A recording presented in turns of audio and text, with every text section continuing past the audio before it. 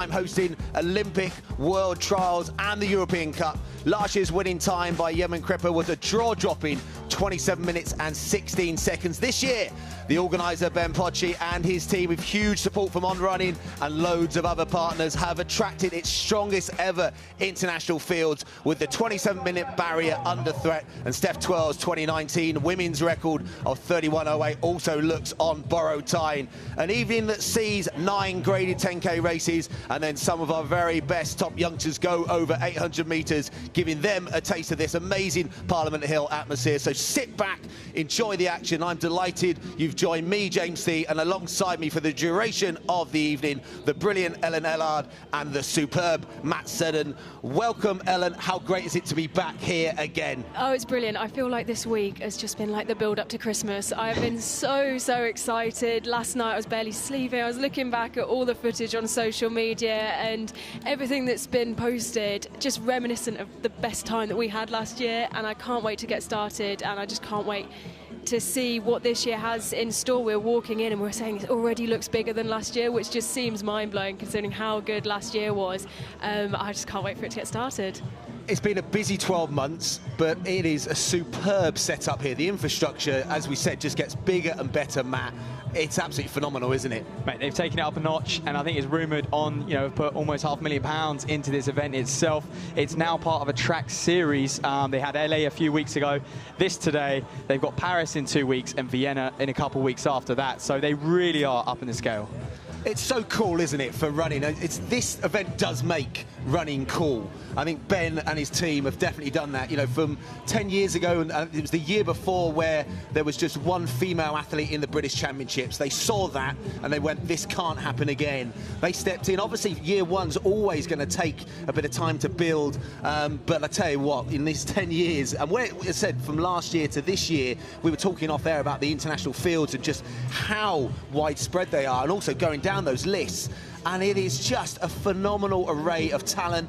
We have the world's best marathon runners going against some of the world's best middle distance runners, steeplechasers, 5K, 10K, road. It is phenomenal. Hey, well, I'm sure we'll talk more about that. What angle you come from. Do you come from the marathon background, or do you come from the kind of 3K, 5K background? Meeting in the middle, over 10,000 metres. I mean, look, race one's on the track. There's Steve Gardner. I know he's done a bit of pacing already in the London Marathon. What would you call him? CEO of Belgrave Harriers Kit. He's a kit rep, isn't he? He does an awesome job, but putting on a meet himself as well at the comeback 5,000. So interested to see how he can run today. If he's in charge of kit, I actually think the Belgrave kit's looking really smart at the moment. He does a great job. Yeah, that's a plus in his hat. So the runners are getting ready. This is race one. We said there's 9 heats of these 10K races. Just to give you an idea, last year's race was won inside 32 minutes, that first race. So that was Chris Greenwood, the Master 45 from Kent, winning in 31.49. He actually goes in 3 races time, because you actually get an upgrade. If you win your race, you get an automatic upgrade the next year, which, I think that's a phenomenal stat in this race, is the fact that people will be coming back year after year. But also, it's not just the locals, it's not just the UK runners, international runners are coming back time and time again, Ellen, aren't they? Yeah, absolutely. Like the draw that this race has. I remember we were going through the prep early at the start of the week and just looking and going through and saying, so many of these athletes set PBs here last year, set PBs here the year before, and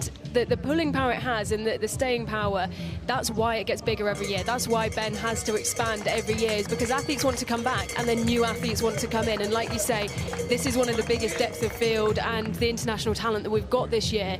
The draw is absolutely enormous, and that's why it grows year on year. So one of the important factors today is going to be the pacemakers. Every race is going to need someone to set the early pace. There's still a little bit of a breeze here, especially when you're trying to knock on the door 27 minutes, 31 minutes for the elite men, elite women. There's a pacer in here that you know a little bit about, Matt, isn't there? So that's Alex Brampton, Highgate Harrier, so he knows the track local, but he's due at Oxford University, isn't he? He is indeed. Brampton, he actually organised all the pacemakers tonight, so he was in charge of all of them, even up to the elite race. He's got them all kitted out in the Highgate vest. No surprise there. It is a Highgate meeting. It did stem from the awesome Highgate volunteers as well, and obviously at their track as well, which is going to see a huge investment, James, actually straight after this meeting. Yeah, £2 million. I mean, that does sound a huge amount of money, but obviously the cost of, relaying the track, facilities. But I tell you what, 10 years ago, that wouldn't have happened. And again, that's the Ben, the team, the guys that have been there. Ben Noda, I've seen running around, who I used to race against back in the day.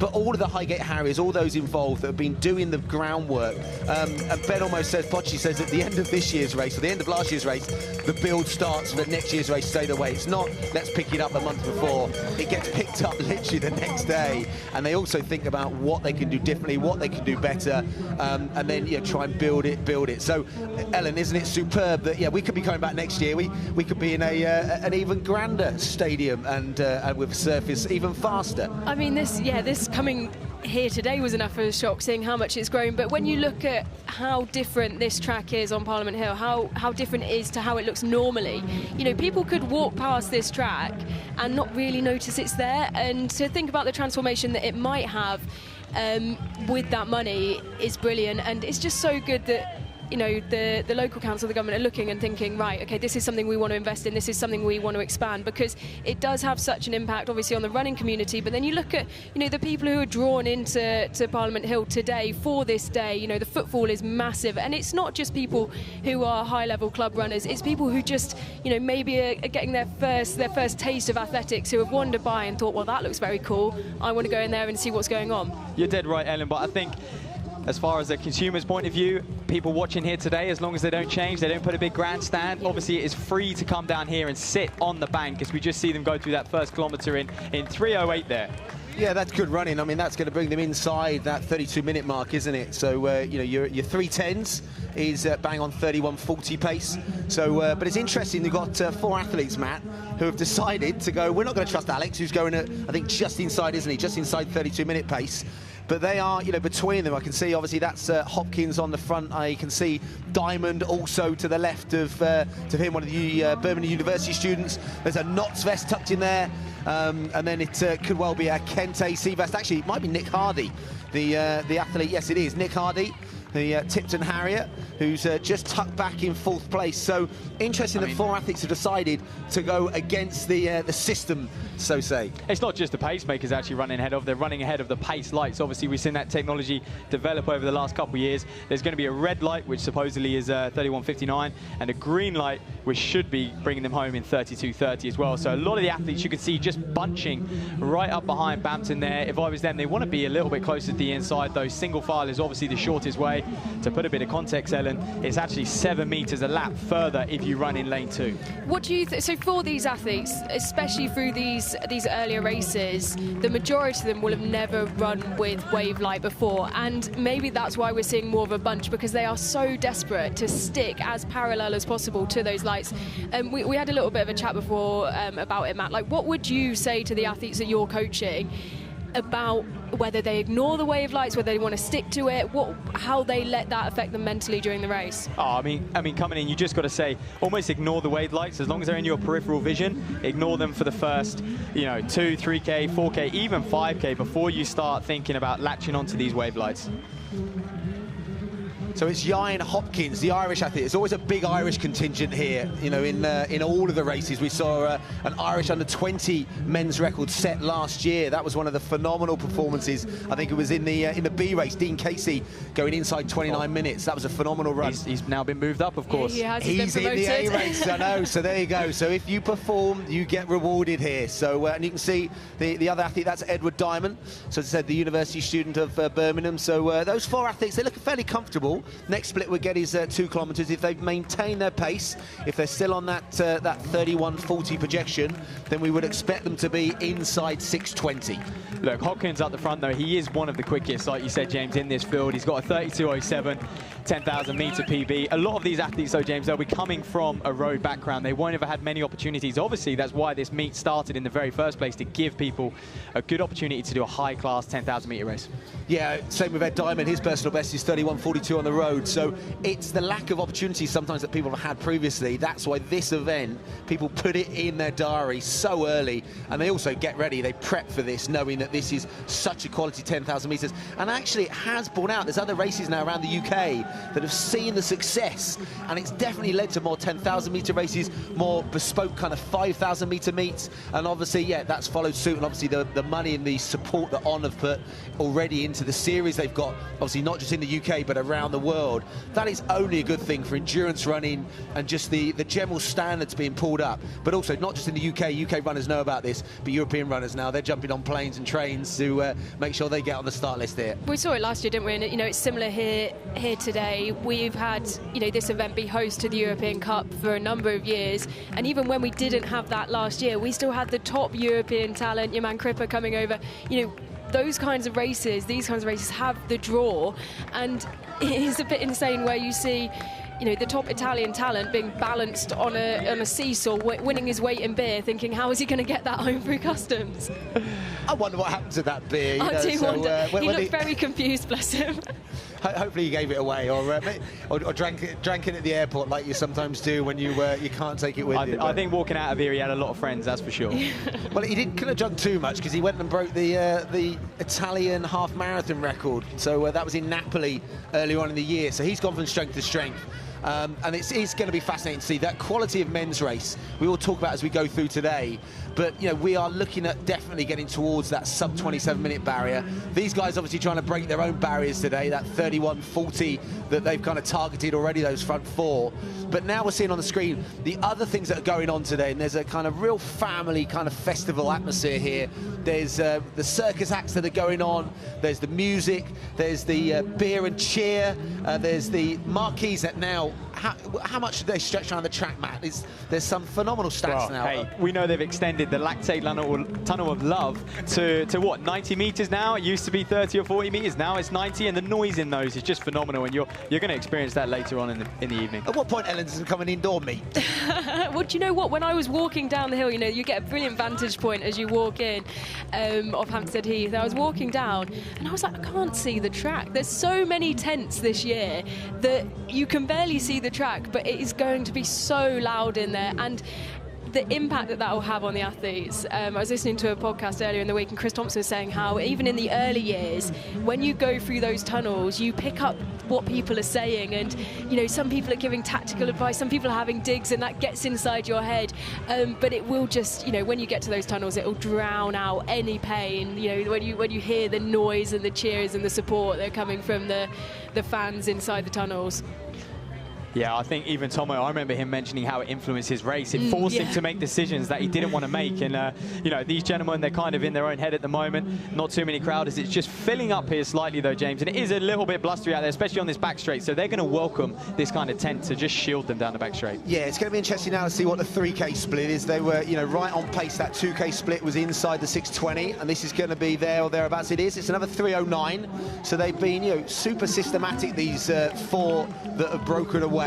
And you know, judging by the distance behind, I think Alex Brampton, your boy's doing a great job in terms of the 32-minute mark for that, and that's a big group tucked in behind. You know, there's so many different club vests in there. I think that's the great thing, and there's also a few international athletes in there. That, you know, there's athletes that travel from the Netherlands. There's a lot of Irish that have made their way over. But just to see the different club vests as well. I mean, you know, we got a Notts vest, a university vest tucked in that league group, as well as one of the Dublin vests. And there is that chase group. I can see the Reading athlete just on the far kind of right side. That's Richard Price, one of the Master 40s. He's a 31:17 at best, and it's also welcome because we're on the stream of British athletics, European athletics on running as well. So whatever platform you're joining us from, you are obviously a fan of running. We have got a feast of 10K running coming up with a little spice of 800 meters in there as well. Last year we had the mile races. I'm excited to see these juniors get this experience. For them it's going to be massive. I mean, we've seen it. We saw last year they had the mile, like you said, James, and it was just what races they were. And I think also it just warmed the crowd up. Not that they needed any more warming up for the main event, but it really got them going. Well, it set Matt Stonier on his way, didn't he, to a phenomenal year. I mean, you know, when he won here last year, he was, you know, pretty much unknown, and then going on to multiple championships, he's running 3:32. That was a really good stepping stone, and you know, Ben Potier 1,000-metre PBs plus a mile last year. But this year, the 800-metre runners, the juniors, they will not maybe have experienced a track race like this. You know, mini marathon at the London Marathon does get that atmosphere, you know, for the youngsters. But this is going to be great for them, Ellen, isn't it? Yeah, absolutely. And like you say, there's no real opportunities out there outside of major champs to get this kind of atmosphere for the juniors, and it will give them a real sort of grounding. For a lot of them, you know, we'll run through it when we get to the 800 races, but you know, there's a busy summer of junior European champs on the track, and they might be looking at Youth Commonwealth Games as well, so they'll be wanting to give themselves a grounding so they know how to deal with the pressure. They don't really get that many opportunities to test themselves in high pressure environments where there's a massive crowd, where there's lots of eyes on them. So this will be a really good opportunity to not only see the stars of the future, but see how they cope under the pressure. What I would say as well, it's going to give them a taste of professional athletics at an age where they're probably, you know, there's a lot of things going on in their life. They're deciding what kind of road to take. Doing that, James, I think they're only going to just be like, well, I want to stay in this sport. I'm hungry to stay in. I want more and more of the same. I wonder whether any of them come back in a few years and run the 25 laps. An 800 runner, that would be some achievement. You never know. Well, you say that, Jessica Judd. You say that, Jessica Judd. Well, you know, she's worked her way up all the way through the ranks, and there will be athletes out there who, you know, 800, you know, especially as a, you know, a young junior athlete, you know, you do the 800, you do the 1500, you could go and have a career in the marathon. So, you know, it's a real good grounding, and yeah, you know, there'll be names, I'm sure, that we'll see, and you'll hear tonight who in 5 years' time you might see, you know, out at Europeans, Worlds and Olympics. What I would say, these boys are absolutely nailing their splits, James. I mean, they're 76 on the button. They're ahead of the lights, of course. We know the red lights are 31.59, but they are very even. These boys don't need it. Yeah, they're doing really well. That was probably the slowest K split they've had. That was a 4th K. That was a 3:12, but it's still, you know, 76 and a little bit of change, as we say in the industry. Matt Williams doing a great job, the Knots athlete. So, yeah, he has run low 31 on the road. And again, as said, you know, a lot of these athletes have really good, strong road pedigrees.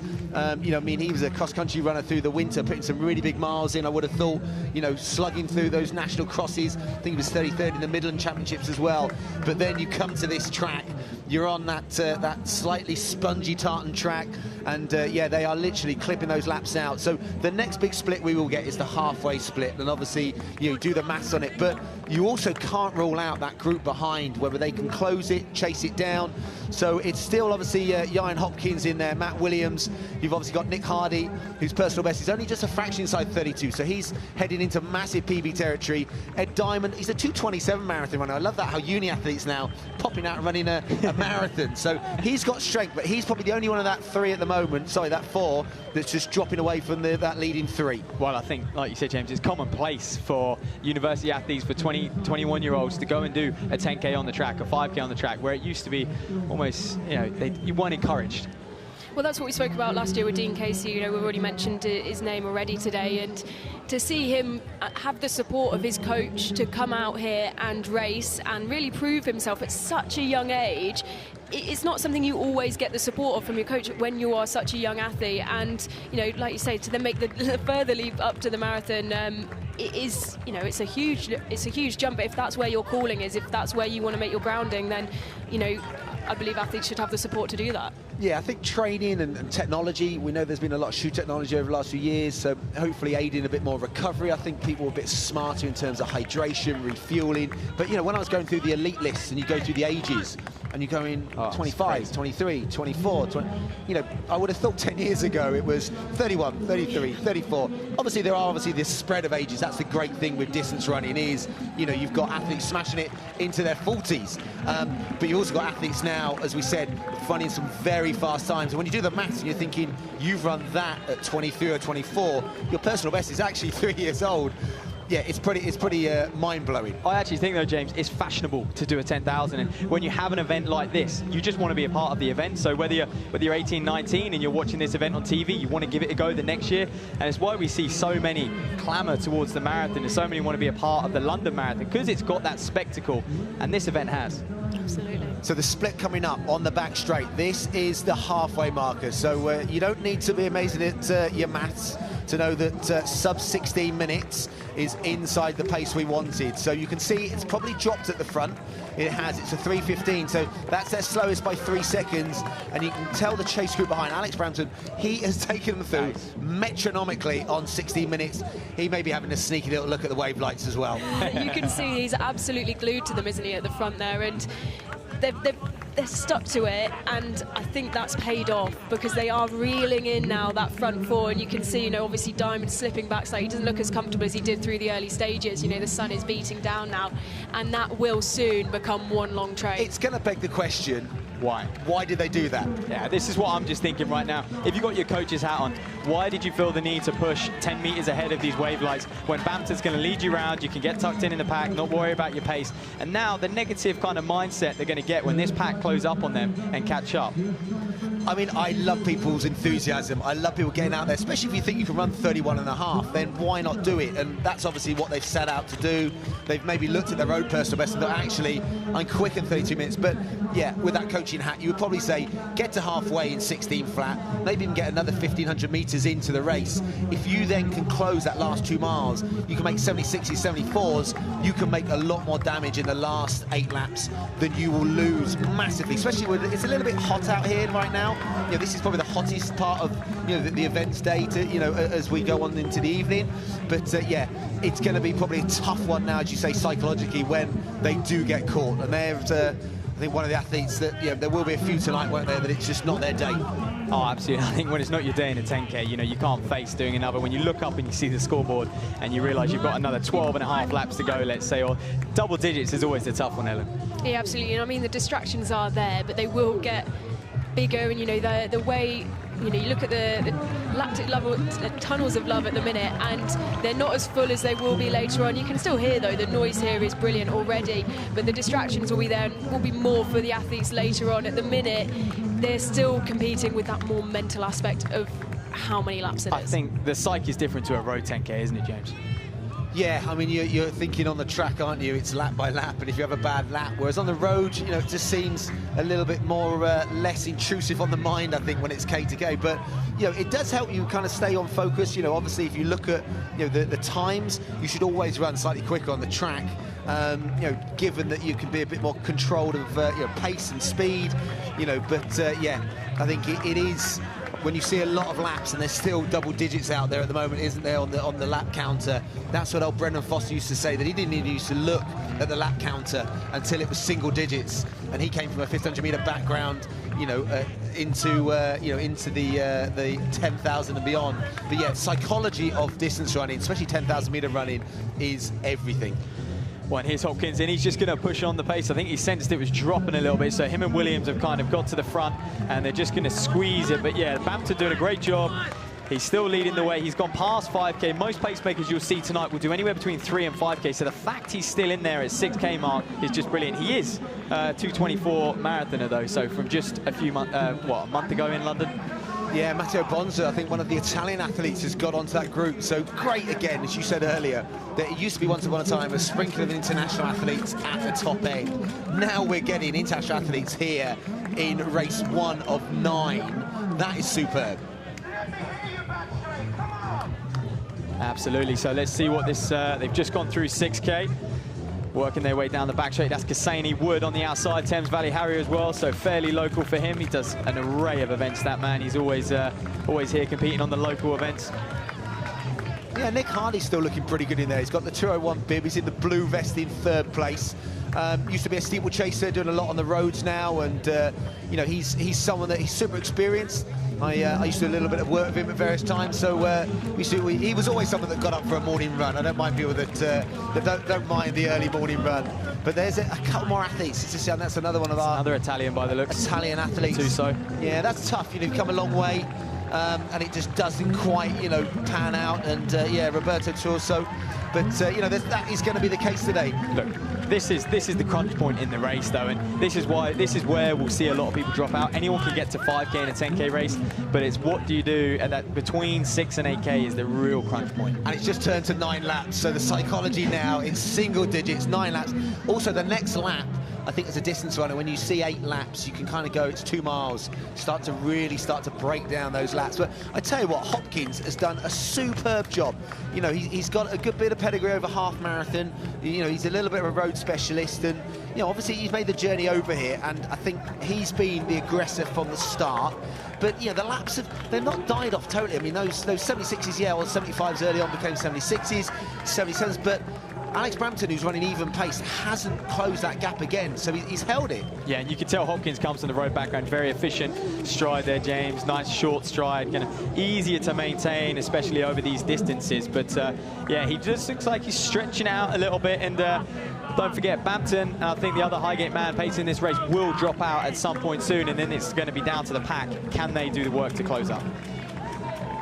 Yeah, Hopkins just having a look over his shoulder slightly. He has been the athlete who's done the bulk of the work on the front of this group for quite a few laps now, and Hardy's sat in quite well. He's been in a really good position, just sort of tucked in at the back, and hasn't taken too many turns at the front. And I wonder whether Hopkins has just had a look over his shoulder and just gone, does anyone else want to take a turn here? You know, we've got to work together if we are going to stay ahead of this chasing pack, who have the advantage of having the pacers at the front. Absolutely not. There's no friends out there, is there, James? Well, I just think that they're so spread out. You might get in some of the other races where there's a few club athletes that know each other. You might get a few that go to university or, you know, have had other clubs with each other. But, yeah, pretty much it's every runner for themselves. It's, you know, but there will be some discussions and there will be some chats. And you can see there that K has picked up. So 3:11. And, you know, we got you know, 3K, so just over 9 minutes of running, and again, so many repetitions, so many kind of, you know, the longer reps that they will do will be in that kind of bracket, that they now start to get a little bit more excited. I think if they can get through this next kilometre, that 2K mark, that, you know, to go 8-kilometre mark in a 10K, it is such a vital part of the race. And you can see they're also passing back markers now, so they are going past lapped athletes, and they'll have that, Hopkins particularly at the front, to keep his eyes on and say, right, let's get to the next athlete, let's get to the next athlete, let's get past them and let's keep pushing. He's growing in confidence now, though, as these laps tick down the field, stretching out as well. And every time he's ahead of the lights, I think it's just going to build in more and more confidence. He knows he's just got to be, you know, 10, 15 meters ahead of those, and he's going to be inside that 31.59. Yeah, and also what we have seen, and we always make a mark, don't we, of we time the last lap here, and we see whether the last lap gets quicker in every race, or who at the end of the day has the, there should be a prize, I reckon, for the last lap. Quickest split, eh? Quickest split for the last lap. Maybe I'll suggest that to Ben for next year. But often it's not the A races that you see the fastest last lap. You sometimes see in some of the you know, races before where there's some real afterburners. And you know, if you're lapping at 76s and you can close in a 66, you know, you've taken a bit of chunk of time off that 10K final finishing position and time. Oh, it's the advice you want to give to everyone doing a 10,000. I mean, we see it on the elite level. How often do they close that last K in 2:25 when they're running 2:35, 2:40s? You know, they can make up 10 or 15 seconds just in the last kilometre, and these lads should be thinking that as well. So, and also we've got Nick Anderson and his commentary team, Lewis Moses on there, Annie Hobdall, we can hear them. I think they're above on the bridge, the pedestrian bridge, which is another real highlight here, that people can get over the track. There's no waiting until the end of races, or people diving across, getting in runners' way. Everything's thought about. And look, the numbers are building on the bank here.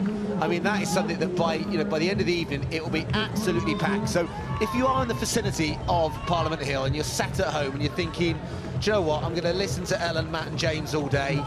No, get yourselves here. You can be watching us whilst you're travelling on the tube or travelling on the bus or strolling over. I strolled over from Paddington Station, so it's doable.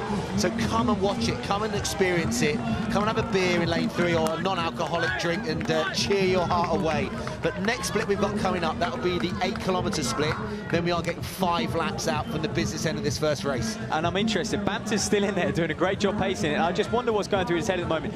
Is he just going to stick on those red lights, or is he going to do a favour for the boys behind and just reel them in onto that lead group before he drops out? And I think he's decided, you know what, before I'm done, I'm going to get you back in contention. Does Bampton have the rights to finish? Is he, or is he just pacers? I don't know whether the pacers are allowed. He'd be a silly man to finish today. He's got London Marathon in his legs from a month or so ago. So again, Ian Hopkins, you know, 25:32, so that's 5 miles there or thereabouts, isn't it? That's another 3:12. So he's really maintaining it. He will now start to feel a buzz. Next lap takes them to a mile out. And again, I talked about them doing 2K, 3K reps. Mile reps is something that almost every single athlete in this race will do a lot of. In that last mile, then it really starts to become a real push for the line. But do you know what? He can use these people he's lapping, these back markers, to really kind of push on. Can he sneak in front of them? Break that elastic band, if you like, to Hardy in second. Well, it definitely looks like he's done that. That gap has opened up considerably in this lap since he crossed over the line on that split. Look at how much distance he has put between himself and the two men trailing behind. And now, well, Hardy is about to get swallowed up as well by that trailing pack. Hopkins, though, he has been very, very consistent. He's been the opposite of what the two behind him have, and he's reaping the rewards now and taking the benefits of that. What we are going to see, and you said it earlier about running technique, we're going to see a whole array of different running techniques. You can see for Hopkins there, it's not a huge amount of heel lift, so that's the heel of the shoe coming towards your backside. But you could see he's generating a huge amount of power in his stride, and even his arm carriage is very kind of, it's not a wasted lot of energy going on there. And he's just been there from the beginning, Matt. So what would you be saying to him now as he's gone through the last mile? Well, look, he's just dropped to 74, which in fact is the quickest lap of the race as well. So no wonder he's got a good hefty gap. And I think he almost wants that he needs the confidence and he wants that gap, so he can just almost relax over the next couple before he has to lift it again going into the last lap. And you said, Ellen, that they've started to go past some of the back markers. What will that be psychologically wise for Hopkins? That he's the chased, but now he's got people to chase in front of him. Yeah, absolutely. The benefits of that will be huge. So when it maybe before he was thinking, right, okay, I've got 400 meters and we'll get to the line. Maybe he's thinking, right, I've got 400 meters, I'll get to the next, maybe the next tunnel. He now has these smaller margins, being right, like maybe 5-10 meters to the next athlete. I'm going to lap next athlete, and he will tick those off and he'll keep pushing. And he hasn't got the pressure from behind now, because he did have the, maybe the nipping on the heels that he had for the first laps, and now he can look up and that'll push him on and that'll pull him through. Do you know what though? Me watching right now, Hopkins is racing to win, and I'm not sure the guys behind are. They're obsessed with that red light, and this is one of the things about the Pacers. A 73-second lap there, we've got 1,200 meters to go, but they're just sitting on those red lights, and I think, James, they're playing a safe game almost. Yeah, I mean, Alex Bantam's there. The pacer has given them that security, but maybe some of them now have to decide, to throw a little bit of caution to the wind. The next split we're going to get for the Dublin man is the 9-kilometre split.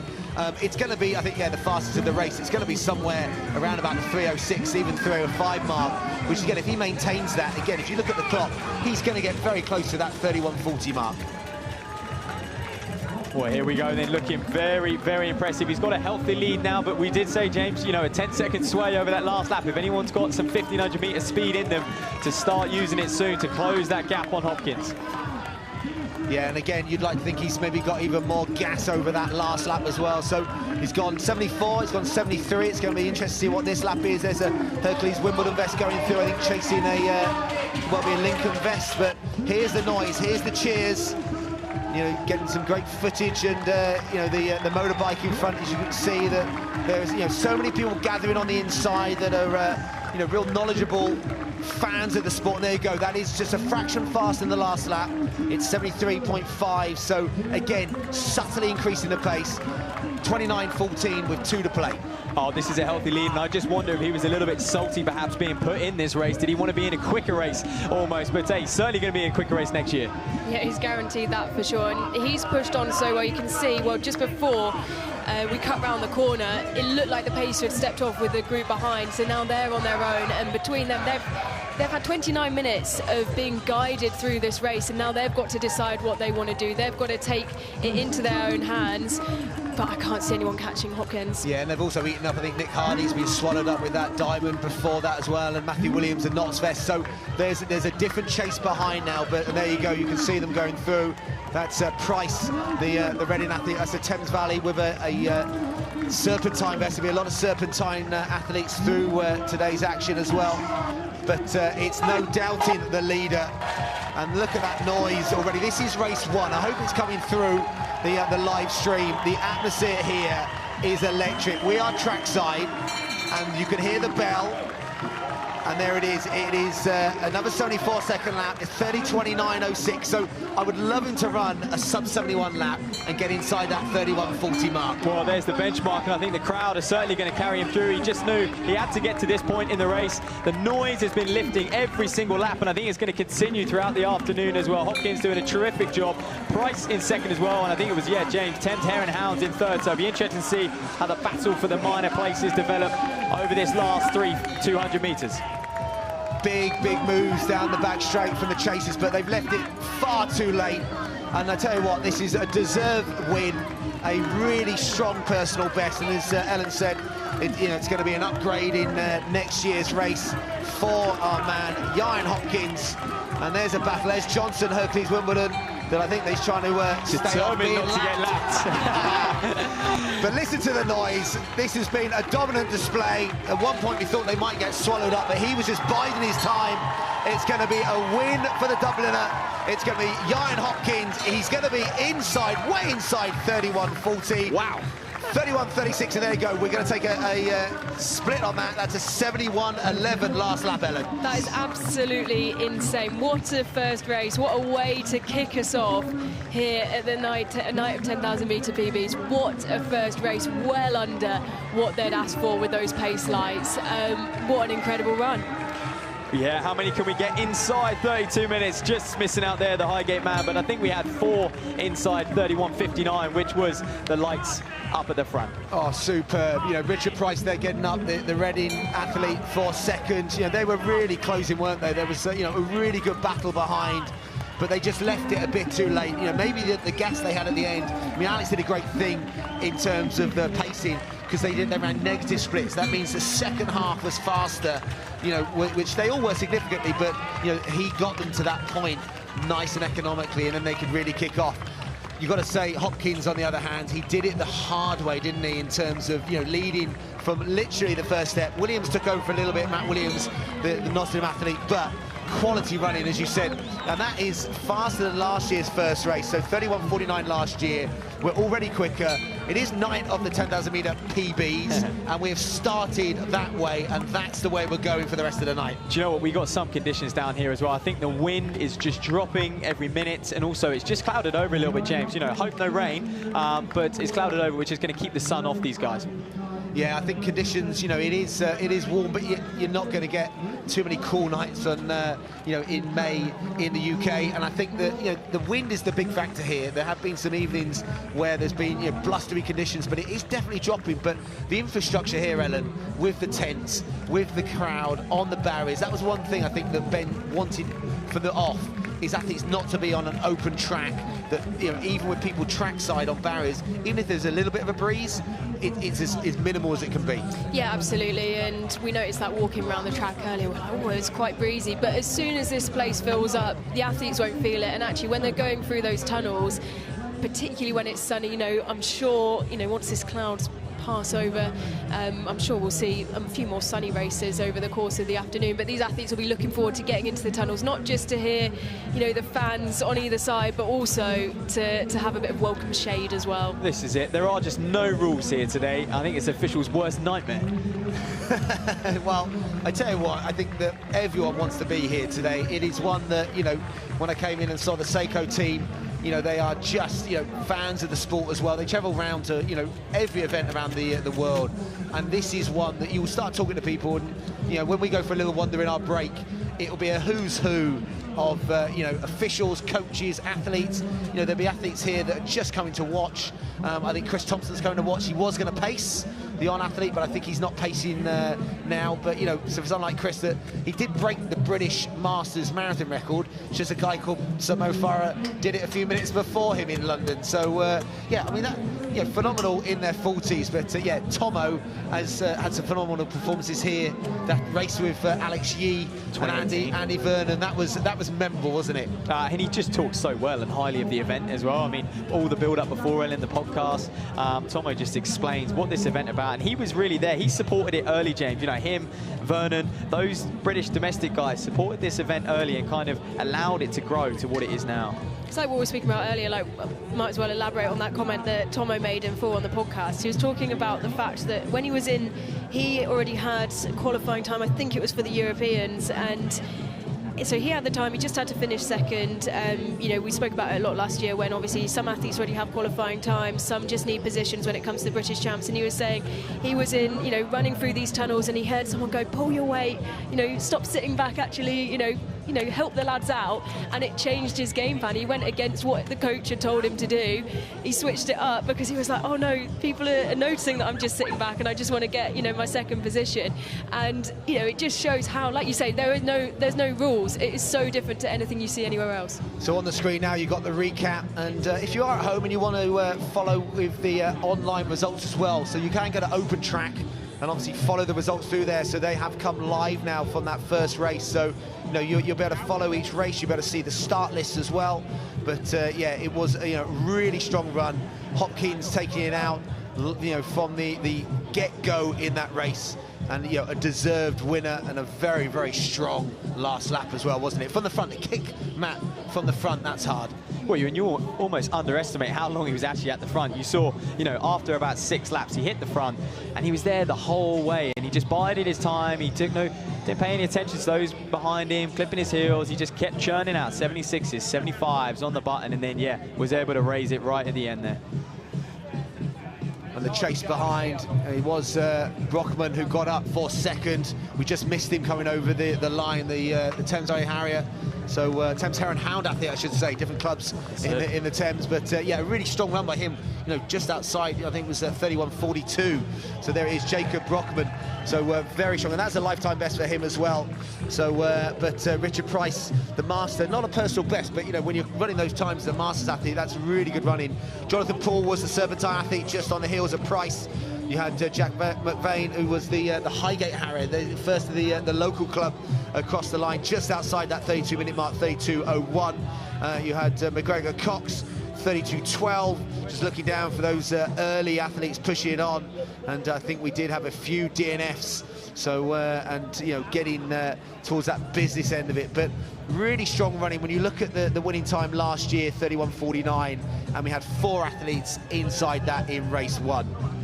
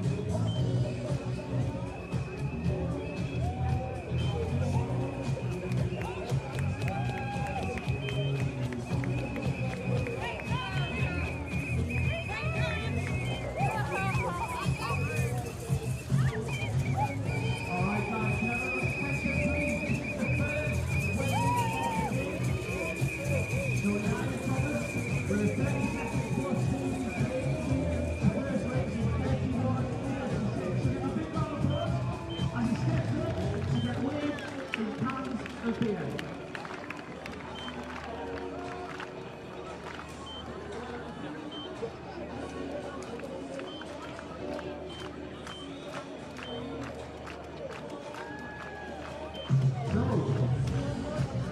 Giant sits on one side of the seesaw. We're going to start to launch this up at the other end. My very glamorous assistant, Peter Bedford, is going to start adding beers. That's one crate of beers, two crates of beers, three crates of beers. What next? Four crates of beers. One more crate. One more crate. One more crate. Right, let's do this gently. You can't get to the other stuff there. Is that? We need another one, I think. We need another one. I think another one. Yeah, I told you, don't worry. Another crate. That makes it 6 crates of beer. I think that's about right. Oh, now happy big round of applause for Yannick taking the win in the first race. He won 6 cases of beer. Shout out to the sponsor, Sample Brewery, who's got some special layer cake that is built in there. They're going to be busy. You want to celebrate with a cash beer? No pressure at all. Don't spray it on. Right, you can well show thank you for everything. I think we're going to take one question to do this. Our panel keeping the strip there.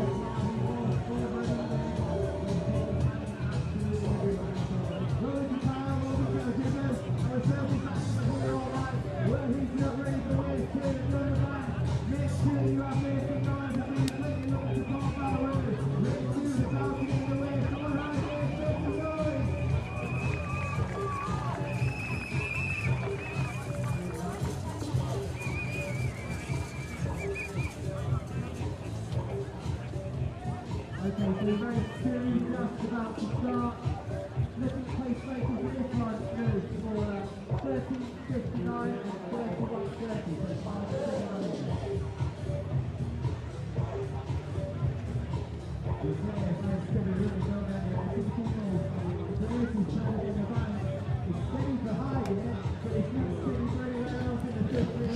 So back for the second race of the afternoon here at the night of the 10,000 metre personal bests. Well, as they hustle up on the start line, of course, the officials' strict orders, and the start is a little bit chaotic, Ellen. I mean, they've got a waterfall start to be technical. They have to all get in line by the time they hit the back straight and go through the lactic tunnel of love. Yeah, absolutely. And we've just seen in the background the winner of the first race be rewarded with his weight in beer. Well, we have just been discussing how he's going to get it back to Ireland, but perhaps he's going to park up on the bank here and drink it all before he heads home tomorrow, probably. He'll be very popular out there on the bank. I'm sure lots of people will be coming over to grab a can and then head back off. But you can see, once again, another brilliant mix of club bests on display as they huddle round and receive their final instructions. You can see, obviously, the host vest in there, Highgate, and then some shots of one of the kids who in a couple of minutes' time will probably have one of the best views of the race as he makes his way up the climbing wall. So much going on within the infield here at Parliament Fields Athletics Track. Well, and there we are. There's the shots of the grass bank, if you like. Highgate's answer to Henman Hill, of course, and I don't think there'll be a speck of grass left, a free speck of grass, shall I say, left later on this evening, that's for sure. So they're just lining up a couple key names to look out for. Abdi Hamoud, he's got a 30.44 row PB, and a lot of these gentlemen, Ellen, we mentioned it in the first race, we'll continue to mention it throughout the night. Their row PBs tend to be a little faster because of the lack of opportunities to come down here at Highgate. And it's not an easy race to get into. You have to get your application in or your entry in very early as well, because it does sell out very fast. Yeah, that's why sometimes, you know, it is quite hard to call these earlier races, because we have athletes who haven't had an opportunity to race here. We'll race a 10K on the track. We do in this race, however, have quite a nice mix of athletes whose personal bests were set here last year. Maybe they were in that earlier race and have taken a step up, but also a mix of athletes who are making their first appearance, making their debut on the track over 10,000 metres. Well, James, we were just talking about the seeding process to get into Highgate, because these gentlemen have had to enter 2 or 3 months ago to get into this race. Yeah, there's a huge amount of processes, you know, to go through, and also I think that, you know, the other thing, there's a real quality assurance in terms of personal best, in terms of projection. Obviously, there's road times, you know, and there's the opportunity to be based off, you know, your 5K performances, but also there's a lot of discussions, you know, into the race week, sorry, to make sure that athletes don't say they're going to run and don't turn up, because there's nothing more frustrating as a race organizer than someone saying they're going to turn up and they don't turn up, because it just impacts everybody. So they really do make sure that that everyone is given all the opportunities, and so we will see the start list change just ever so slightly, but not like you see with some meets. Well, look, Ben, the organizer, knows that to run a really good 10,000, you need bodies, you need company, and this is why he wants every event, every race, sorry, to have 30 or 40 runners in it. Yeah, Mohammed Abshir straight to the front, and he's one of the returning athletes who loves to race it. Personal best of 31.33, and that was set here last year, and pacers just shuffling their way round him as things start to settle down here on the first lap. Yeah, and it's the Highgate vest to the fore, and yeah, Ben Hodgie just came into the tent and was, you know, so enthusiastic about the support of the Highgate club. Obviously, the pacers are at the front in the Highgate vest, but you know, the support of the hundreds of volunteers behind the scenes, you know, putting up cable ties of the branding, you know, making sure that, you know, the clubhouse is ready, making sure that, you know, everything around this arena is good to go. If it wasn't for them, if it wasn't for the club, you know, that this would not be possible. So it really is the Highgate Harriers night, you know, and it's a real celebration of their club. And I think this is the first year we've seen that Highgate vest at the front doing the pacing duties, and I think that is to kind of, like you say, James, highlight the fact that they are a part of this just as much as every other sponsor and everyone else here today. And they're a club that are flying as well, 12-stage relay champions. Well, technically, can we call them that? Situation or English champions? English champions. So yes, you are absolutely right. But Paul Chulimo wasn't told that when he went for dinner to celebrate, was he? So, but no, you know, the English 12-stage relay champions. But again, the strength of the club, you know, this event building, you know, their profile. You know, again, they're just doing a great thing. You know, it's a real kind of family club that are just producing really good athletes and events as well. In many ways, they are the home of running. I mean, this is arguably the best course for the National Cross Country Champs as well. It's the home of the National Cross Country, many would argue, and it's also the home of high-class 10,000 metre running. Yeah, absolutely. And, you know, you see shots of the pacers there. Well, a number of them, I know, looking through and remembering last year's race, there's quite a few who have decided to actually run it themselves this year. They enjoyed pacing so much last year, so they're running it themselves this time round. Yeah, there's two, aren't there? I think Harry Allen is the first of the pacers in there, Matt, isn't it? So, and I think it's Robel Bahabi, who's, I think he's ran here multiple times, so he's ran himself over the full distance. He's also a pacer today, so two lots of pacers. Explain the old wave-like technology again, Matt. Well, just quickly, one of the problems the pacers are having is actually getting in position, finding their way to the inside. But yes, the red lights, they're going to be rolling around at 30.59, and the green lights that you can see are going to be rolling around at 31.30.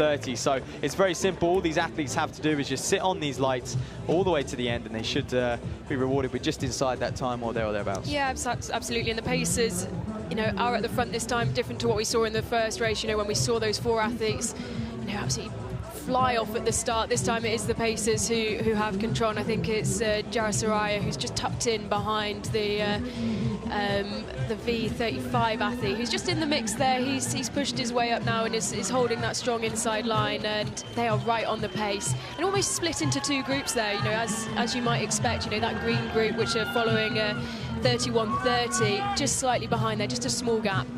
There's our DJ on the back straight. I mean, there's loads of noise. As I said earlier, there's things going on for the kids on the infield. You know, we have circus acts. As I was going to the restroom earlier, I saw the bed of nails that were ready for some action. I think that came just before the elite races last year, didn't it? Where they were lying on the bed of nails, and you're thinking that probably the equivalent of that feeling is going to be in the 10,000 metres in the coming up race. But it'll be interesting when it does come on the programme this time. Well, that is the carnage of this event. I mean, hey, you pay good free at Parliament Hill Athletics Track and the night at 10,000 PBs.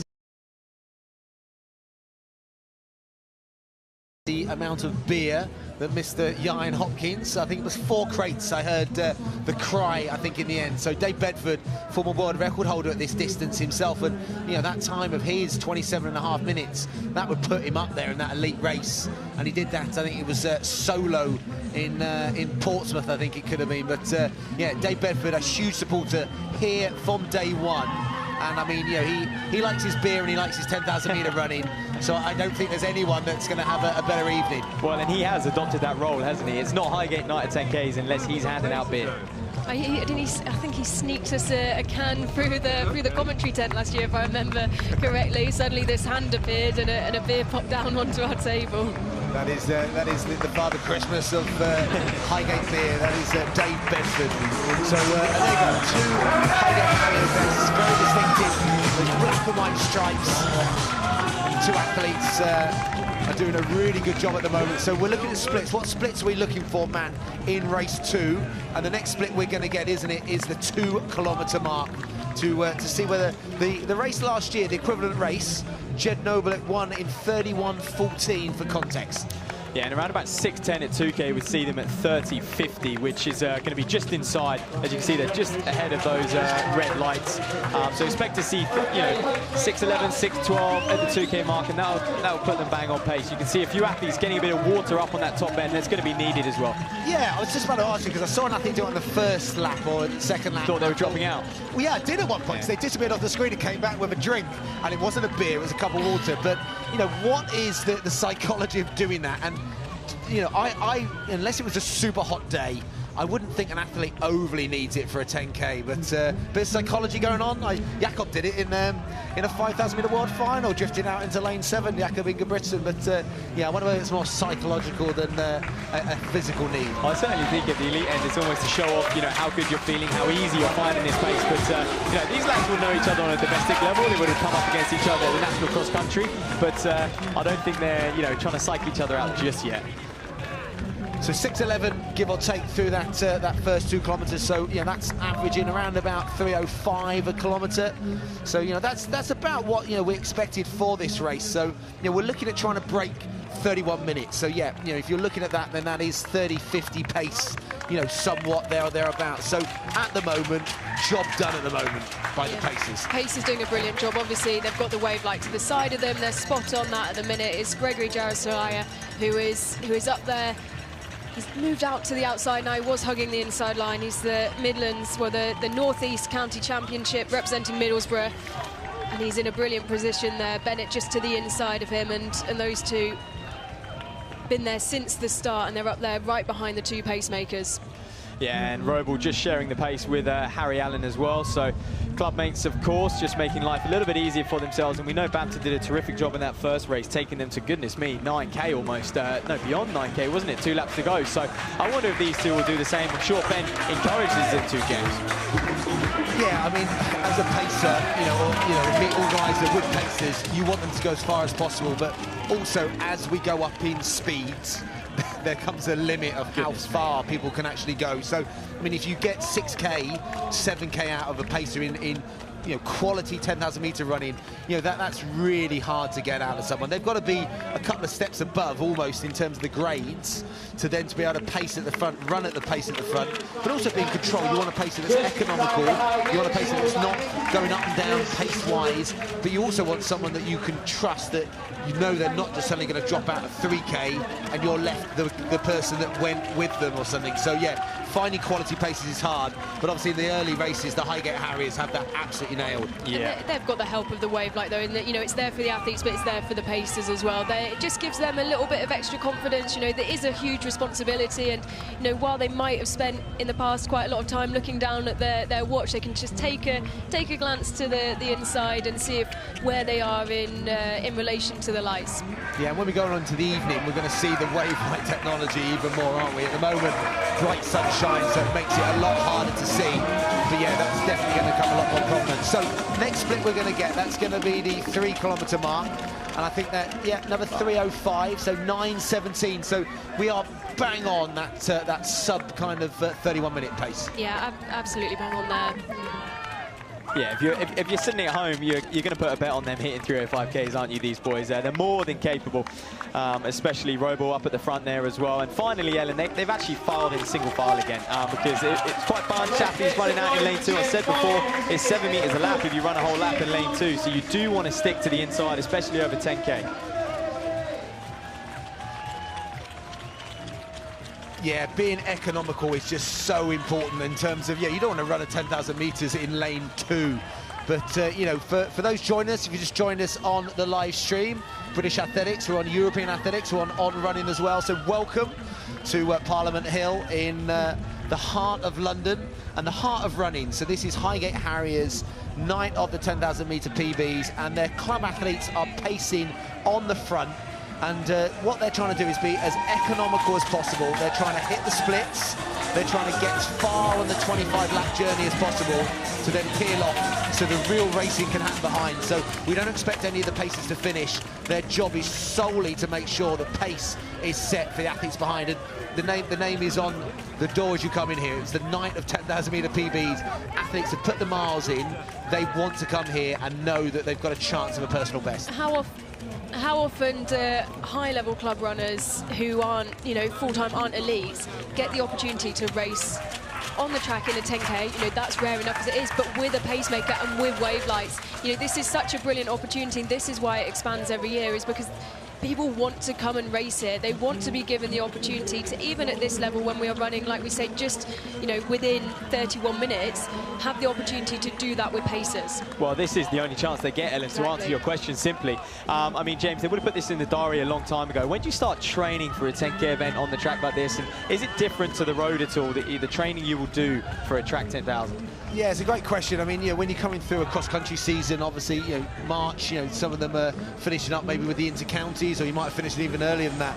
There's some good road opportunities, aren't there, in March? But definitely then you're starting to switch towards, you know, it depends whether you're a 5K focus athlete that's running 10,000 metres as well, or whether, you know, you're 10K beyond that, aren't we? There's some athletes that they ventured from London Marathon a few weeks ago. We're going to see Sam Harrison, who ran that phenomenal, you know, 25, you know, some 2 hours, 25 minute clock in London, that she's coming back here. So there's a little bit of recovery there. So those that have solely been aiming for this, I would have thought that they knew about it, you know, at Christmas, that they were going to be aiming, but probably, you know, 12 weeks, 10 weeks out, the real focus work. They knew obviously they were prepping ready, because you can't just turn up and bowl a good 5K out and tour 10K out on the track. You've got to be prepped and ready for that. You've also got to be prepped and ready for these laps. So I'm sure they would have done a lot of their training transitioning from the grass or the road onto the track. There you are, that 4K split, another 306 kilometers. So they really are bang on pace. If anything, they're just a little bit ahead in the pack, almost looking a little reluctant now to kind of follow. Yeah, the pacers, you know, you can see them now. I think they're just off the back of that red wave light, and there is a slight gap that's opened up behind them. Like you said, Matt, just maybe slightly reluctant to go with the pace. There is a big shuffling around in there as well. We have still got a huge pack in comparison to the first race that we saw. This is still very grouped together. Now you can see them bunching out and running side by side. It's Jason Bennett who's in there. This is his debut on the track over 10,000 metres, and he's doing really well. Just to stick up there and stay out of any of the pushing and the shoving that you might get, and you'd want to avoid if, you know, this is the first time on a 10,000 metre track meet. So to give you an idea, you know, a lot of these athletes have gone sub 15 minutes of 5K. You know, you've got Andrew Miles in there. You've got obviously Will Mycroft, who's, you know, he's run 29:32 on the road. So, you know, obviously coming back, you know, trying to find a bit more shape. He's not in that shape right now. Thomas Wright, you can see he's up there. You know, again, he's a sub 15-minute guy. You can see in that Bexley vest on the left-hand side. You know, Bennett's in there. That's, I think, the athlete who runs for Birchfield. He's got a 30:59 lifetime best as well. So, as you said, Ellen, there's a big group there, and then there's that big group behind, and then there's another big group. I mean, that's good to see, because when it does splinter, what you don't want to see is just pockets of athletes on their own. As long as there's almost safety in numbers, I always think if there's at least 3 or 4 in a group, that they can help each other for the next few laps. And we've just exactly seen that. We obviously had 2 paces at the front, and one of them has just dived off to the side and slotted himself into the second group to try and help them along. So they're very, very aware of what is going on with the splitting of that group. You can see just going to the back and making sure that everyone's pulling along here. Well, this is the turning point, really. We're going to come up to that 5K mark in a lap's time, and then it's going to be crunch time for these gentlemen out there on the track. Yes, Tim Harrison right on the back of that group as well. Cambridge and Coleridge, they're such a strong club as well. He's a sub 15-minute 10K athlete as well. And that is the thing, we will see certain club vests that are just very, very strong clubs. Leeds City have another athlete in here. They've already had one in the first race as well. So again, you know, they're such a strong outfit. And, you know, it's great to see the clubs, the big clubs, also the little clubs as well. But, yeah, it is so well supported by UK clubs. And I think when you talk about those clubs, James, you've got to credit the people involved, the coaches there. We know, Phil Townsend does a great job, Mark Vile at Cambridge and Coleridge, but then, up in Leeds, you've got Andy Henderson as well. You've got these really kind of lead figures at these clubs who are pushing the sport forward and pushing all these athletes on as well. Absolutely. There's so much that goes into getting a team out. Imagine a 12-stage team where you've probably got 15 names on a sheet. That's a relay in Birmingham each April where you have different legs, but getting a team out is tough. But you need a big squad. It's the halfway split is what we're going to look for, and obviously that 15:29 mark means we are absolutely bang on sub 31-minute pace, and there you go, a 3:05k. But it also means now business end, the paces have gone at halfway, Matt.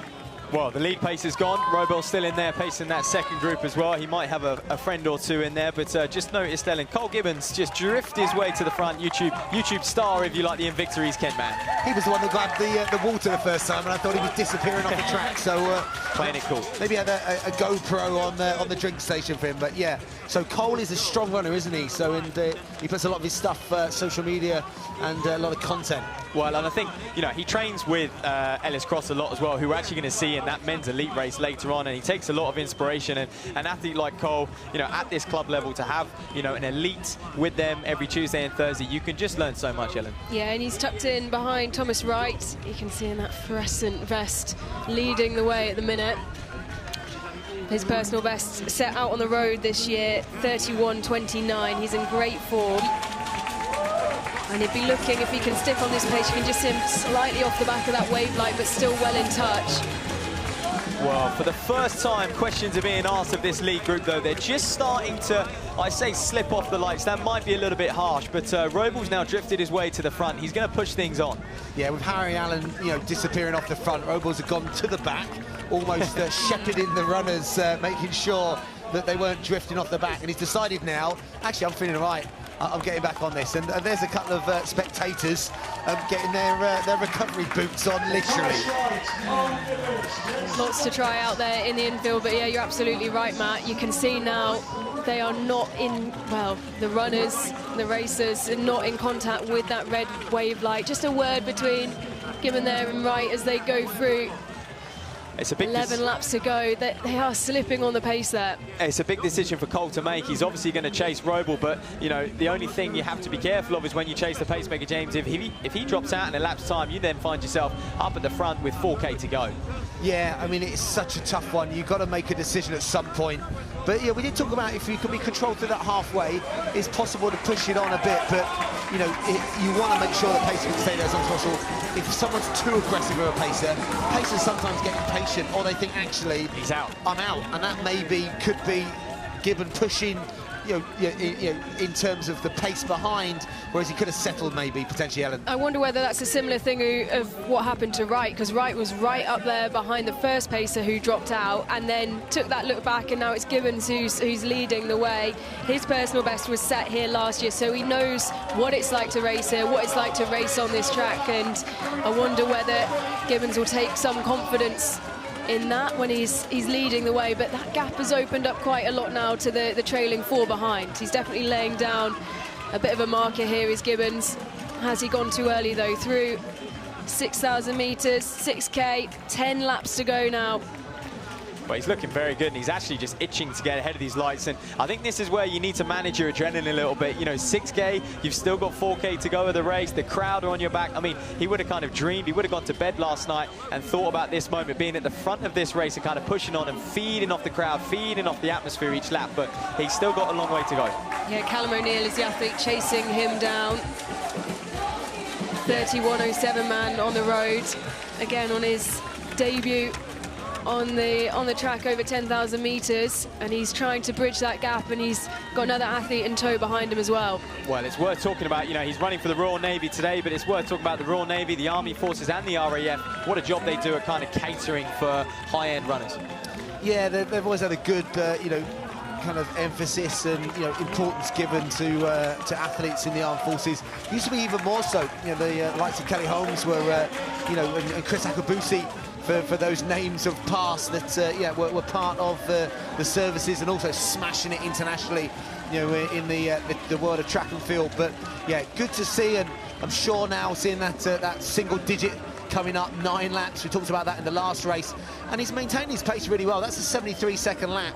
So, you know, we will start to know as the next few laps clip out whether Gibbon is going to hold this or whether, you know, it's gone a little bit too soon. Well, he's definitely pushed on. You can see 2 laps ago they were off the back of the red wave light. Now they're ahead of it. So he's injected the pace here, and he's now flying past. And look, you know, you can't even...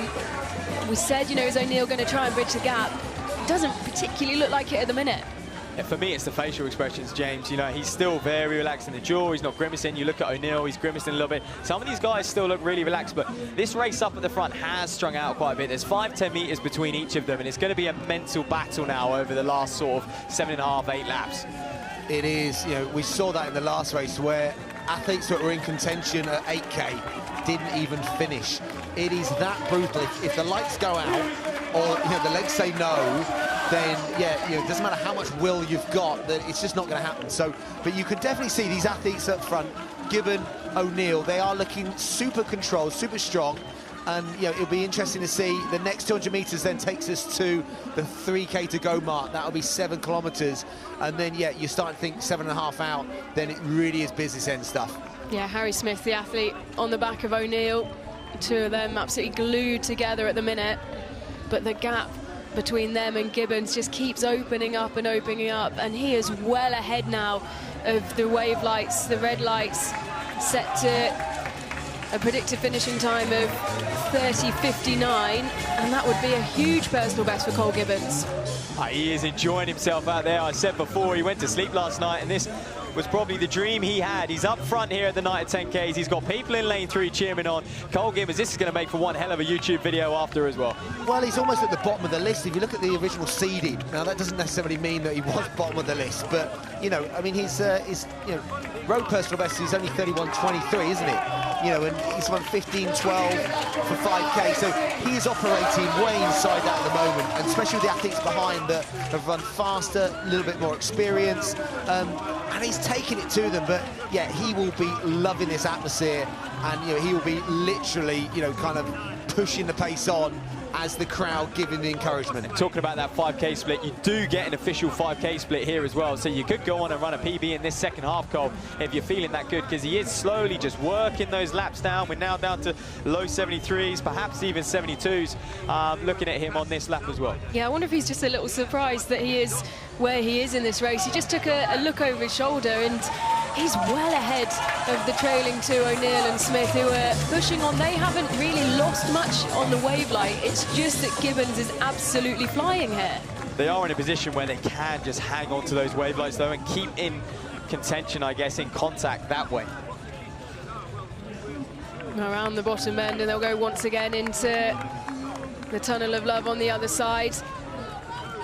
If anything, that gap is growing. I think that, you know, the 2 behind, and obviously O'Neill, and I think that's a City of Salisbury's vest. Yeah, Harry Smith Oh, is. it's Harry Smith, isn't it? The blue of Salisbury. But athletes now doing the right thing, and there's a bit of etiquette there. So if you're being lapped, obviously you might not be aware, especially with the noise, it makes it a lot harder. But if you know an athlete's coming through, common courtesy is just to move out, let them go on your inside, because, you know, they could be chasing, you know, whether it's lifetime best or personal best, and if you're not having the world's greatest day, then yeah, just being aware of those behind you. But hard to do, especially the more fatigued you get. Absolutely. And it is that lifetime best, that personal best that Cole Gibbons is chasing at the minute. That gap opening up and opening up. It's getting bigger and bigger. You can only just barely see the lights just behind him. And like you said, James, you know, the 2 behind, they haven't lost distance. The gap is opening. They haven't lost distance. They're doing their bit. It is just an exceptional day for Cole Gibbons. Like we said, personal best set here last year. I mean, James, you mentioned his 5K PB being 15:12. If he keeps these 72s up, he's going to be well on course for that, breaking that PB in the second half of a 10,000 meter race. So this is things he can only dream of, Cole Gibbons. He comes down the home straight, believe he's going to have 6 laps to go. Yeah, you're absolutely right. 73 seconds is, you know, his 5K lifetime best splits, but, you know, he's doing a great job. This is going to be, yeah, 5 laps to go. This is going to be the 8-kilometer split. There you go, 3:03, 73. On the nose. So, you know, if he was to run a 6:06 last 2K, then he is going to be inside that 30-50 mark. Well, he is going to absolutely smash his personal best here. And I just hope he's just saving a little bit for those last few naps now. He's excited, he's out front, he can relax a little bit and just almost enjoy the next 2 or 3 laps and then really look to build over that final 800. I mean, what's the lap time he's got to beat, James? Is it 67.1 from the previous race? We saw Hopkins close up in his 67. Can Gibbons close up in his 66? I definitely think there's a competition in that next year. I should have mentioned that to Ben when he came in the tent, but he looked like a man that had a lot more things to think about than my idea of the fastest lap. But yeah, it's going to be interesting to see next 2 laps whether anyone from the chase group behind, but the way Gibbons running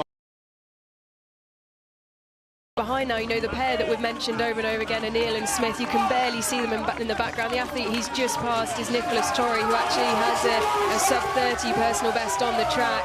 The veteran 45 athlete now, but Gibbons is absolutely flying. Every time he goes down that home straight, I feel like he gets quicker and quicker, and like you said, Matt, that confidence and the adrenaline is going to be absolutely bursting through his veins. He's staying very consistent as well, you know, he's opened that gap, but he's done it in a very maintainable and consistent way. Well, this is the beauty of Highgate, James. You get people of all ages and all levels as well. Torrey probably leaning towards the end of his career, being a vet 45, and Gibbons just starting out.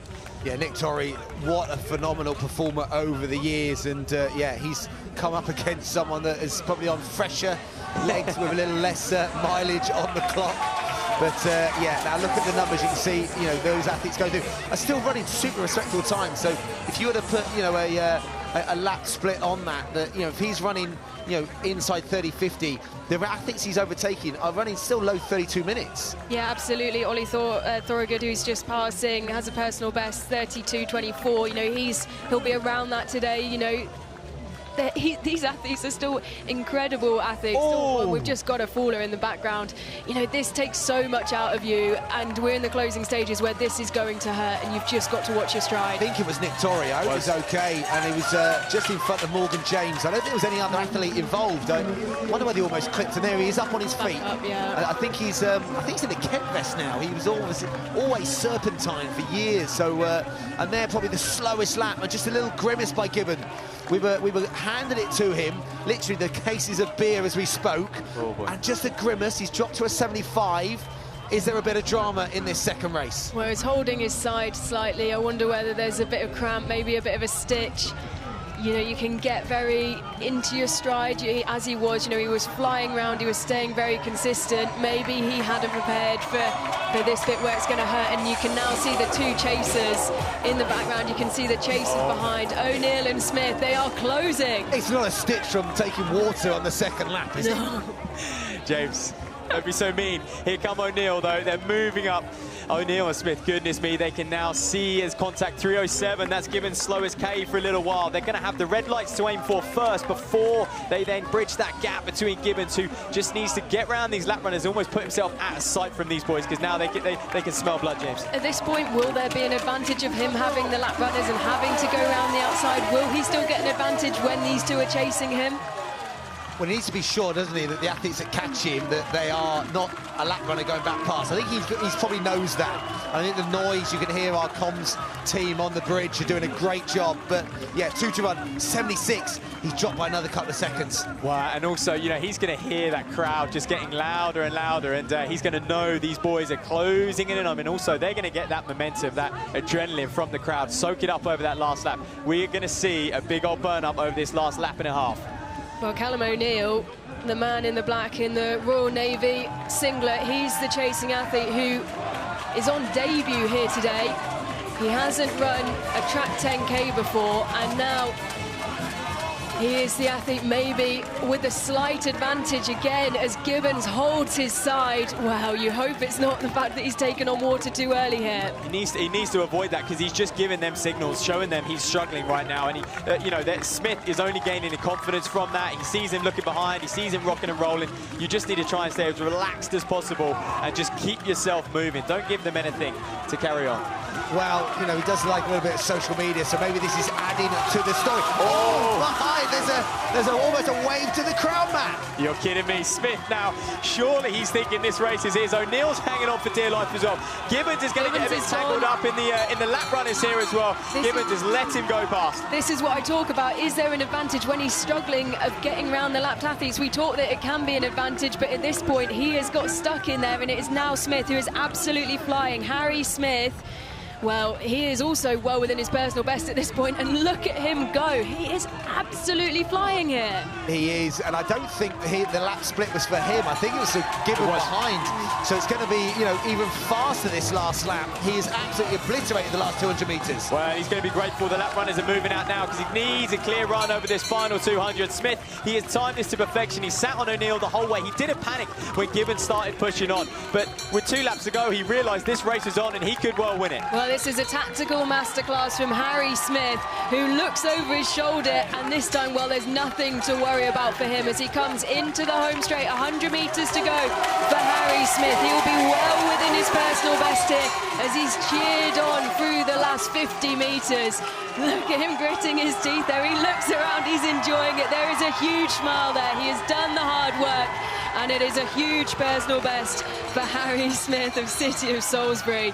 Well, that was an absolute tactical masterclass there. Well, and a 66 final lap as well. I mean, goodness, the crowd are cruel, aren't they, James? They really got behind an upset there. Well, it was the way he played with the crowd, and that is what this is about. It is a theatre for 25 laps, and he was almost getting the crowd to bay for, you know, to drum up some extra bit of gas on that last lap. And I tell you what, the crowd delivered, and our man Smith did as well.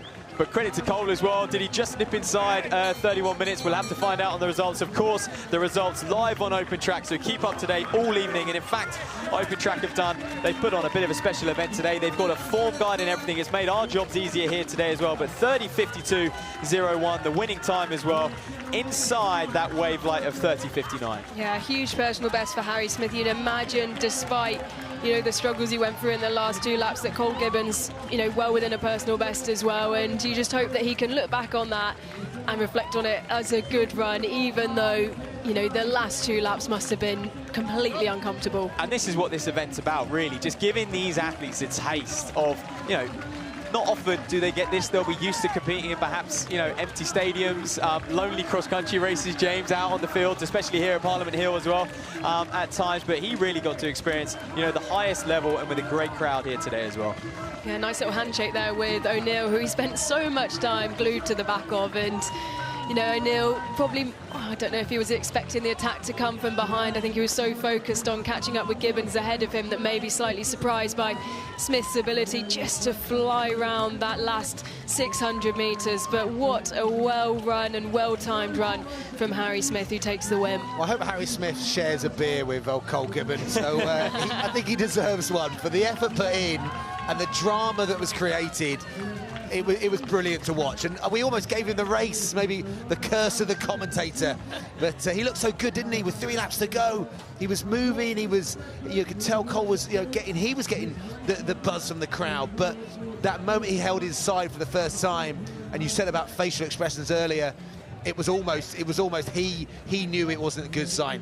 He's just a little bit raw, I guess. I mean, he's got, you know, youth on his side, so he's certainly, well, we hope he's going to be back next year. I'm sure he will be after that result as well. But yeah, perhaps just a little bit naive and needs to respect the event a little bit more, because it can change so quickly in the 10K. You can't really see more of a contrast in, you know, Gibbons down on the floor, you know, not particularly. Well, I hope, like I say, he'll be happy with his personal best, but maybe not as happy with how the race went. In complete contrast, Harry Smith, you know, we haven't seen shots of him for a while. It's because he's darted off on a victory lap. He's gone round, he's done a lap. He was up and straight to his feet already. Victory laps? He's gone already. Off he went round. I saw him dart round the top end and gone to soak it all up, soak up his win. He is well at home here, Harry Smith. I'll see lots more shots like this over the course of the afternoon. All the athletes crossing over the line, taking on some much-needed fluids,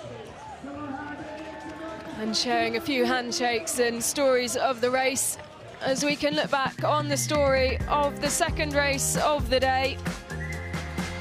Well, a complete contrast at the start of the race to what we saw in race number 1. Well, the three main contenders, if you like, were always in contention. I mean, that was them coming up to 5K. There's Gibbons sort of taking the lead at that 6K mark and just pushing on. He was inside 31 minutes, though, and was rewarded with a personal best of 30.58. So credit to him. And in fact, quite impressive, he held off O'Neill. O'Neill, where did he finish? Just trying to find him on the results. Perhaps a little glitch, because he was definitely featuring towards the end of the race, unless, of course, he DNF'd with a couple laps to go. But look at Gibbons here. We see Tory for the back marker that Gibbons had lapped, but looking very, very relaxed. And this was just with 2 laps to go, Ellen. Yeah, absolutely. And then it was this pair of Smith and O'Neill who threw past Gibbons as he struggled with, you know, the stitch and the cramp that he had in his side. Maybe let it show too much, but in the end, Smith, well, the only thing he was showing was the sheer emotion of crossing over the line. In first place, he'll win his weight in beer, and he looks absolutely delighted about it and very fresh as well. Yeah, you're absolutely right. You can see that there is a glitch on the results in front of us, but no doubting there's no glitch on Harry Smith and the way he paced it to perfection. But absolutely delighted for Cole Gibbon to still be rewarded with that lifetime best inside 31 minutes. But you can see the pain. That is a proper distance, 25 laps, and it smiles for Smith. And it's going to be a few cases of beer for him as well. You saw him checking his watch as well. I'm sure that's straight on Strava, and he's thinking of the caption already.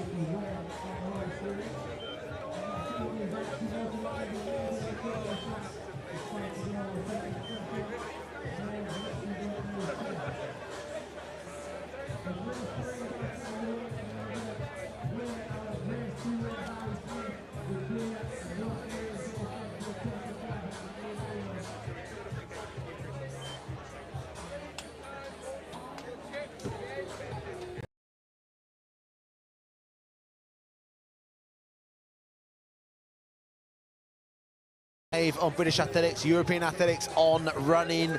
We are delighted to have you here. We are at Parliament Hill for what is a festival and a feast of 10,000 metre running. It is the Highgate Harriers night of the 10,000 metre personal best, and I tell you what, we've already had a host of PBs. Absolutely phenomenal to see. The weather, the sun is shining, and I tell you what, the crowd is big.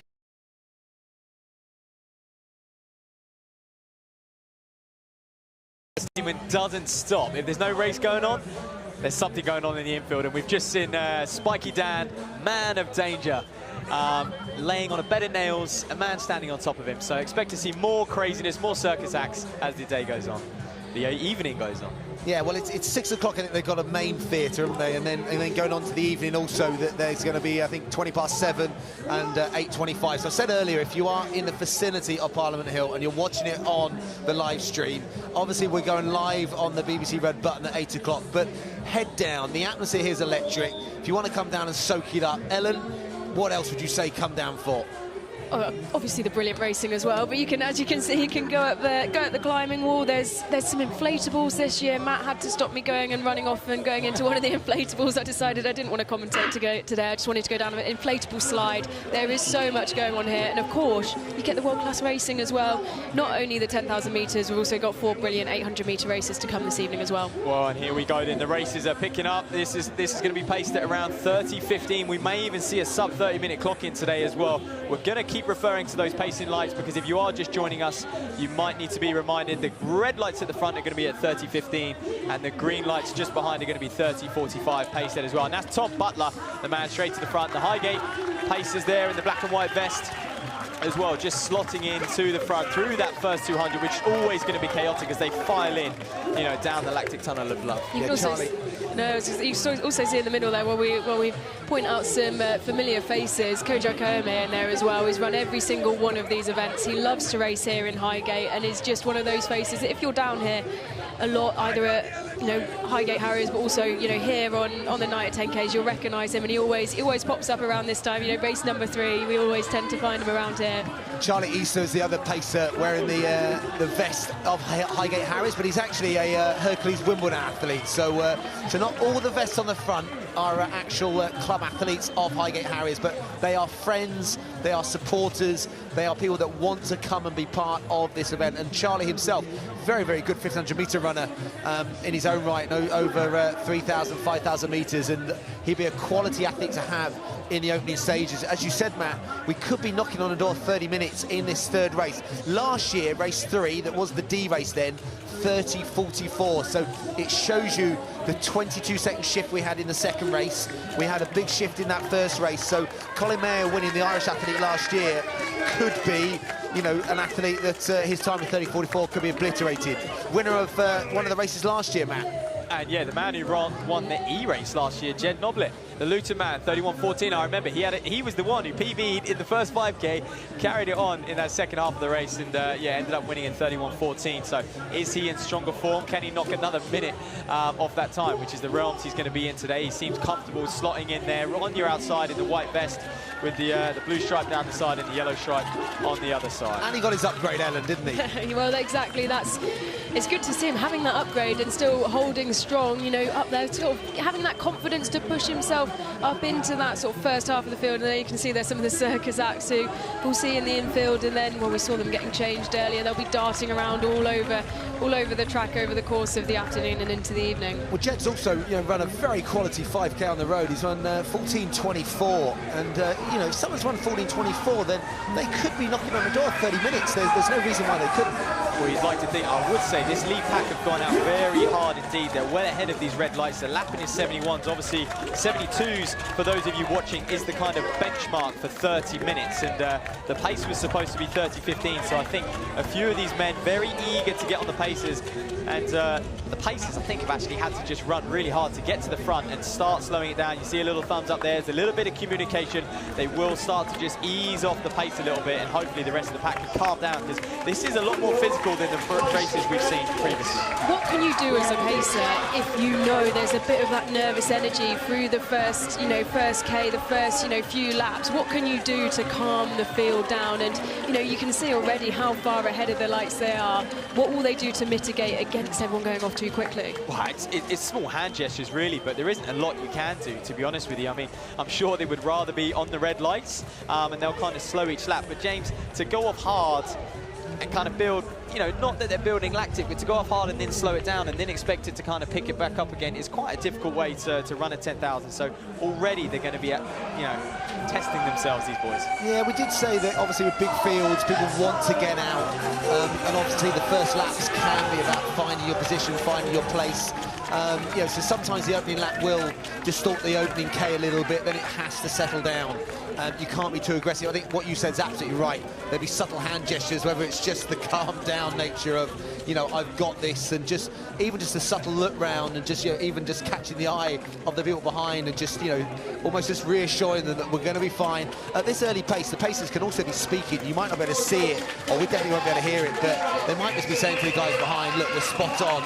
Even though they can see the waves, they can see the splits. The Seiko time team do a great job. The clocks will stop with the splits as well. But again, a bit of personal kind of touch to it always adds a little bit of confidence and reassurance to the runners. Absolutely. They're going to get their kind of splits and what times they're on for every 200. Those big Seiko clocks these athletes can work with. And look, the man in, first place, if you like, he's in third, sitting in third, Tom Butler, nicknamed Dipper because he likes to dip on a last rep in training, James.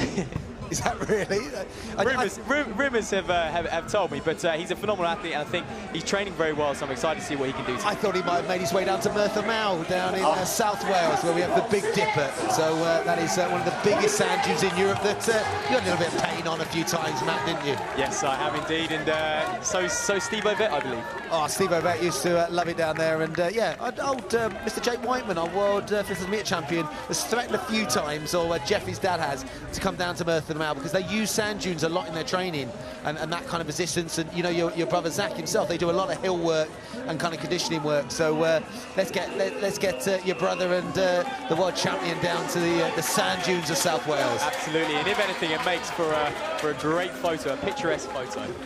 Well, you can see they're starting to get back onto those red wave lights. They were well ahead, and actually when they went through the 1600 meter split, they were about 15 seconds ahead of pace, and now that has dropped back. The pacers, like you said, doing a very good job to control it, as now they just take that switch around through 2K now, but it has slowed considerably and is looking slightly more controlled now. Yeah, that second kilometre split had to slow down. They couldn't keep operating at sub 30 too long too soon, because otherwise it would just burn the athletes behind. And I'm glad they have settled down, and look at this, a little bit of control, bit of balance. They've never done that. It's pretty hard. It's hard. It is tricky. That's why maybe they're scouting for obviously later on we'll be scouting for the next generation of track talent. They're already scouting for the next generation of circus talent in the infield, with a bit of plate spinning and I don't even know the name of the other one that they were just trying to do.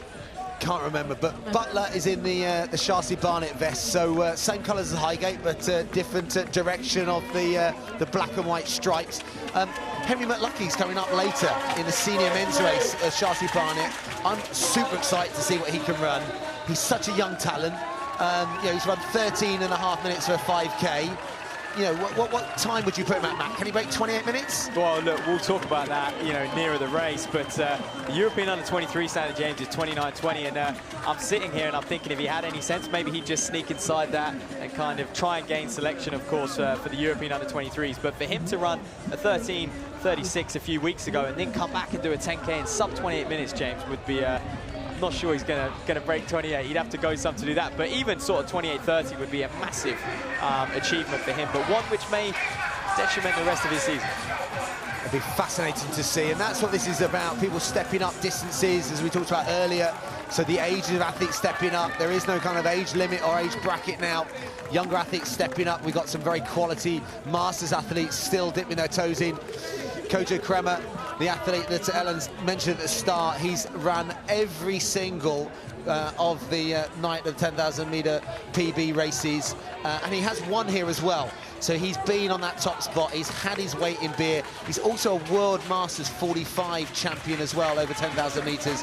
So he's a quality athlete. And Kojo, I tell you what, I looked it up last night, but the British record for Masters 45 was set here by Ian Hudspeth back in 2016. The Morpeth Harrier, who was a phenomenal athlete as well. Him and his brother were absolutely brilliant athletes. And the 30:38 is the British Masters record. So that'd be fascinating. If Kojo could go inside that, then it could be the first of our records tonight. Well, look, as long as he's on those green lights, James, he's going to be pretty much inside it, because those green lights a bit behind are aimed at 31:30, I believe. No, sorry, 30:45. So if he's anywhere near those, he's going to be inside that Masters record as well. The Bracknell AC athlete there, Neil Kirvin, on the outside. He's fresh off a club record at the London Marathon 2:21, and then followed it up with the Bracknell Half last week. So he's done a fair few races and coming into this, so he's been chopping down in distance. That's good powers of recovery, and I thought that was a repeat of Cole Gibbons' last lap. The resistance that he was feeling. Cruel.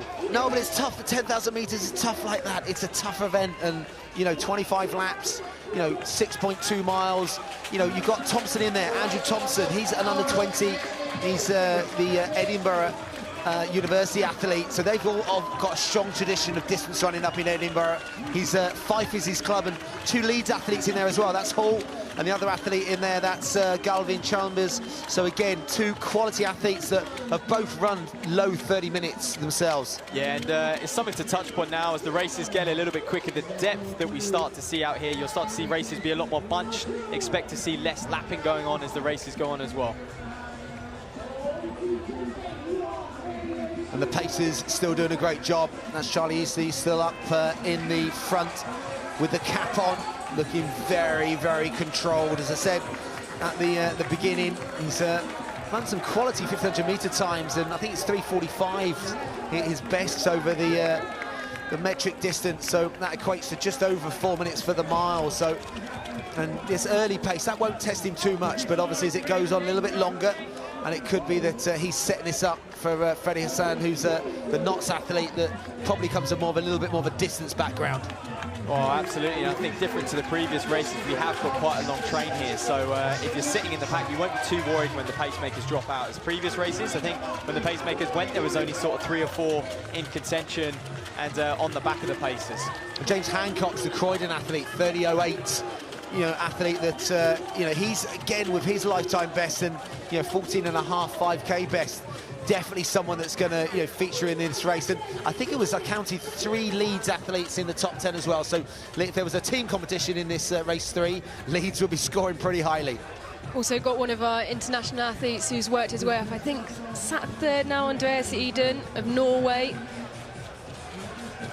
30:36 he's run on the track, and he's well up in the mix here now in the I think the Norway speed suit. He's just sort of tucked in there. You had me at Norwegian distance runner. That comes with a little bit of pressure now. It does, almost, doesn't it? the old milers from the UK that when they followed on suit now, there's something expected about endurance runners from Norway. Well, absolutely, and Ellen, you're right, they do always seem to wear a speed suit. I think it's the law in Norway, if you step on a track, you need to be wearing a speed suit. So we're going to get that 4K split for you as they just roll around here, looking very comfortable at the front. Things starting to break up a little bit. There's Kojo on the outside, the Shaftesbury man in the red shorts. You can't miss him, thankful to his red shorts, Kojo, but bang on 72s, as you'd expect. The lights are helping out at this point. 12:05 at 4K. Oh yeah, I got Kojo around about 12:10 through 4 kilometers. So he is on British Masters 45 record pace at the moment. So that is a phenomenal running by Kojo. And I tell you what, no one would get a bigger cheer across the line, but he's still got 6K of hard running to go. Well, look, although he runs for Shaftesbury, he's a bit of a hometown favourite, just all across London, full stop. But the fact that Ben Pochi put him in our emails to himself, said you must give him a bit of hype, because you know, someone that's been here from the beginning. And in the intro at the very start, 2013, his first event, and it was won just inside 30 minutes. You know, a name that will go into the history books, Eddie McGinley. I think it was 29:36 was the winning time. And obviously last year, 27:16, Yemen Krepa, one of the, you know, the best athletes in the world, winning here. The event has moved on so fast, but in 1 year, Joe Tavey and Andy Vernon won the races, didn't they, the next year? And it's been the British champs from that 2014. So, I mean, that's how strong this event has become and how, you know, sought after it is. That's a testament to kind of where it's grown. And also, James, we talk about the level of this event. It's a World Athletics Silver Tour event. That's its label. It's a B-grade category, so I think we're 4 below what would be the Olympic Games as well. We'll get into the kind of nerdy stuff, if you like, on the points, because we know the world ranking system has changed later on in the evening. Yeah, and the fact it's been European Cup as well over, you know, a number of years, and qualification for the European Cup from a British perspective as well, which will happen in France in a couple of weeks. And you know, athletes, there was a short turnaround you know, last year, and you know, the women went and got a bronze. I think it was a team effort out there. So yeah, lots to play for. The next important split in this will be in elapsed time, and that will be the halfway split in this race. So we're looking, aren't we, as close to that 15 minutes, but then also where the athletes will be time-wise after that 15-minute clips over. So again, if they're looking at sub 30:30, then they're looking around about 15:15 to that halfway mark. Yeah, we've had a slight change at the front as well now. Thomas Butler is the athlete who's stepped up. He's kind of snuck up on this this front group, and look at him push past the pacers now. Will Eden decide to go with him or stick with the pacers? Butler really putting the pressure on here. He's got a personal best of 30:27. Yeah, and there you are, 71, and there's no need to kind of push on around the pacemakers at this point, and he's just still being quite aggressive, is Butler, and probably just showing a little lack of experience, to be honest with you. But he is in a good place. He's sandwiching between these two paces, and you know what? They could actually look after him the next 2 or 3K, and he could just drift away from the Norwegian in second. Well, that's the thing. The Norwegian is now sort of stuck a little bit in no man's land, and I wonder whether he'll make a bit of an effort down this back straight and round the bottom bend to try and get back up to the pacers. They're earning their money today, these pacers, because they're well ahead of these red lights. There you are, inside a 3-minute K as well, so we're well inside 30-minute clocking at the moment. Yeah, it's going to be interesting to see. That was an aggressive last couple of laps, you know, and obviously Butler there wanting the pace to be pushed on as this dangerous down again being spiked up. So there used to be a different phrase when you came to a track meet and you got spiked. So that meant you got too close to the athlete in front of you, and their spiked shoes on the bottom caught your shins. Now we're talking about actual spikes. So, and there you go. Charlie says job's done, and at 69, wow. Yeah, just over the 5 kilometre mark. So a 69. Wow, this is really aggressive running. That's a 2:20 last 800. Yeah, he's not hanging about, is Butler. He is quite an aggressive runner. He's going to want to push on. I know he trains down at St. Mary's with Craig Winrow's group as well, and he trains alongside the likes of Joe Wigfield, who we're going to see actually pace that elite race later on tonight. But he's a very talented athlete in himself, a 340, 1500 man, and a GB cross-country representative. Oh, yeah, he's a phenomenal athlete. I can't wait to see what he does over some of the shorter distances. Great to see him back from long-term injury as well, so Craig and him have done a great job. But, yeah, the race in hand at the moment, the Shasi Barner is aggressive, Thomas Butler, and when you look at his best, and, you know, you think, you know, he has run 14:28 on the road, so that does give you an idea that he can run 30 minutes, you know, for 10K. 30:27, though, is his lifetime best, so he's operating way inside that. That 2:57K could be that he actually thinks that 30 minutes is possible, and so he's going to need to buy back a little bit of time. But I tell you what, Pacer here is doing an absolutely great job, because, you know, it's hard, isn't it? Freddie's doing a good job to pick the pace up, Matt. Yeah, and surely, you know, Tom would have done workout, James. Another 69, so fair play to Freddie. And I wonder if Butler's just kind of said to him, look, can you just clip off a few 69s for me and keep this going? Because, you know, Freddie doesn't know how he's feeling. He's just trying to accommodate the pace that Butler wants, and that is the job of a pacemaker. They have to be flexible, but he would have done workouts. He would have had some indication of what he could run here today. Well, Butler himself, he's done a massive cross-country season, if you look at it. So, you know, he was, what was he, 25th in the Southerns, was he 69th National Cross, and 60th in the Inter-County. So, Ellen, he's come from cross-country, but he's obviously been doing track workouts to be knocking out 69s. Yeah, he's continued that. He's moved that strength over, hasn't he? He's done a brilliant job to reflect the strength that he's built up over the cross-country season and bring it on into the track. And, you know, you have to give a word to Freddie. This is really adaptable pacemaking. at the start, you know, they went off too quick, and the pacers, both of them, did a brilliant job to sort of bring it back down to pace. But actually, you know, for Freddie to go, right, I'm going to take this on, I'm going to take you with me, let's go and do this now, is brilliant pacing from the man in the Highgate Harriers vest, who once again just calls on Butler aside him, brings him up to the side of him, has a quick word with him, and he's pushing him on now here. Well, this is where the challenge comes, though. Look, what's he going to be? You know, 6K at 2:55. Wow, but he did slow. He's put in 2:69s in that kind of middle section of the race, and I wonder if that's going to pay. I mean, we're looking at Iden there going through. He's a Norwegian. One thing Norwegians do know how to do, I mean, they didn't create lactate training, James, but they certainly inspired everyone else to jump on the bandwagon, and I presume he knows his pace, that guy. Yeah, for people asking, what is that, Matt? That's kind of taking your lactate levels whilst you train and running at certain levels where you kind of, it takes away the guesstimate of training, but it's a lot about controlling training and doing it multiple times, sometimes on multiple days as well. So it's kind of changed the amount of training that people do, training smarter now. And I tell you what, yeah, there's been so many Norwegian athletes that have been flying that flag, that it's transcended in across Europe and the world now in terms of training methods. It shows the power someone like, you know, Ingebrigtsen has, but you know, in this country as well, the level off 1500 meter running's at. It's just, and here goes Butler, just grabbing a drink as I ramble on a little bit. He's just needing to cool off, relax a little bit, but like I say, he's going to now be up against it. He's all on his own. He's doing a very, very good job to just kind of hold it. I'll be interested to see what this lap split comes in at. So keep an eye on the clock, just in your bottom right there, 74. So he slowed drastically, but James, I'll tell you what, the guys behind have also slowed, because that gap, to me, has actually grown.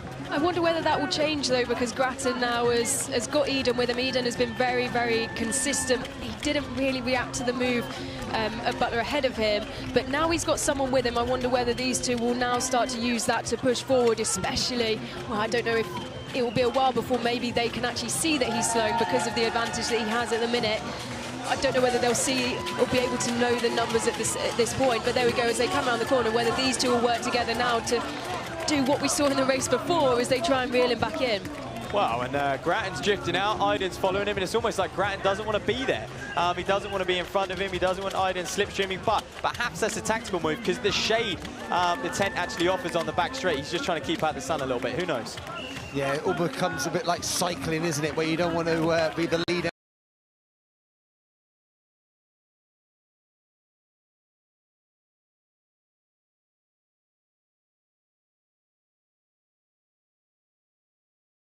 Butler, you could definitely, you know, sense that when he went out for the water, that maybe he could feel his body starting to overheat slightly. And again, that's the slowest lap, so maybe that aggression over that last 2 kilometers prior to this was just a bit too much. Do you know what? I would say, though, the gap behind is, you know, the gap to second is not really closing up all that much. So I think the whole field is struggling here, and the whole field's kind of paying the price for that early running, that first K split being a little bit too quick, the 2K as well. And James, I will just point out, the Dublin Track Club man, he had Faye on his bib. Is he a relation? He had the mustache, the famous mustache that Brian Faye has as well. And, you know, legend in the sport, Brian Faye. I thought exactly the same thing. You know, we had to find Brendan Kelly out here, won't we, and ask him. So, because, you know, his namesake, I would have thought they've got to be related. Got to be related. Look, he even runs the same. He's got a very similar style to Brian Faye. And if he runs anything like Faye, he's going to have a real big closing last lap. He's been tearing it up recently. So him at regionals, he won the 10,000 and the 5,000. So, yeah, that has to be. Because I actually thought it was Brian Faye, having been dropped into the 3rd race here. So, Brian, if you're watching from the US of A, keep up your great track season. We hope it continues into NCAAs, and yeah, we hope that is your brother out there, that he's on his way to a new lifetime best. But this is our athlete at the moment on his way to a new lifetime best, but whether he's on his way to winning this race, there is a number of laps, there's 7 laps to go, and a lot of running still to come. Well, and he may well just be settling a little bit now, because he's managed to bring it back down to a 74. So I think after those initial, you know, really hard 69 laps, he then slowed to a sort of 75. But he may just be settling in at 74s, trying to maintain. He's still got a nice healthy gap. It's hard out here. He's isolated on his own, his Butler, but he's doing a great job at the moment. So, if you're just joining us, we're here at the 9th of 10,000 meter PBs. We're 2/3 of the way through this sea race 5,000 meters. Tom Butler from Shaftesbury Barnet Harrod is leading the way, where he's been pretty much all race. After 5K, he decided to push it on, dropped a few laps in 69 as well. But we're interested to see what happens behind him, if they can slowly reel him in. Yeah, that gap was closing, but it looks like it's opening that back out again. So maybe a little bit of respite, maybe just, you know, that water maybe helped cool him down a little bit. So he's going for it again. Yeah, maybe it works. Maybe, like, you know, feeling a little bit hot and just get a little bit of water on board. So the Sharsey Barnet Harrier, he'll be getting great cheers. Dave Bedford, that was his club. You know, he set world records wearing this vest, so he'll be cheering this lad on with lots and lots of panache out there. Well, the pace hasn't dropped again through that last lap. He's holding around the 75-second mark. It hasn't. We'll wait to see if it's opened up behind them now. That's Chris Fielding who's into the mix there. He's joined the other two. He's in the red vest, and this would be on for a huge personal best for him. His last clocking on the track over 10,000 metres was 33.02. Well, he's going to get a little bit of help now. The lights have caught up with him. He's on them, so can he just stick on him? Cam Butler as well. But James, I did notice that grass bank just behind us is really filling up at the moment as well. Oh, the camera panned on it, and there is very little space, but there's still a little bit of space if you want to come down. Oh, absolutely. I mean, you can get right up on the track as well. And there is an amazing amount of you know, local kind of stands for you know, food outlets and things that kids to do. So it's absolutely phenomenal. If you're joining us from around the world, around Europe, welcome. So I know this is going out live on the British Athletics and European Athletics feeds, and also On Running as well. On Running have been huge supporters, Matt, of running, haven't they? And with their track series, it is going from strength to strength. Oh, and just the way they've come into the sport, if you like, and marketed it, has just been, you know, a dream scenario for running. Because I do feel like they've lifted it. They've certainly, you know, taken this event up a notch. Not that it really needed to. I mean, after last year's exploits as well, but they're continuing to grow. They've ploughed in just under, well, around about a rough figure of £500,000 into this event as well, into the production. But yeah, the series, just a word on that, they had the LA Distance Track Fest a couple of weeks ago. We saw some terrific runs from British athletes over 5,000 metres out there. They've got this today. There's Kojo doing very well. So it is the two Sharsey men taking the spotlight today, and going to come back with a fast 5,000 in Paris in a few weeks' time. Honor also sponsoring that event, and then finishing their season at Vienna in July. I was trying to do the maths on Kojo going through, because obviously that was it 30:38, I think it was, that he's going to be very, very close to that. He's got great speed as well, Kojo, but so it is the story of the Sharsey Barnets. Harriers right, you know, on this track right now, but there's a lot of racing behind. That's Marshall Smith. Marshall Smith won the Brighton Marathon in his debut, 2:24. Absolutely lovely guy. He's a talent to look out for the future. Literally stepped into the marathon, first ever marathon, 2:24, won it. Great story. Well, just a word on Kojo, as you can see, was right next to those green wave lights, and they are set to 30:45. So he's just towards the back of that. If he can inspire a big, well, last laps, then maybe we could see him get close to it. But it will be a brilliant run from the Shaftesbury Barnet Harrier regardless. Wow, he's an experienced runner. He's going to know his pace, James. Yeah, he's definitely experienced, and you know, it's a distance you learn as well, and he knows it. I mean, he gets a 10,000 metre race here every year, so he knows every single step of the track. Tom Butler in his debut now, that's a different one, isn't it, over this distance? And we were talking about running styles. You had Ian Hopkins in the first race that, you know, was a very kind of close kind of stride, very much a kind of bounding element of Butler. And, you know, when he's in full flight, and when he was pushing the pacer earlier, he was almost, you know, just eating that ground up. But that extra energy sometimes can, you know, you can pay for that. Well, the trailing three have now become a trailing two. And it was Eden who was pushing on. You can't see them round the back bend, but the Norwegian has launched an attack to try and get back up to Butler. Yeah, Butler looks like he's just going to go past Jed Noblet, winner of the E-race last year, Jed, so and he stepped up to this one as well, so he's going to have him to target on. But yeah, James, you know, a word on him, he just needs to be careful hugging the inside. That's what happens when you get really fatigued. You just lean to the shortest line. But yeah, he has great pedigree over the short distance. He's actually very fast as well, kind of over the 1500. I've seen him put out some impressive 400s as well, so perhaps not a natural distance for him. He's someone who's in that transition period. Yeah, and you can see, you know, the body's just starting to wave a little bit. He's seen the lights go away as well. You know, he was desperately trying to stay on the lights, and then you see them disappear. So it's almost like an athlete going away from you. But yeah, he'll be getting great shots. This is a really important part of the race now, because it marks 1 kilometre to go. So we're going to split on this now. And obviously we've dipped outside. We're not going to break 30 minutes in this race. That's the slowest kilometre, 3:10. But now it is about trying to win the race. he is a winner, and you know, one thing I can say is he will raise it on that last lap. They don't call him the Dipper for nothing. He's had some incredible last lap finishes in training as well, so he's going to come up to 2 laps, which is going to be his territory. I mean, Eden's a little way back. He's just got to keep him out of reach, you know, keep him out of sight, if you like, as he moves down the home straight. He's going to start using the crowd as they feed off him, and I do think, James, they're a cool crowd here, and I think they are playing and hoping Eden can kind of really catch up, so there's an interesting battle over that last lap. Yeah, they love an underdog story, don't they? And it is Eden who is the athlete who's trying to fight back here, but has he left himself too much work to do? Well, that pace has dropped once again for Butler, he's working hard, he's grimacing, isn't he? There goes Fielding. Between Fielding and Butler, though, is Eden. He is just going to pass the lap runner there, Jed Noblet. Well, this could come down to it once again. Yeah, and just Eden, isn't he, Matt, is closing that gap. I mean, a 77, the thing is his form doesn't look like it's changed that much. He's just not generating the power. He's not eating the track up like he was, and that, you know, energy now is kind of just not going where he needs to. Eden has got the bit between his teeth. I wonder whether he'll signal the cheers from the crowd as we saw in the previous race. Well, it is when they come round this top bend in just a moment, but yeah, how many times are we going to see Butler just puff the cheeks out a little bit? It's almost his signature move throughout this race, but I do think he's in control at the moment, and if you are going to have a slowest lap of the race, James, it probably is going to come on those penultimate laps. Yeah, it's almost like a repetition session if you're doing intervals, and you kind of, the penultimate one tends to slow because you know you're going to find something for the last one, but he is going to have to find a bit of speed in this last lap. How quick Eden is in this last lap. The crowd are really making some noise. It's coming through the tent. Eden now is starting to close, isn't he, Ellen? He's closed that gap. But Butler has increased his pace once again. Has he done it enough, though, to hold off the attack from the Norwegian Andreas Eden, who is pushing behind now? Well, Eden looked very cool and calm and collected, and he didn't really look like he was fighting as much to get back into it, but that gap is closing, and it is closing. And Eden now, you can see the arms pushing, you can see him driving.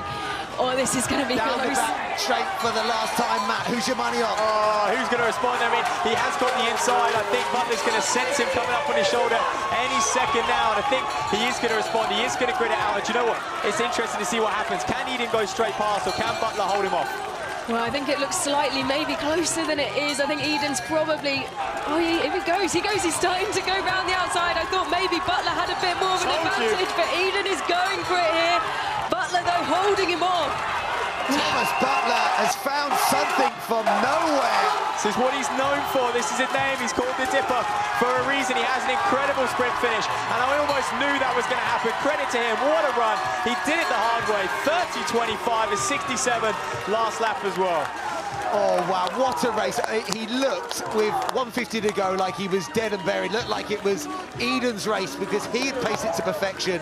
But you kept saying that it didn't even come down to a dip in the end because he had a little bit of clear light at the end of the race. What a finish. I reckon that's, well, we've had 3 fantastic races already, but that was utterly brilliant. Well, that's the closest we've seen so far, isn't it? Come down to a sprint finish, and Eden, you can see him on the ground there. He'll be slightly disappointed he didn't have the leg speed to kick once again, but he has been rewarded with a big personal best as well. So, and that's exactly why these athletes travel. You know, we've pointed out a number of the international athletes who've come all the way over, and he's been rewarded with a big personal best. Wow, what a race, and you know, a story. There he is, getting congratulations from his mates as well, but a story for the grandkids, James. Oh, absolutely, and the fact that Dave Bedford's going to be giving him some beer later, I think that's from one Chelsea Barnet Harrier to another. And yeah, I think for Eden that would have been a lot of transport costs to take that home. So, but I tell you what, he'll be rewarded. Takes home a new lifetime best performance, a personal best. As we said, it is on the finishing gantry. It is everywhere here because it is night of the 10,000 metre PBs, and that's exactly what he's rewarded with. And when we go down the results, there are going to be so many PBs on those results because I'm just going through it now. PB, PB, PB. That is phenomenal running in just, you know, race number 3 of the night. Yeah, it's really hotting up, and James, I'm interested to see when those live results come out. How did Kojo get on? Did he break that Masters record of 30.38, was it, back from 2016 at this very event?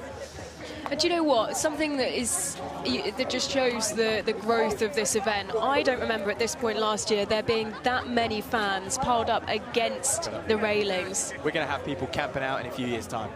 just outside. Kojo was inside 31 minutes. So, you know, imagine being over 45, you know, running sub 31. Phenomenal. I mean, we're going to look back on the race now, and it was an absolute cracker.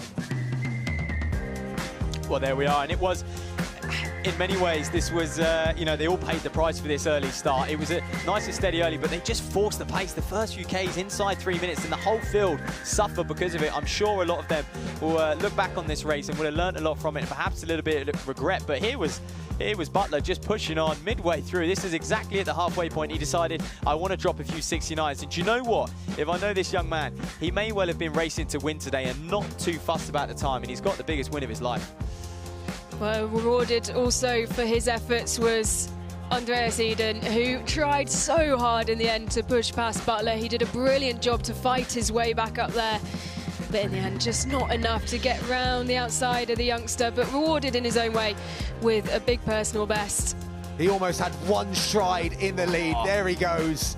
And Butler just turns on the afterburners. I tell you what, behind Stephen Fay, Irish athlete that we talked about, had a great one as well, 30.35, just ahead of Chris Fielding, 30.35, 5.1, and also Marshall Smith, the same time as well. But look at that sprint finish, look at that strength, the roar of the crowd, 30.25.8, and a strong last lap, and Butler punches his chest, punches his Shasi Barnett vest, and that's a fantastic victory in race number 3.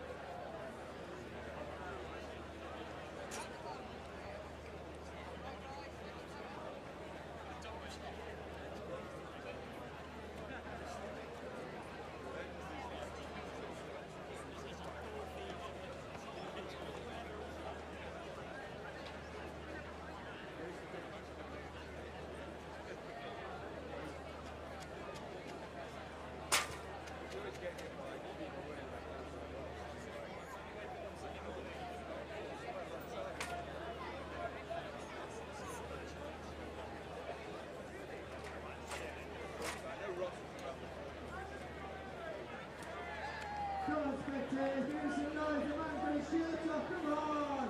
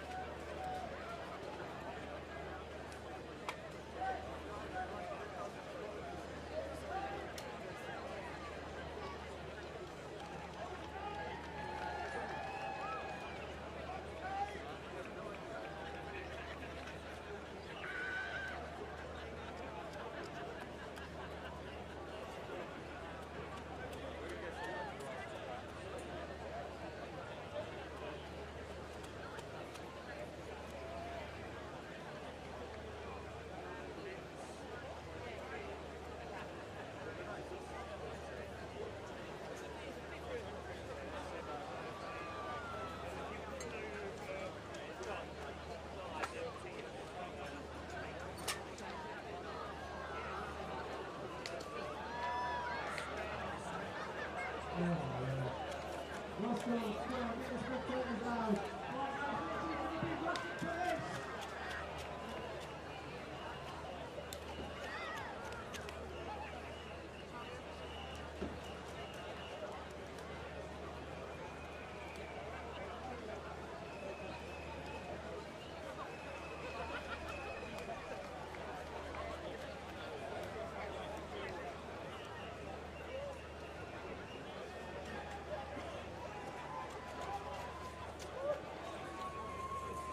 I hope you're videoing this. He's actually in the attack.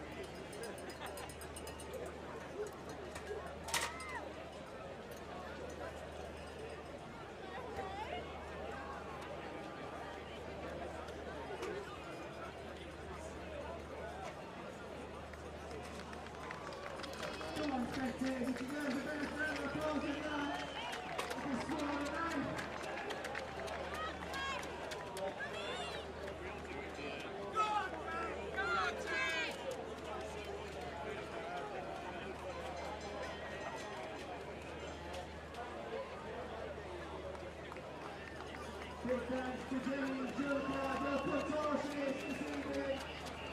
As you never seen anybody different type of tennis racket and a small sword. So, well done to Jimmy GBR. We'll be back in a second with race 4 with Ross and Kane who are going to win it. Our race 3 winner. Nice work, mate.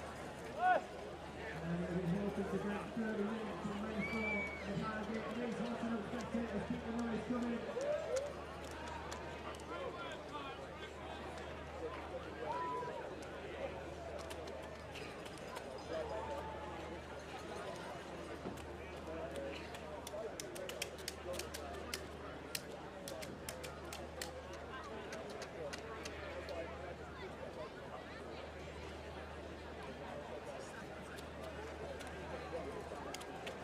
Okay, everybody, I'm going to introduce you race 3 winner in a time of 30:25, a 2-second PB. Give a huge round of applause, go crazy for Thomas Guy!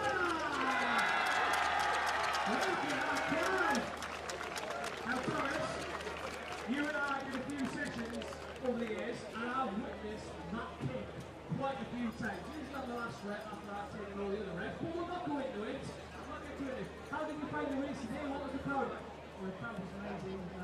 This best place coming on, so the crowd was amazing.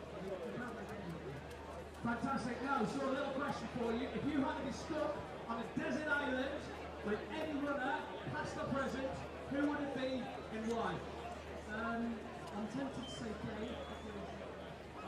Give me a big But I don't know, maybe my dad, but then again, I think I spend most of the time on him. We'll go Dave any time. What a party on the island. Right, so Thomas, sit on the seesaw and rolls over another glamorous assistant, Mr. Lewis Moses, GB international athlete. I don't know what that was. And our fantastic commentator for the day. So, Thomas, I'm going to come and support you at your end. You can, then you can sit right now. He's never sat on the seesaw before, clearly. Alright, so we've got one crate here. One. I've got it, 3 more. I've got lost this here for you. 2 crates of beer. 3 crates of beer. 4 crates of beer. I'm thinking 5. 5 crates. So we're way down to get 4. Nice. Yeah, 5 crates of beer. I reckon that's about right. There we are. 5 crates of beer for Mrs. Thomas. Right, give a huge round of applause. So that'll be an outcome. I'll record him. Thank you very much, guys. We've got racing before coming up. Looking for that sub 30. Now, first sub 30. No pressure, lads. But if you go there, we'll be very disappointed. That's a joke.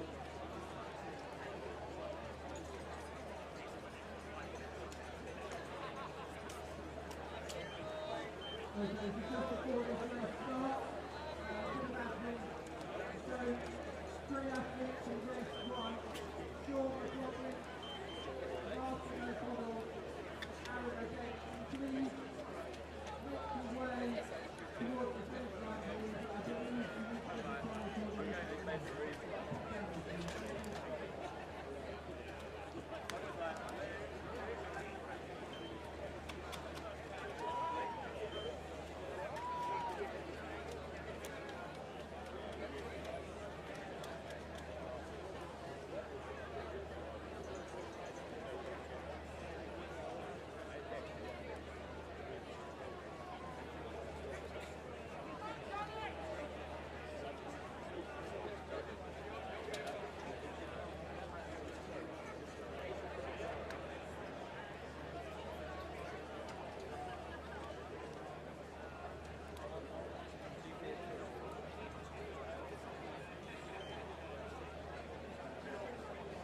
We're going to keep coming together, thick and fast this afternoon at Highgate.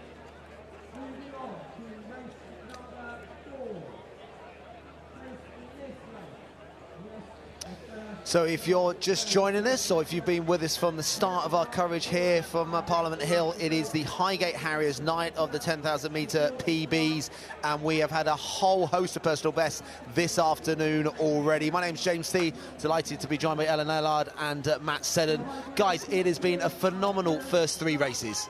Oh, absolutely, and if that last one's anything to go by, we are in for a treat this evening. Race 4 coming up now. I've got a particular interest in this, James. I don't know how you do it. How do you commentate and have athletes running at the same soon? And yeah, you just it's nothing worse if it doesn't go to plan, because you just coach and all you want to do is put the mic down and go over and put your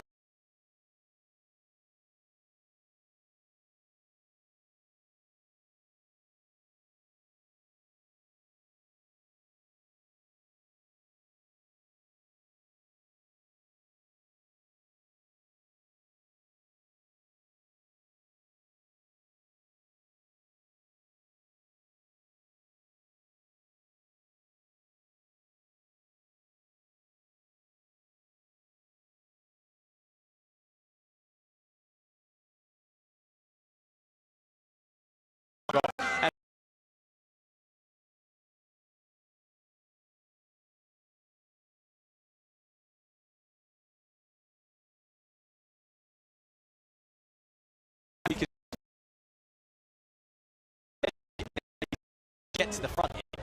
He's going to have to work his way through, and you can see just before that second outside, he's trying to squeeze his way through and brings his arms down to his side and does just sneak his way through there and gets to the side. Always easy to spot. He loves a colourful short. We saw that out in Copenhagen. I used to live around where he used to train in Cambridge, and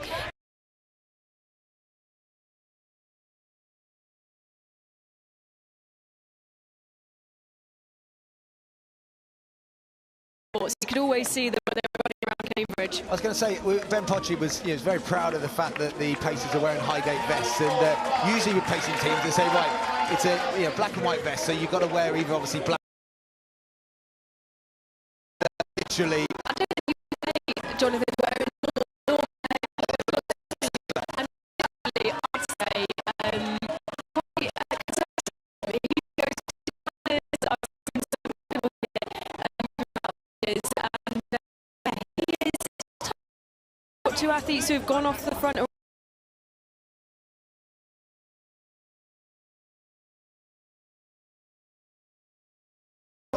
Heat side, real talent, and he's someone that is still developing. I've seen him run various miles and 5Ks, and yeah, great potential, to be honest, and so is Tuade Menges as well.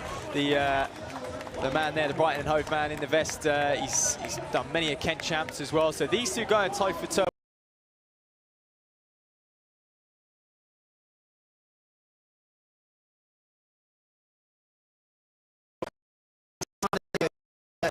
His technique doesn't really, coincide with master. The fact that he's got out front paces and being active early on. Look at that, it's 19, 6 to 8 second lap. So if we're looking at sub 30 minutes, and he's 72 seconds per lap, we're 4 seconds inside that straight away. 68, so I think that's, what is that, 14:10 at 5K. So you're talking about 28:20, which will be good enough to get in that elite race later on tonight. Back straight, so this will be going to be around about the 255, maybe 254 mark. So they've set their kilometre, and you can see the cheering squad. There you go, it's a shade inside 54, it's 253.96. Wow. So yeah, a wow from you, Matt. That's bold pacing, considering they're on their own in terms of they're not, with the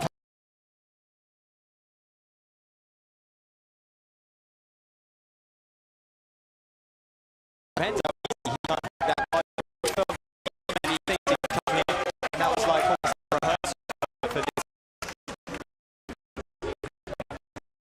You've got someone like Jonathan behind, so experienced, pushing somebody another 68.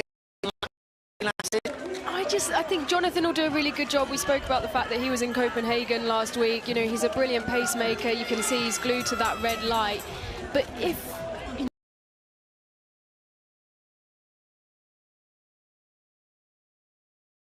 feel that they're running well within, then you've got to let them go.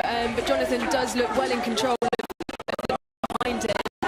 These two are fine.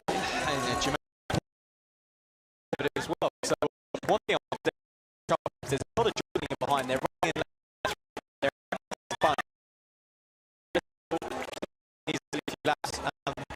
I would say even if you're easy at this point, I mean, you're going to be, James, relatively easy. You know, you're less than a mile into a 10,000 meter race. You expect to feel pretty good, and it's about having that patience to 10K late on.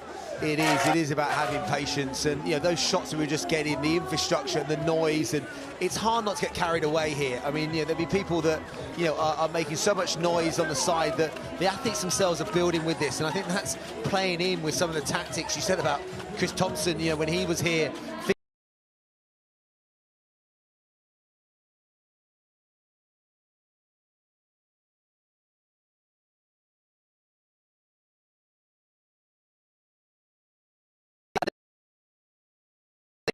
The opening act of this is an aggressive early act, but the fact there's two of them and they can almost help.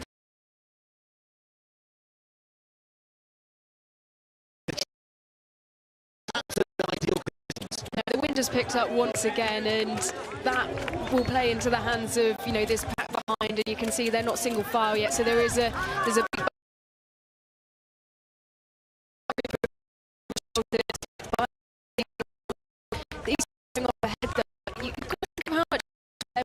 big earlier races played into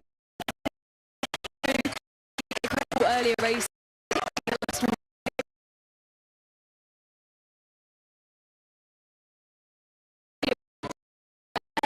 You've then got to come carried away with it through the wait until you start to enjoy the environment.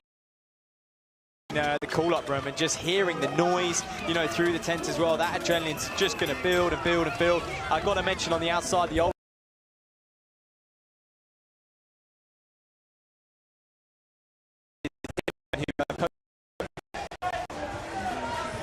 Yeah, there'll be so many coaches here as well, trackside.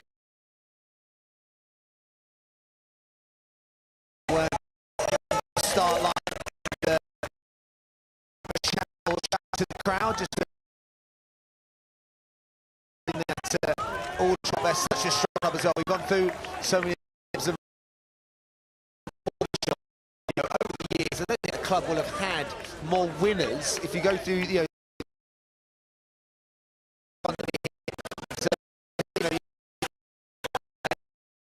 But, you know, it was yeah, and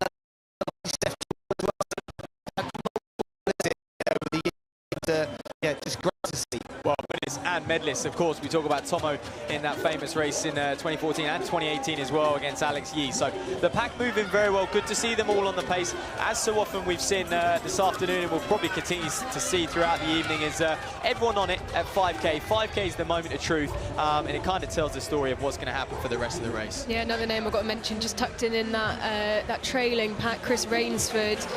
He is the coach here at Highgate of the under-17 and under-20 girls and boys here at the club, and his girlfriend Hannah Vine is going in the next race as well. She was pacemaking here last year, and is one of the athletes who enjoyed her time pacemaking so much that she's stepping up and giving the full thing a go. That's brilliant to hear, and I'm sure many of them are out there cheering on coach today. He's going to need it.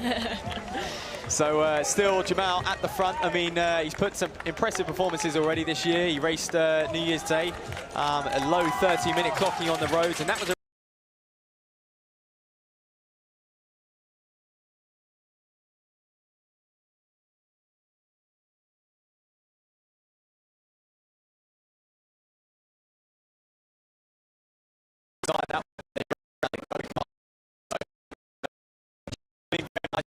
that 3K to watch for.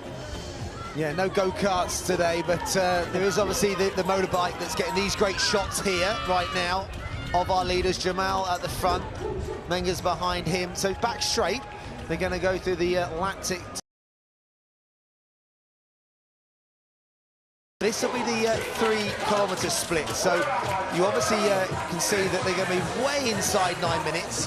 2:53, 2:54 being the kilometre split, so let's see how this one operates out. It's 3 minutes, so that's about what they're going to need now to keep clipping out. They are not too far over 3 minutes. And that is, you know, actually that 3K split equates to about 29:30, doesn't it, Ellen? So they are inside, obviously well ahead of those lights at the moment, which are set to 29:50. And I wonder, the pack now just slowly working their way up to these boys. That's a much slower K, and the pack will actually be moving quicker, you would have thought, than a 3-minute kilometre. Yeah, you can see it just lurking there in the background, can't you? Moving, making, like gaining momentum as they come down that back straight, and you can see obviously the Highgate vest and Jonathan Escalante-Phillips in the front, dragging that group forward to try and latch on to the back of these front two who have led from the first 400 metres. Yeah, I mean, as a runner myself, or as a coach, I would rather be tucked in that main group where there seems to be safety in numbers. There's still so many laps to go with that you'd kind of think that, yeah, it would be a case of clip the laps out. These guys have to think so much about what's going on now that, yeah, it makes it a little bit tougher for these two up front. Well, and as well, you know, it's one thing being up front. We've seen in the previous races, they've been up front and they've actually been hovering on the red lights. You know, they've had the lights to key off. These guys have got nothing to key off. They're running blind. They are sharing the pace out there, but a tough job for them today. Yeah, you'd imagine that even if they could stay well ahead of the group, and if they did have slightly longer out there before it got to this position where you do feel like the pack are going to close in on them very, very soon indeed, that they'd have spent at least a decent proportion of this race by themselves. And even with one dropping off, it was a really risky position for both these two athletes to put themselves in, knowing that they would probably spend a big proportion of it feeling fairly lonely. But here comes Escalante-Phillips leading the way, and he's dragging this group along. Isn't he? So how far did he go, and what pace did he run at last week in Copenhagen? Ooh. Well, he was leading out the men at 2:12, wasn't he? So how far he went, he definitely took them through halfway. I'm not quite sure if he carried on much beyond that. He was in the second group, the second pace group, like Matt said, to running around 2:12 pace. So we didn't see, because of the cameras, how long he actually stayed out there for, but you know, he has so much experience and he really loves to help out the athletes, and he puts in obviously a lot of graft into his own running and his own racing, but you know, he does get so much from helping the athletes along, and you can see he's doing such a sterling job here. That gap is getting smaller and smaller every lap. Well, I think he just has such a relatable story as well. He's kind of come from club runner to very high-end domestic runner, and he's still a math teacher. He's still a math teacher in Cambridge, you know, and he speaks a lot. I remember when he went out to, was it Armagh a couple of years ago, he went and we had him on the local radio station I worked for at the time, and he spoke about how much he loves obviously doing his running, but he loves his teaching as well, and he loves being that role model for the kids. Yeah. Well, he's probably metronomic with his splits then, and he's probably working out every equation or every possibility that the athletes that he's doing such a great job. And remember, they're wearing these Highgate, you know, Harriers colours, but yeah, he's at Cambridge and College, very proud. You know, obviously flying the flag, showing the support of Highgate Harriers, and we shouldn't, you know, underestimate the amount of people that it takes to put this event on. You know, I hope that the TV coverage is doing it justice for the noise, the atmosphere, but you know, the hours and the countless hours that volunteers are putting this on. It's non-for-profit, so everything that comes in through, you know, the event, through the sponsorship, through the support, goes back into the club, back into the event. You can see that with how great and how big the event is, and Ben Pocci and his team do a brilliant job. And the likes of On that are coming on board, and I know people are watching through their live stream, so welcome anyone watching it through the On stream. It's huge, Matt, isn't it? And they're taking running literally by the scruff of their neck and dragging it to the future. Nathan Rittenheiden's group and their events, it's phenomenal. Well, and I think one thing Ben said a few years ago, he said, you can only run fast, so you're going to get the best out of yourself when there's atmosphere, when it's high stakes, and he acknowledged that. And James, it's one of the reasons you talk about non-profit, but it is still free entry to come down here to this local track, park up on the bank as well, and enjoy some high-class athletics and get on the infield and get close to the action. Later on in the day, we're going to have internationals, Olympic medalists, world medalists, and in what other sport can you get that close and kind of personal with these athletes? Well, you can't, play a match on the centre court of Wimbledon before, Federer comes out. You definitely can't get in for free. And you can't drive around a Formula One track in your car, in your Fiat, or in your Ford, can you? You have to just watch it. Whereas this, obviously, the athletes who are watching are quality athletes. They're not just athletes that just turned up. High end. These are high-quality international athletes, the athletes travelling internationally as well. And we've got 800-metre juniors coming up that are going to soak up this atmosphere. But the fact that athletes, further down the chain get to experience this is just brilliant. And City of London as well, the support they give this event, and the fact that there's a £2 million investment that is just going to revamp, just going to kind of, redesign this place. I mean, that secures the future, surely. Yeah, and I think a lot of, you mentioned international athletes, their ears will prick up when they hear that, because, we know they're used to the state-of-the-art tracks, the top surfaces out there, and you can only imagine that they lay this track straight after this event. I think work's going to start on Monday, James, when they tear this track up and relay it. So international athletes will be taking note. We're going to see them later as well, but it's going to continue to attract the very best. And look at this thing. Menges determined to push on. Jamal's been reeled in, and it looks like Escalante Phillips is just going to drift on by him. And Jamal now, James, he's just got to tuck in and kind of bide his time and almost try and recover these next few laps. Ellen, you called this in, JEP has been on the money. Look at that halfway split.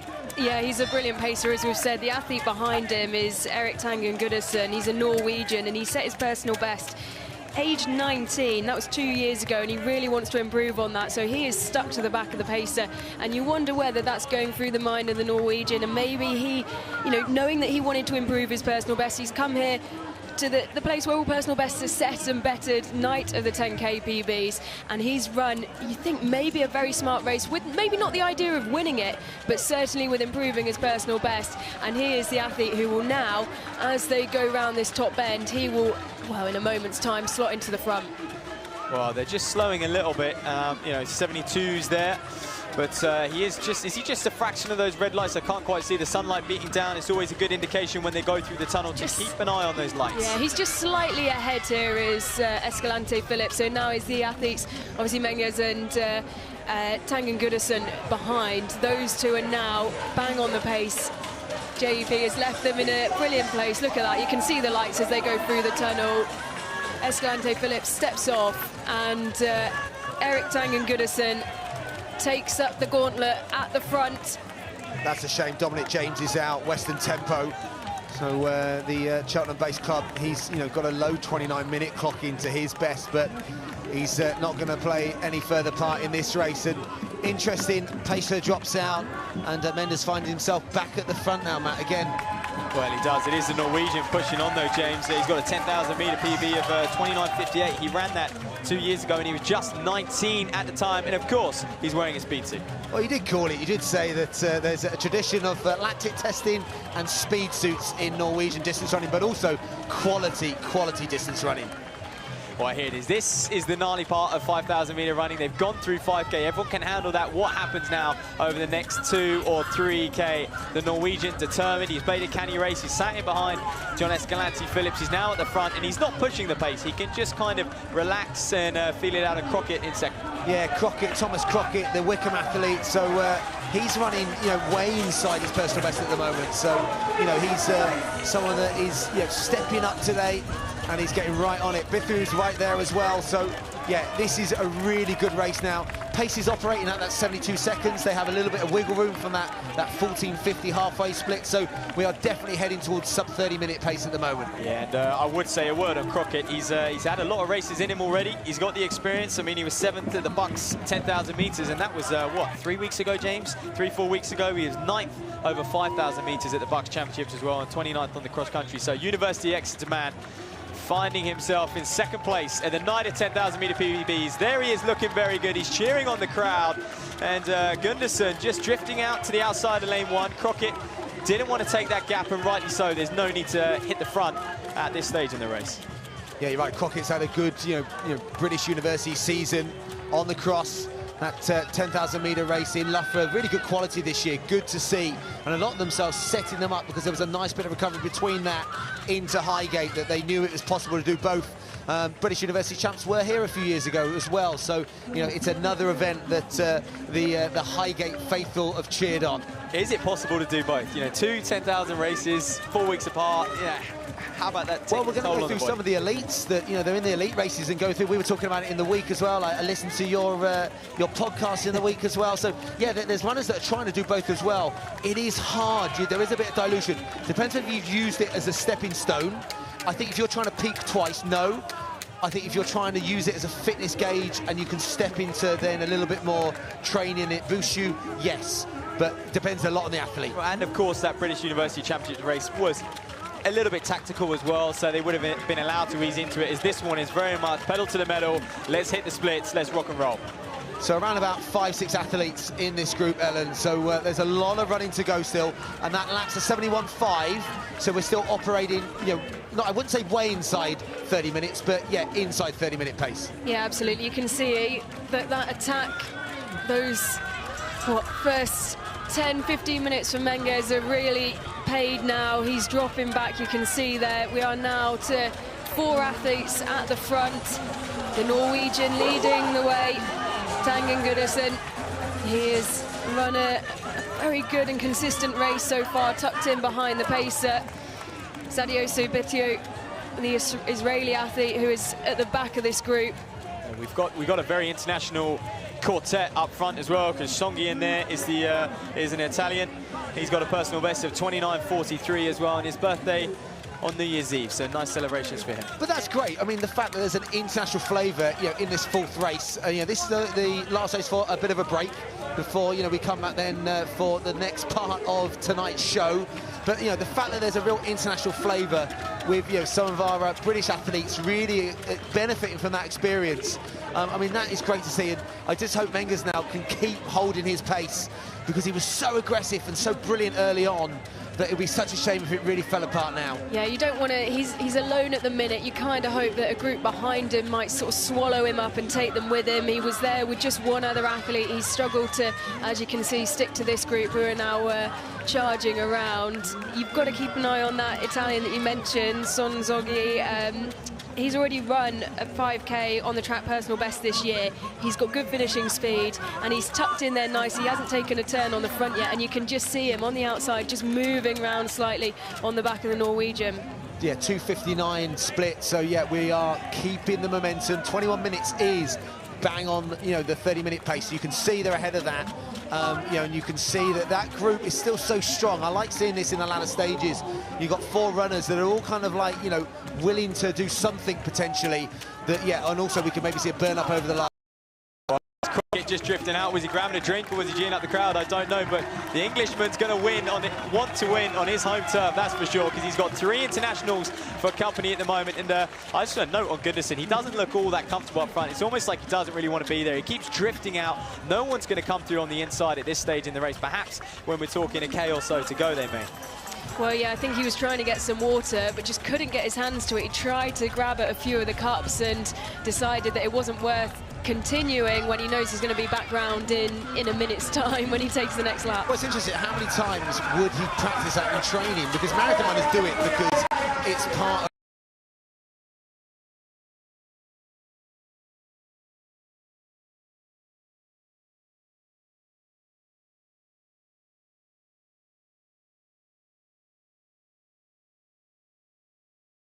together. Yeah, and it's not like, you know, when in road racing where you can maybe sight the water station, you know, in these long stretches halfway up the road you can go, right, okay, I'm going to get myself into a position. With this, you've got to move out the way, sort of other athletes to get back onto the inside line, and you can see this time around this lap he hasn't gone out and taken the water on. He hasn't taken this opportunity to do it. Yeah, look at the crowd on the side of the barriers. There is so much going on in the infield, so much going on the barrier side, on the little grass slope as well. Such noise. Another 72.0 laps. So the pain or fatigue of the Norwegian at front abiding their time, and I've already mentioned some of them are not even looking at going to the front of this lead 4. Well, I'll tell you who's needs keeping an eye on is that Bitwy in 4th place. He looks very, very relaxed. He's catching my eye, that's for sure. He hasn't made a move. Songhi and Crockett are kind of jostling for position. They're up and down. They're on the inside. They're on the outside. But Bitwy's very, very relaxed. Look at him, James. Relaxed arm carry.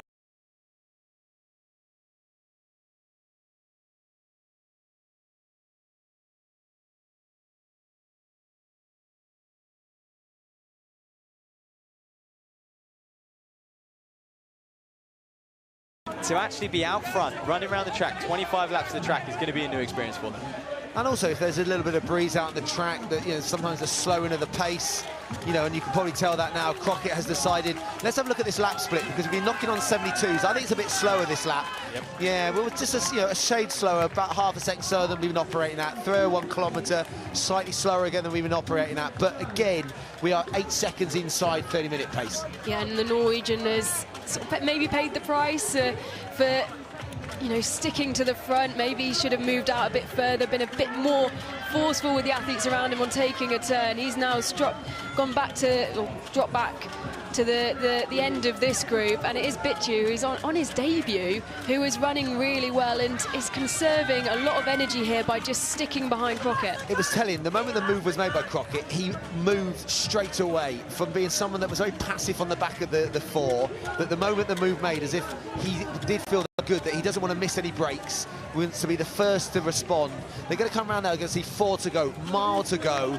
You know, as I said in some of the earlier races, they will do so many mile repeats, so many sessions where, you know, they finish at a mile or there'll be miles in the middle. This will be something they're so used to now, and they know now it's 4 classic laps of this track here at Parliament Hill, and now we're getting to the business end. Well, he'll know what's a serious move as well. He would have been, you know, he was sitting in 4th place, he would have been looking at the athletes around him, you know, seeing their body language, and I think he knew when Crockett went to the front, it was time to get a move on. It's 71 as well, so just picking it up slightly through that lap. There's Seifo Jamal, our early leader as well. He's sticking to his task though, James, and he's hanging on, and it looks like he may even get a bit of a second wind here. I'm really, really impressed by this athlete. He's someone, again, that, you know, again, I've watched him develop, and, you know, I still think he's a super talent. But, you know, the fact that him and Mendes were so aggressive early on, I like that again. I like to just see a little bit of enthusiasm. Sometimes it doesn't always pay off. But I think if he was to sit in a pack, and I think if he'd have sat back in the pack, he might still be in this this leading group. Well, and he's going to push on by the Israeli there, and Menges as well, the long-time leader, those two working together. And, yeah, they haven't faded completely.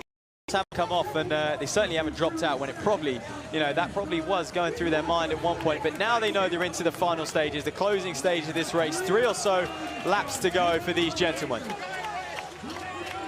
Yeah, so keep an eye on the lap split. The last lap was 71. It picked back up. I get a sense it's not picked up too much, and yeah, it's another 71. It just died off a little bit from the previous lap.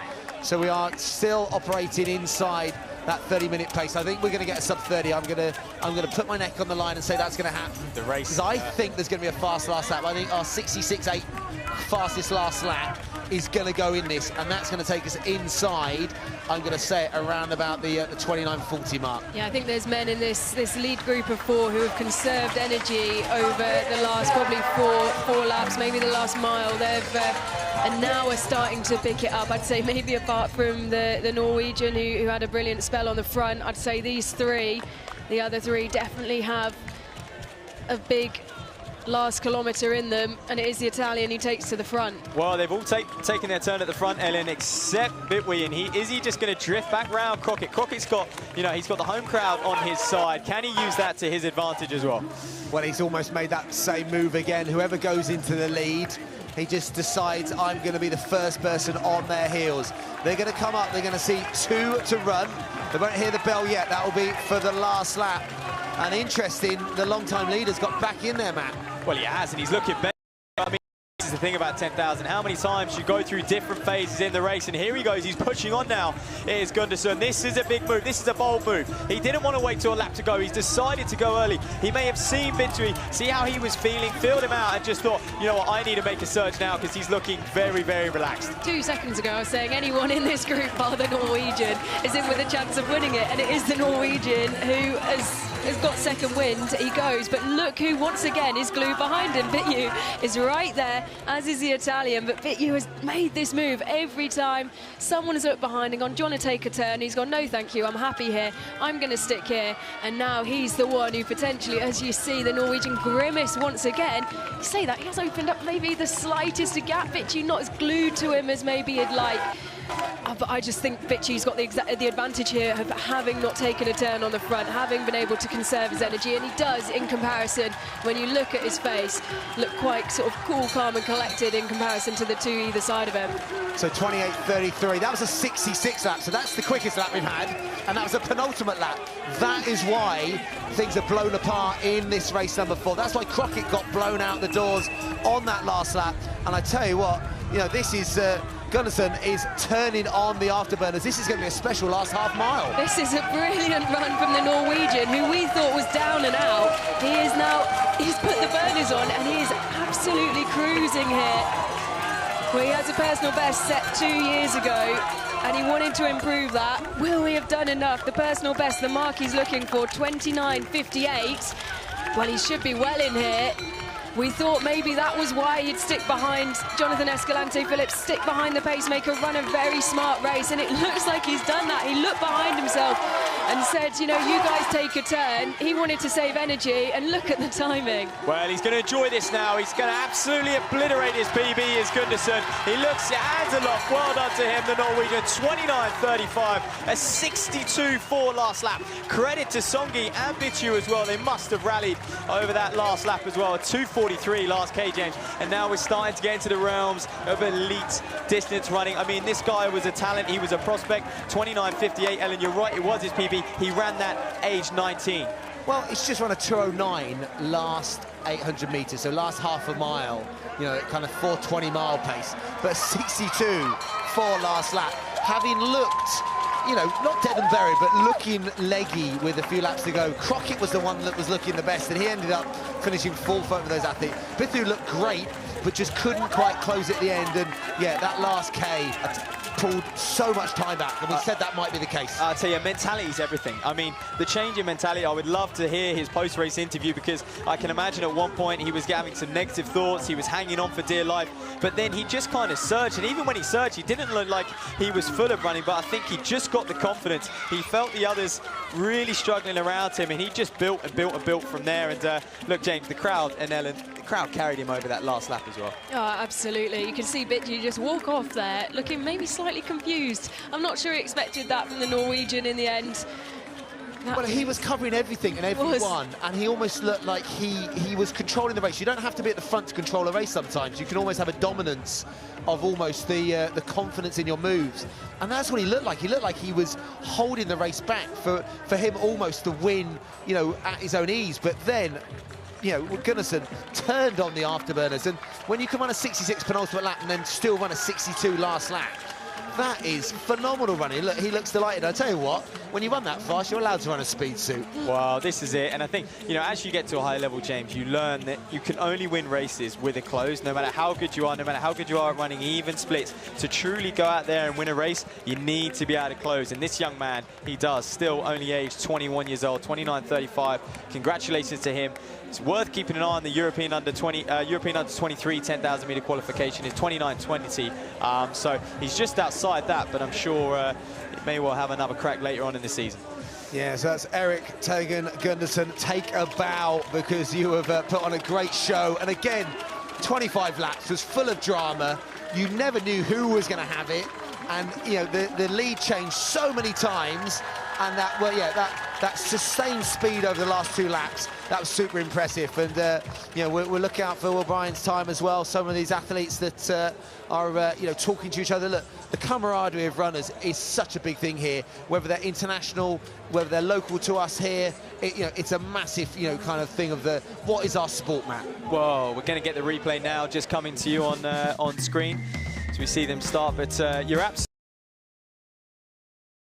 experience, and you know, they've done a 10,000. It's like those who finish a marathon. We see famous images of when they come down the mile at the end of the marathon, all sharing that kind of pain and suffering and achievement. But look at these early leaders, Menges and Jamal. They really took it to the race. They suffered a little bit themselves. We'll see. We'll try and bring the results to you. I mean, I can say Menges held on for 4th, which is a huge achievement. 30.17, came right through again, because he did fade a lot further back than that. And yes, 29.35 was the winning time. So this was the move. This was when the lead pack, I guess, ate Menges up and decided to just push on just after that 5K mark as Escalante-Phillips dropped out, Ellen.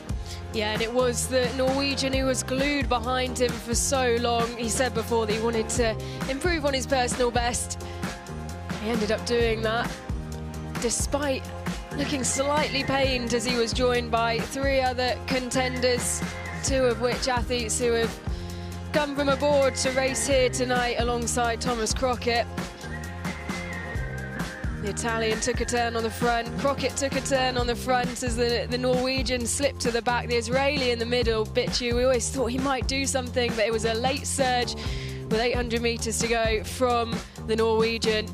I think, you know, when you go, you just got to go, haven't you, James? And I think, you know, he knew, you know, there would have been question marks, can he keep that going? But I think on the last lap, and once he got that gap, he really, the confidence is going to build. And it's deceptive as well. That last lap did not look as quick as the 62, but I think he really enjoyed the atmosphere. I think he earned that race, having done a lot of the early work. You know, he was absolutely delighted crossing the line. And, you know, to have an international winner in race 4, massive lifetime best. He will never, ever forget his experience here at Parliament Hill. And he gets an upgrade for next year's race as well. He absolutely does.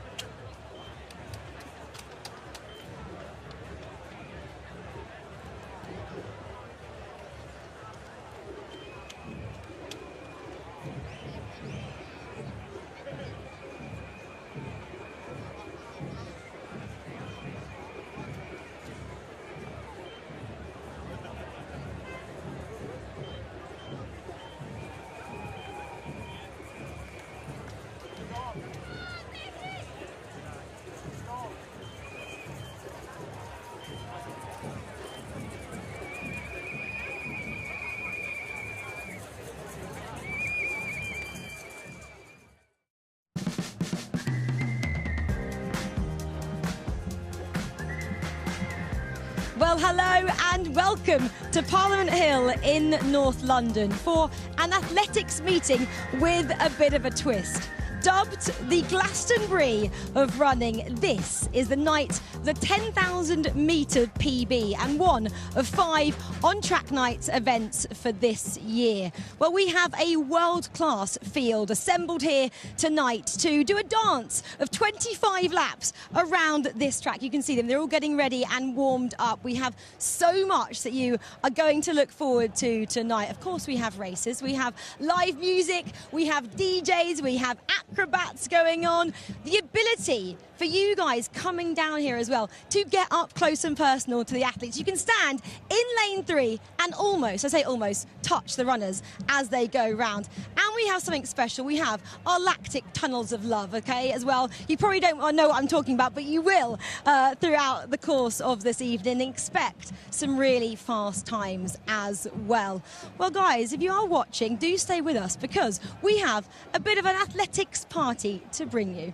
And as I mentioned, we've already been here throughout the day today and we've been blessed with some glorious weather here in North London. For once, the summer, I'm going to say, has finally graced us. We've had a lot of 10,000 metre races already. We have some 800 metre races still to come before we round out this evening with the 2 big races. They're also UK Athletics Championship races. A lot of the athletes here today are A, looking for fast times, B, looking for World Championship qualifiers for later in the summer, and there's also some prize money on offer as well if you win the race, come second and third, and if you beat those meeting records as well. So lots to look forward to this evening. And we have 3 commentators who, if you have tuned in already this afternoon, you'll know who they are already. Ellen Ellard, Matt Seddon and James Thee are all standing by. And I believe, guys, you've had a bit of a party already. And what are you expecting from later on this evening? I mean, I'm going to go and chat to some people in the crowd,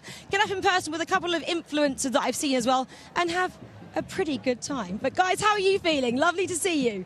Thank you, Rachel. Thank you, Rachel. It has been an absolute phenomenal start to this programme, and I tell you what, it's a programme that is only going to get busier and better. I mean, we compare the times to last year. We are up in every single race, Ellen, haven't we been so far? But not just the times, the drama, the theatre that's been out there for 25 laps in each of the races has been great, hasn't it? Oh, it's been exceptional, and it's what we come to expect here in Highgate, and it's going to keep coming. Like Rachel said, we've got a brilliant evening of racing to come.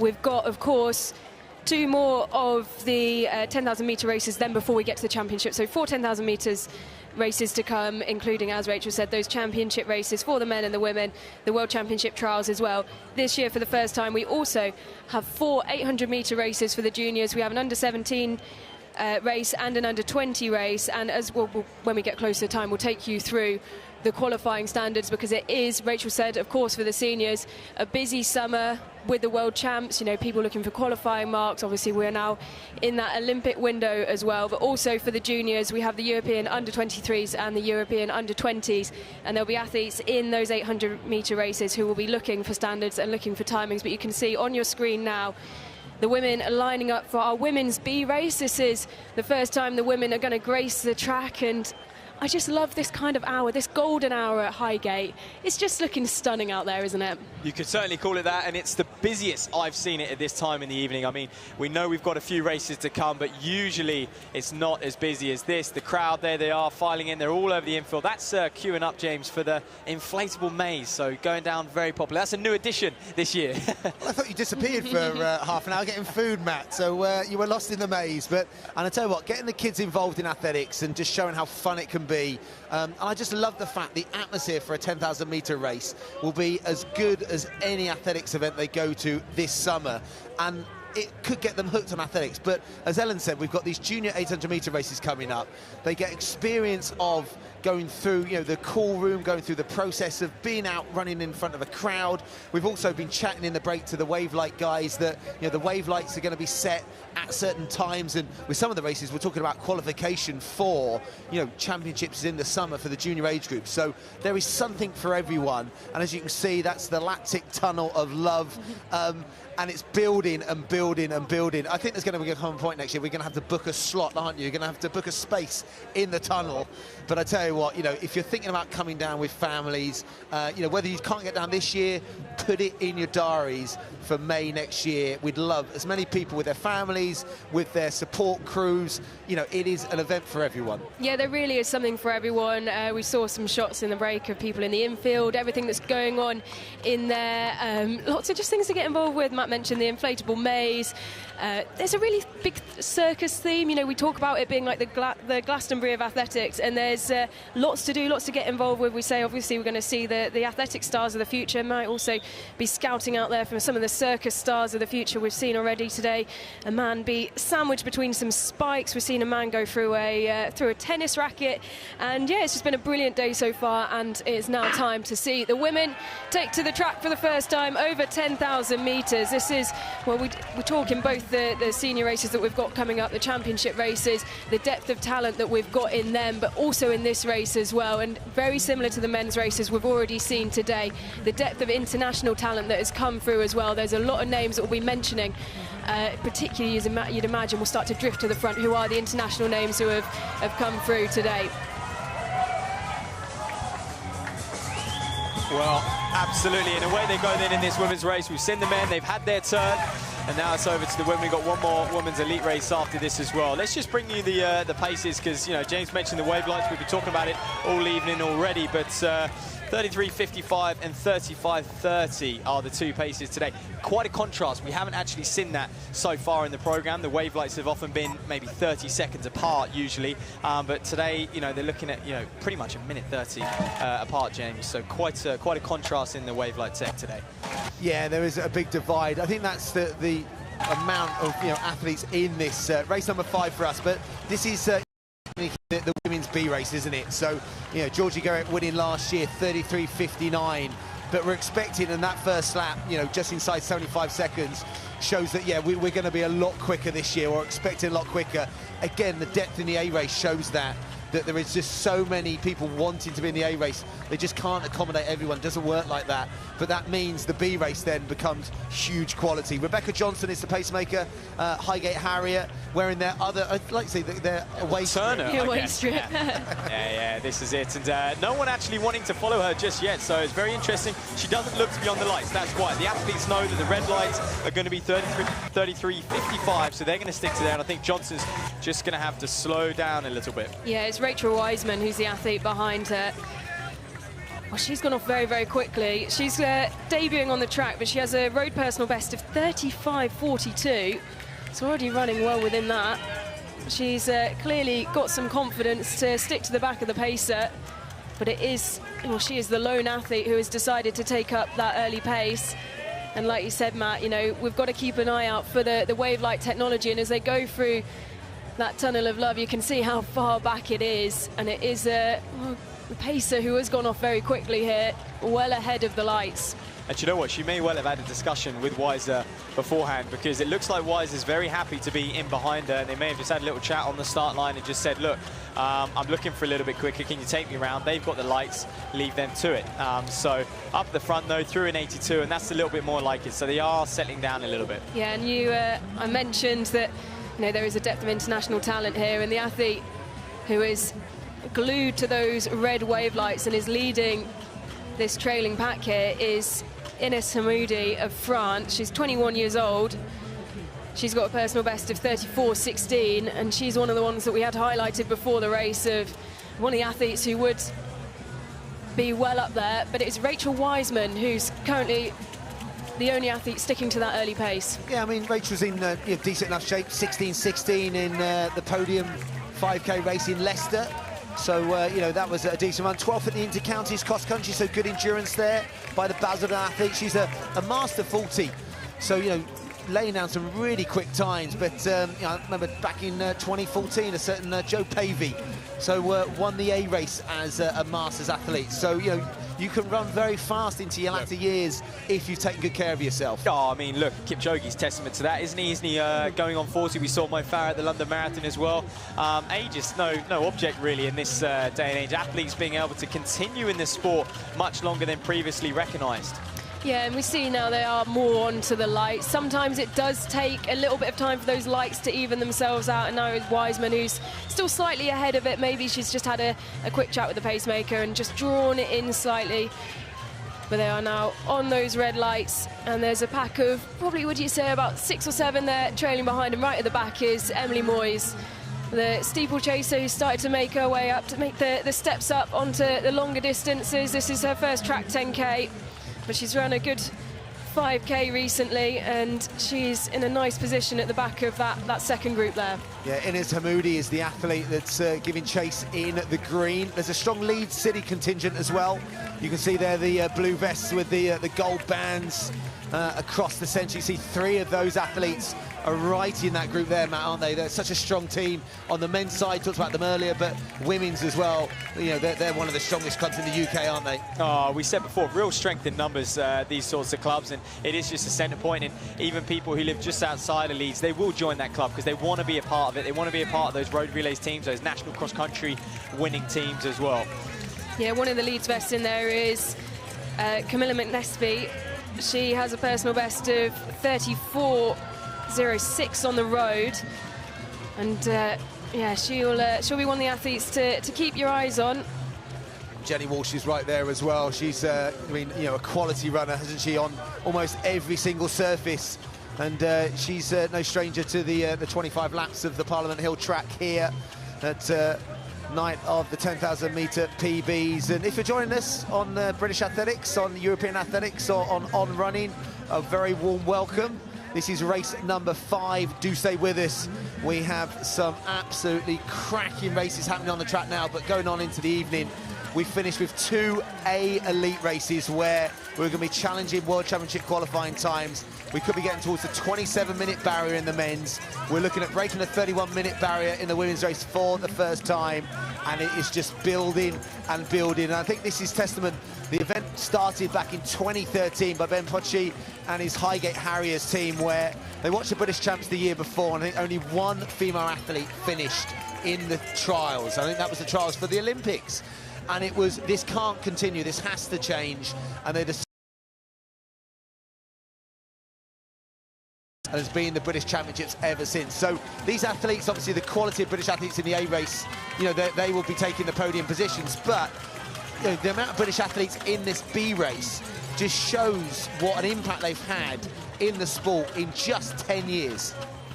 Yeah, they've made 10,000 metre running sexy, haven't they? They've made it something that you want to be involved in. This is an event that I remember sort of growing up and people saying, also particularly over the years when I started to make the steps into becoming a senior athlete, you know, people saying, come on, this is the event you want to be at. And it made 10,000 metres, particularly on the track, which is something you don't see around very often. You know, even at county champs level, it's hidden away on a different day. It's never really in the spotlight, but this is a day, this is an evening where 10,000 metre running on the track is prime in the spotlight. And it's great that this year, you know, last year we had the MC Carr Mile, the Millicent Fawcett Mile. This year we've got the 800 metre races. And when you look at the athletes who will come through that, who might be the athletes in 5-10 years time that we see on the track, you know, you can see there Jennifer Walsh. She was actually the English school senior champion over 800 metres back in 2011, and here she is, you know, probably sat in about 4th back there. You can see her just towards the outside in the Leeds vest. You know, these are athletes that we'll see later on, you know, around just after 8 o'clock when we see the 800 metre races, who we'll see in the future racing the track over 10K. I think you're absolutely right, and do you know what? I think this is actually the only real opportunity globally to run a 10,000 of this caliber for this level of athlete. To be honest with you, you can go anywhere in the world and you're not going to get crowds like this, an atmosphere like this, you know, if you're at this level. And even the elite level, you know, athletes who have competed at the Olympic Games, the World Championships, I'll be interested to hear their thoughts after, because I bet you this is one of the best atmospheres that they're going to compete in. Yeah, and we talk about the youngsters who will be doing well later on. It is the French youngster who's starting to bridge the gap here, Hamoudi. She's only 21 years old, and she's the athlete who is taken up the gauntlet and the chase on Rachel Wiseman, trying to get back up there to the pace. So Wiseman just on the end of those red wave lights, which are going around at 33.55 pace. Walsh is in there as well. The 2 Leeds athletes are the ones who are pulling along here, but it is the French youngster who's decided to bridge the gap. Yeah, Alice Gardner's the other athlete in there in the Aldershot vest. Again, we talked about Aldershot being such a powerhouse, and she's only 20, represented Great Britain multiple times at junior age group over the cross-country European champs. So, and with a 16:23 lifetime best from, I think it was last year, she's made a jump forward. Then there's no reason why she can't be in close to 16-minute shape, which then would translate to around about the 33.5-minute mark, which that's what they're operating at. So this would be great for a B race. You know, we are in the early stages here, but we talk about, you know, you've just mentioned it, and I'm looking down the list here. A lot of these women in this group are around the mid-34 personal best, maybe even the later stages of 34. And we've said so many times, you know, you just don't get the opportunities to race on the track in 10,000 metres, and particularly if you're going to be the only woman turning up to a 10,000 metre race at a county champs, it's not really that attractive. Whereas given an opportunity to race in a big pack of a really strong field of obviously British women, you've got a sprinkling of international talent as well. This is a really great place to race. You know, they don't call it night of the 10,000 metre PBs for nothing. There will be, I predict, I'm going early on this one, a lot of women in this group who will come home with PBs tonight. Well, there we are then, 3K in just outside 10 minutes, so that would get them around about 33.20. So up at the front, they're operating way inside that 33.55, which is where those pace lights were supposed to be. So it's very good running at the moment. I'm interested to see how this plays out. But Ellen, you were talking about it's an opportunity for them to race on the track and against one another, but also they're used to running in mixed races, women, especially when we look at the road team, the mass participation road team. So, and often mixed races, they won't count as qualifying times. And we know that the introduction of actually being allowed to take road 10K times now for, I mean, I guess it's not so important in this race, but for the Worlds and Olympic Games, but it has to be in kind of a female-only race, and this is one opportunity to do it. Yeah, exactly. They provide such a brilliant opportunity, a brilliant athletics opportunity, a brilliant athlete experience here at night of the 10,000 metre PBs. Ben does an incredible job, and, you know, you can see already, look at how built up it is. We mentioned it earlier. Through the, I think it was probably race 3, I remember looking over my shoulder, and I don't think this time last year, and even obviously in the years before, we've seen it this built up at this time. The atmosphere is absolutely bouncing, and these women will be feeding off it. Yeah, they absolutely will be, and they've done that for the first 3 kilometres, 10:06 roughly with that 3-kilometre split. So slowed slightly, but that first lap 75, that's where a lot of the opening running. But it's the French youngster that looks like she's closed the gap to Wiseman. Yeah, she has now. Jennifer Walsh well in there though. She's tucked in nicely. She's just taking that inner line while the French woman's on the outside. And this is a brilliant position for the 2 Leeds athletes, sort of working their way back up to Rachel Wiseman. Yeah, Hamoudi's run, you know, just outside 34, but I think she's, you know, they're operating way inside that at the moment. And I just hope the next few laps they can just clip out. They're running about 80 seconds, 81 seconds per lap. They need to kind of, you know, consolidate now as a group, rather than it be too, you know, kind of you know, split up and splintered. I was going to say, James, it is splintering quite a lot, and we're starting to see, you know, there's 3, and we haven't even hit halfway yet. So I think it's going to be a lonely ride, an 83-second lap. They're just tagging on to the pacemaker there. We know they've gone well out ahead of the lights, which is interesting. It's interesting the lights, you know, if they knew this caliber of athlete was turning up today, that they didn't program them to perhaps go a little bit quicker. So the athletes might be a bit frustrated in that, but hopefully, you know, that pacer, Rebecca Johnson, can actually carry them at least to 5K and maybe beyond. But we got a race within a race here, Ellen. Yeah, and we did question it earlier why the pacer had gone off so quickly. Maybe that's something they had in mind. Maybe, you know, when they were looking at it later on towards the end of this week, they might have gone, well, actually, we can see we've got a slightly higher caliber of athletes who are wanting the pace further than we might have expected. So we're going to put our trust in the pacers. We've seen them already this week or today be so brilliant. You know, the team that Highgate have put out, not all Highgate runners of course themselves, but they're wearing the Highgate bibs, and they've done a brilliant job of pacing and guiding these athletes to, you know, the PBs that they deserve, and I'm sure we'll see no different here in this race. The strength of the women supporting this race now probably asks the question of there's probably going to be a C race and even maybe a D race in the next couple of years. It's just, but we can end up starting a little bit earlier. But I think there's definitely going to be a case now, because obviously you talked about the standards. You can see it's getting a little bit chaotic now, but that is just purely the number of athletes that want to be in this event. But obviously there has to be, that divide between the A race and, you know, the second race. And, you know, at the moment maybe there's a case for a C race. Yeah, look how early we are in the race. Probably I'd say maybe it was 2 or 3 laps ago this group of women lapped their first lap runner, and it's one of those things where you wouldn't see that in the men's race, because obviously we have so many more men's race. You know, we've already had 4 before this one tonight, where, you know, it's more spread out and it's more, you know, suited and seeded to the athletes. And, you know, you don't want to be running too far out into the, you know, lane, what would be 3 or 4. We've got a brilliant MC having the time of his life over there. But, you know, they don't want to be drifting too far out every lap, which is what it looks like they're going to have to do at the minute. So I wouldn't be surprised if in the next couple of years we do see Ben expand it. And we got to shout out Pete Scott James, because he is the MC of the athletics world. He's an absolute legend. And how many years has he been kind of jazzing up athletics, you know, from trackside? He gets older every year in age, chronologically, but seems to get younger in how much energy he has. Whatever Pete has for breakfast, I think we all need a Peter Scott breakfast. So, and there he is on the screen.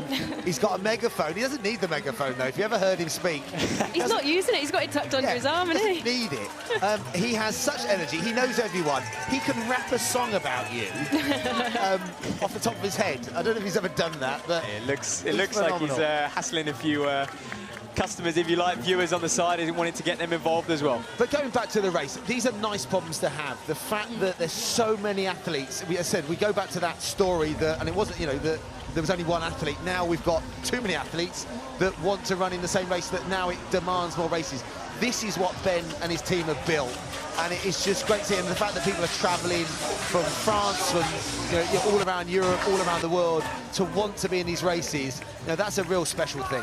Yeah, absolutely. And, you know, we've already mentioned it tonight. Obviously, the French woman you can see in the green there, we've already said she's only 21 years old. In the trailing group, we've got 2 20-year-olds. This is an event that is drawing a really young crowd as well.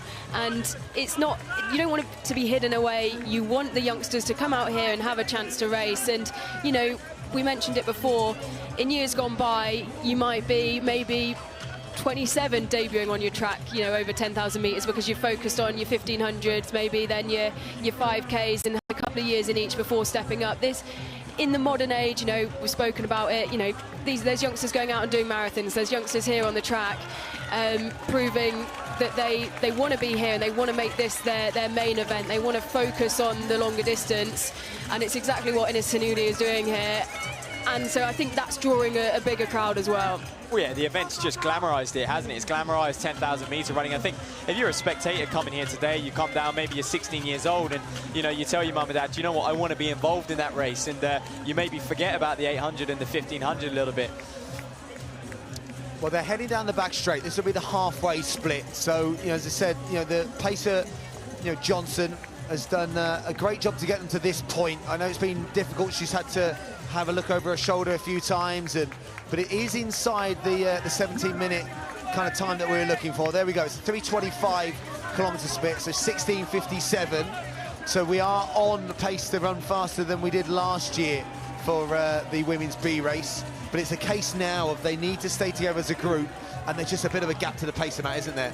Yeah, and it's been a gap all race long. It's like they just can't get on her. The pacer's maybe not checking her shoulder, but do you know what? She is kind of acting as a bit of a dangling carrot at the moment. She's keeping them going. They're running the right pace. They just happen to be 5-10 metres off her, and I don't think it's the end of the world. She looks as though she may be dropping out soon, so maybe kind of one last surge. But yeah, Hamoudi, first time I've kind of seen her grimace a little bit. She might just be struggling. Walsh looks very, very relaxed, as those two maybe just starting to ease away from Wiseman. But yeah, definitely these three in the running for the win in this one. Well, you can see how hot it is out there just off Hamoudi's face. The sweat already dripping off her brow. And it is the young French woman in the lead. Walsh absolutely stuck to the back of her. And Walsh is holding that sort of slightly inner position. She's stuck to the inside of the track, which obviously now she'll have to move out as they come past these the lap runners ahead of them. But you've also got to think that the pacemaker, she's doing a brilliant job to guide them around so many lap runners as well, and that's a tricky job in itself. Yeah, Rebecca Johnson's had a really good year already. She ran 9:11 indoors. This is the pacemaker herself, and you know, she's a sub-4:20 1500 metre runner, as well as, you know, she almost broke 16 minutes for 5K last year. So she herself is moving up distance in terms of, you know, great speed, great strength. Wouldn't be surprised how she's paced this, that she might be pacing this with half an eye on racing it next year. Well, this is exactly what we've spoken about, isn't it? Hannah Viner, who's in this race, she was the pacemaker last year on the B race. She did a brilliant job. She's then decided this year, I'm enjoyed it so much, I want in, and she's doing that now. So I think, you know, particularly if you are a high gate athlete, you want to, obviously you want to support, you want to wear your club vest, and you want to do your duty for the club, and that is. I remember last year Hannah was handing out all the, you know, the press bibs and helping with the photographers before she went and did her pacemaking duties. The club, you know, the athletes in the club do feel it's their duty to help out, help put on this event, support Ben in everything he does. But you want to get in and you want to have some fun as well. I mean, you know, watching this, I'm sure we all want to hop on the track again. But, you know, these pacemakers all want to do it, and they want to give it their best shot and do it themselves as well. Well, I think you're definitely right, and it's you can see how she's gone beyond 5K now, so she is looking to maybe get a little bit of practice in for next year. She looks very, very relaxed. We often see people do it in the marathon, don't we? You know, see if they can get a pacing gig up to 20 miles or so, just to experience, you know, fueling and what it's like in those latter stages. So I think she looks like she's definitely going to get them to at least 6-7K. She's bounding along and almost looks full of energy. She might finish. I mean, in terms of, like, you know, looking comfortable, the only thing I would say is that the athletes just can't quite just get onto the back of her right where they probably need to get the maximal benefit. I mean, you know, a pace of themselves is, you know, kind of, you know, a few things, as in, you know, set an economic pace, but also when it's a little bit breezy, you want them to cut the wind for you. You want that that slipstream, and if they're just a fraction in front, it can make it a bit more challenging. Certainly, and they're kind of running at that absolute red line where to raise it would just kind of push them beyond. And there she goes, she drops out bang on 6K, 82s, and it's going to be interesting to see what, you know, what they do over the next few laps. Will it slow a little bit before we see that kind of, you know, rise in pace towards the end of the race? But Hamoudi, you know, technically, I know she's had the pacer, but she's been doing a lot of the hard graft herself, and Walsh can actually get so close. If you look at Walsh's stride length, very, very short, very efficient, maybe suited to these longer distances. We know she came from that 800-meter background, but you look at her stride and you think she's going to be able to keep that cadence going all day long, and that's why she can get so close to Hamoudi. She's actually got a road personal best set back in 2014 of 34.43, and with the way Walsh is powering along here, she's going to smash that. She's going to smash that, but the fact that that was set almost 10 years ago now. And as we mentioned in the earlier races, there are obviously casualties here and people that it doesn't go to plan, and they have to step off and come back to fight another day. It could be having a niggle, it could be, you know, having an energy issue. So yeah, it's just a tough one out there sometimes. Well, yeah, that was Heather Townsend who stepped off. She actually ran London Marathon this year, 2:37, and she took 18 minutes off her personal best running that. And you've just got to think, you know, we'll talk about it later on in the race with in our, you know, the women's race, the women's championship race, you know, with Sam Harrison, like how long you actually need to recover. And it's not, you know, it's not one size fits all. And you do wonder, you know, that was only what 3 weeks ago now. Was it a bit too soon for her? Well, it's not just, you know, physical stress, it's also emotional. You come off that high. I mean, London is one of those events where the adrenaline's pumping. And I know immediately after, you're just buzzing. You feel like you can attack the world, but I think it catches up with you about that 2 or 3 week mark, James, doesn't it? And coincidentally, that is literally now. Yeah, you can almost have this kind of honeymoon period after. Yep. You feel great, you're on the, you know, the top of the world, and the body kind of forgets it a little bit. You rest for a bit, you start back running, and you almost kid yourself you're okay. And it's almost now, it just settles in, and there's no hiding in a 10,000-meter track race. The moment your legs start to go, every bit of fatigue that you built during a marathon will just jump on you, because training sessions never quite replicate to the absolute maximum effort you'll go to in a race, even if you tell them to, because you can't, between a marathon a few weeks ago and a 10K now, go to that maximal effort. And it is sometimes, but there are athletes that will pull it off, and you know, we could see Sam Harrison run phenomenally later, but yeah, sometimes it doesn't. But this race right now is fascinating. We've got 3 athletes. It'll be interesting to see where they are on the next split in terms of kilometres, see whether we have, you know, maintained that 34-minute pace or just inside, or whether it has slowed down having lost the pacer.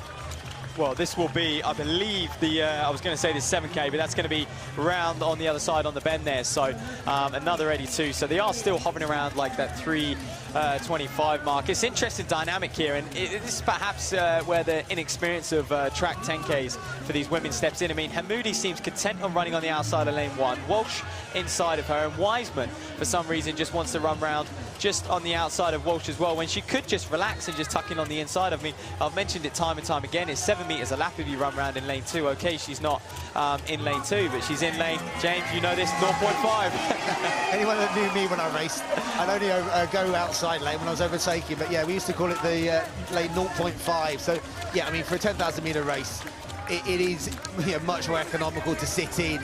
But actually, if you're coming from a road background, do a lot of road races, you're quite used to running in a kind of an open... In your own zone, yeah. In your own zone. So, and some athletes also don't like, you know, what is the hill recovery of other runners, and they quite like to see where they're going. So, I mean, if you find you're comfortable in that and you're happy with that, it doesn't make a huge difference. But it is a little bit of an add-on. I think you're right, and I think it also depends how you train.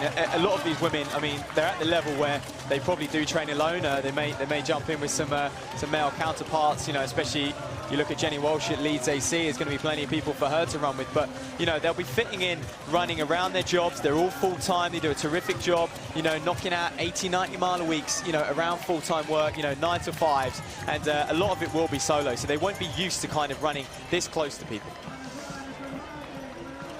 Well, Wiseman has moved well up onto the shoulder now of the French athlete. Is she just going to tuck back in there as they go through? And Moody seems content on just holding the lead. She doesn't want anyone else to come around and share it. She wants to be at the front. She wants to control the pace. She's doing a good job at the moment, but surely you'd just happily let someone come around for a lap or two. And they're going to have a bit of traffic now again, because I think they've gone back on the kind of circuit of, you know, lapping people again. So, and you can see there's almost a train of athletes. So again, there's a skill to, you know, to the gaps and kind of going up and down gears to make sure. What you don't want to be doing now is fartlecking, as he going too fast, too slow in between speeds.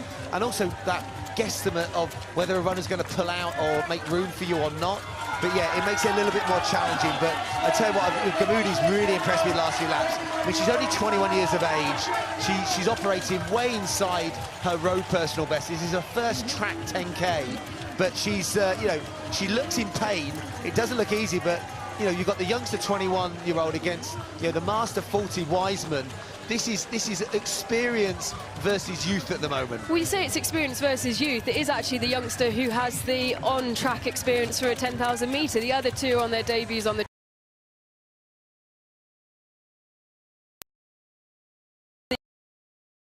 doing the laps, churning out the 25 lappers.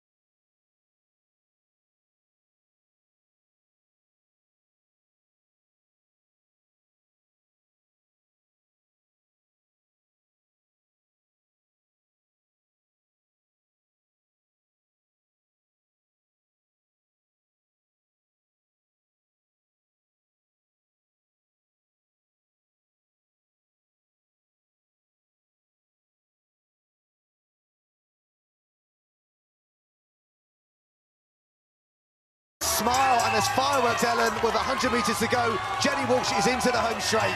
There's that 800-metre speed. There's the smile. She might be reliving that 800-metre gold from English schools in her head right now. Look at the way she's charging. She's absolutely flying. That's unbelievable from Jennifer Walsh. The last lap. What a finish. Incredible, and she has absolutely smashed her personal best. It was set on the road, 34.43, and she's taken the best part of 40 seconds off that. A nice 71-second last lap as well, and I tell you what, there were fireworks before the bell, there were fireworks of 100 metres to go, and then the fireworks in the last 50 metres, and I tell you what, I loved seeing her smile when she went into full... That's track mode. That's is track mode. Track mode, Yep. Went into the gears. She knew she was going to win in that home straight. Yeah, I feel like once you've been an 800-metre runner, once you've been on the track, once you know you've got that speed in your legs, no matter how long ago it was, 2011 it was when she won that gold medal, I guarantee you in her head she's back there running that English schools race again, and she was flying. She was loving it. Todd Dixon used to say a miler's kick does the trick. And I tell you what, that was a very, very special kick in the home straight. And, the beer that she's going to win for that will be very, very well earned. But I tell you what a race. And, the young Spanish athlete that, really took it to her. And I thought at one point down the back straight that we had a change of guard in that last lap. Well, yeah, I mean, that's the second time that's happened today. The long-time leader has managed to hold off the person closing on the latter stages as well. A nice little victory dance. And look at that, long-time friend Amelia Greco as well. They've been up through the age groups together. Amelia here working on, obviously, the event sponsor as well, congratulating her long-time friend as well. So if you're just tuning in, welcome to the night at 10,000 PBs. And I hope this sets the tone for the rest of the evening as well. You're absolutely right, Matt. There would have been a whole host of personal bests set in that race, still being set right now, because that strong field with such depth, they're still crossing the line now. You can still hear the bell sounding in the background. Athletes coming through, stopping their watches. Don't worry, we are timing you as well. So if you are looking for times, head to the on-track system and our open track system, I should say, and check those times. Also, loads of lap splits. Those stats lovers out there that love going through the different kilometre splits, they're all on the open track system. But again, wherever you're joining us from around the world and around the UK, we're delighted you're joining us here for this superb event brought to you by the Highgate Harriers. And it is an event that has got so many partners, so many supporters have come on board with such support this year, Matt, haven't they? And the City of London as well. They're then going to invest £2 million in refurnishing this superb facility, and it's just going to go from strength to strength, isn't it, Matt? Well, exactly that, and I think On wants to continue to grow. I mean, they've got a huge, stake in the markets at the moment in running, and they just want to keep pushing on as well. They're pretty much the leading brand in the way they're kind of being innovative, jumping on crazy events like the night at 10,000 as well. But I think that race and all the races we've had previously just highlight that the 10,000 can be thrilling, it can be interesting, and regardless of the kind of level you're watching as well. I mean, we've still got the elite races to come, but we've still been spoiled with some amazing races. Absolutely, it was the same last year as well, wasn't it? We mentioned earlier that race that Dean Casey went on to win. That was, I think, my race of the day last year. Just because it was such a brilliant run from the Irishman. We see him, he's been promoted into the top race this year. And I think because they have that system where, if you prove yourself in the earlier races, you can make your way up the order. There's something at stake as well. Obviously, you want to chase your personal best. You might be chasing, like we're seeing with some of these under-20 women in this race, and we'll see in the 800 metres, and then, of course, obviously, with the senior, elite championship races as well. There is stuff on. There's a lot at stake. I think it just makes it so attractive to watch, and it makes everything, when you've got athletes constantly fighting for personal best, constantly wanting to push themselves, it makes it a great watch. Absolutely does. So that was race number 5 for you. We've got race number 6 off at 7:30, so just in around about 10 minutes time. And that will be the last race before we go live on the BBC Red Button. Yeah, so much action to come, and I can't wait for those junior 800-metre races. Just going to soak up that roar. I could, really feel the crowd as she crossed the line. But how did we get there in that Women's B race, race number 5. It was a fast start, 75 seconds for that opening lap. Wiseman was the athlete that really was the early aggressor to go with the pacer, Rebecca Johnson. But it was also the French athlete Hamoudi who closed that gap. But Jennifer Walsh, the whole time, Ellen, was just there and just waiting. She was. She ran a very intelligent race just to tuck herself in behind. And Hamoudi was happy to let her. She wanted control of the race through particularly the first. And then Walsh was the athlete out of the 3 who decided to make that attack. She took control, and what a brilliant move it was as well. Rachel Wiseman, she was the early leader in the mix. And there was the moment that Walsh snuck up the inside and decided to push on. With about 2 kilometres to go, and it looked like that she had it all sewn up by herself until the young Spaniard Clara Las Helas decided to put on a late charge. But in the end it was Walsh who dug deep, found that 800-metre speed that she had as a youngster and took the win in emphatic fashion. A superb atmosphere down that home straight, and look at that. The joy of the teammates, but so many personal bests behind as well. Night of the 10,000 personal bests, and so many set in that race. So, and we've got Rachel trackside. Down to you, Rachel. Yeah, thanks, guys. Well, a break in action. We've just seen some amazing action on the track there. It's like we're at some World Championship meeting here. We're not. We're on track night, of course, the night of the 10,000-metre PBs. And next to this legend here, Olympian Chris Thompson. Of course, he's an on athlete as well. Lovely to see you here. I mean, this is an event like I haven't been to for quite some time here. It's part of this on-track night series. They're running 5 this year. Yep. This is the second one. Tell me a little bit more about these and what they're trying to achieve by putting these races on. I think they're trying to just continue to grow that idea and the concept of bringing spectators and the athletes closer together, bring that interactiveness, if that's even a word, I don't know. We'll go with that. And giving the athletes the opportunity, no matter what the level, club athletes, elite athletes, to run PBs, qualify for championships. Historically, this has brought some amazing races, amazing performances, athletes going on to World and Olympic Games from it. It's an absolute carnival atmosphere, as you say. A number of people have said, looked round and just gone, I can't believe this is a track and field event. I mean, behind the camera there's people climbing, and what, the kid just jumped off the top of a climbing wall. Thankfully they are attached to a rope, so everything's all right. It's just amazing. It's just an incredible night. And their mission statement as well on track nights is to give a platform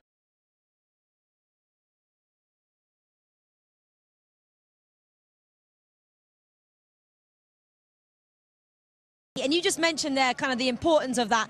Do you look around and go, this is like a World Championship night and something they need to get used to if they want to be at that level? Certainly the emotion of it. When you're on the track, it's intense. And I think a lot of athletes that go on in their career, later in their career, remember moments like these to learn from and know that that's the moment I grew in myself, confidence-wise, and to deal with big things. And I know the moment that happened for me, and hopefully some of the young kids today can run PBs, and even if they don't, they take away something from it to make them even better in the future. And who knows, we could be talking about, like London Marathon talks about the athletes that win the mini marathon, could be talking about athletes that win this event that go on to be the next big name athlete and win Olympic medals. And that's what this event hopefully will do as well as everything else. It's just, you can't put negative to this. It's just, there's just so many positives, no matter what age and what you're coming here to do. So no matter families out there, I've brought my family as well. It's just brilliant. My parents are coming to watch, FYI, as well. But I mentioned there's 3 continents, there's 5 races. It began in the USA. This is number 2. Then we go to France, Vienna, and then Melbourne as well. So it really does cover the world. And it doesn't just give then British athletes a chance. Tonight, there's a world-class field from around the globe. I mean, how important is it as well to transfire across the globe and go to different continents? I think it's very important. I mean, track and field for me, I've always felt it's one of the most inclusive sports there is. Just bar none, because you just need a pair of trainers, or even can run barefoot. And I think that's where the going across the globe with this event just helps everyone have their own little moment of festival, their own little backstage moment. And I think it's good for the sport, and it's good for people to experience that no matter where they are. And I'd love to go to the final event in Oceania. As a beacon that could, with the series and more series, who knows, we could have so many events doing stuff like this. But I think it's just awesome. I'm almost lost with the amount I've talked about this event this week, the amount of interviews I've done, and I feel like I'm regurgitating that stuff, but you almost have to see it to believe it sometimes. And you've raced this event before yourself as well, and you know, we've watched the athletes here tonight. You know, was it important for you to perform well here and get PBs and just show maybe not athletics fans? Because I think there's a lot of people around here as well that probably have never watched an athletics race before, just how great this sport is. Definitely. I've had friends come who would never come and watch me run ordinary, if they're being honest, and they have come and watched me. I think it's so they can hurl abuse at me because they can get really close to me. But the point is that, yeah, exactly that. It's a place that's has fond memories for me of what it did and the performances I had. And people have come up to me and said, I remember when it was myself, Andy and Alex Yee had that famous finish. In 2014, I came here and had a battle royale to make a European team. I mean, there's memories like that just stick with you, and hopefully there's loads of people getting memories like that. And for me, it's incredible. Like I say, it was a shock to my system when I first did it, and I'm gutted I'm not running, but I'm glad I'm seeing the other side of the coin so I can experience it from every angle. Mentions people who come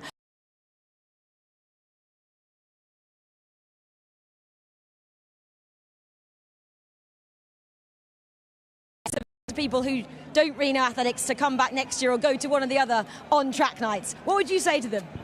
I would say I defy you to come here and not want to come back.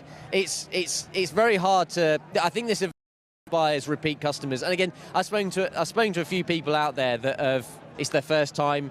A few people that came here as a runner and has come back as a spectator. You don't often. And vice versa, people that come as a spectator and come and run. I mean, that's what the event does. It makes you want to experience both sides of the coin, whether you're watching or running. And again, like I say, you bring in your family. So for a lot of people, it might be difficult to balance going to an event with young children. I've got a 2-year-old here. I don't know where he is. I'm sure he's safe. And so his wife is here. FYI, it's fine. Yeah, he's safe. Yeah. I'm sure. I'm confident. But my point being is that you can come here and enjoy it, and you can have the ability to watch races, dip in. I've said it before, there's climbing frames, there's all kinds of things. And yes, I will stop rabbiting on, but again, it's good. I get told off, but yeah, it's just brilliant, isn't it?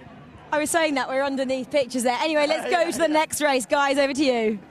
Thank you so much, Rachel. Thank you so much, Chris. What an absolute legend. I don't think I've ever seen a boring Chris Thompson interview. Please, could someone find like a time machine so we can just make him younger again? And also find his child as well. And someone find his child, because, yeah, I mean, he's just got so much energy. And one of my favourite Tomo moments, Tomo being his nickname, was when he won those Olympic marathon trials in Kew Gardens, an event organised by Tom Bedford, and it was just phenomenal. The emotions, but it just showed that, you know, he loves running, doesn't he? Well, we talk about his child. Well, didn't he win that? Only it was a couple of days after his child was born, wasn't it? And so that seems like now if his child's 2. Seems like 2 years ago. Seems like it must have been 2 years ago, wasn't it? It was 2021. Hey, enough of Tomo.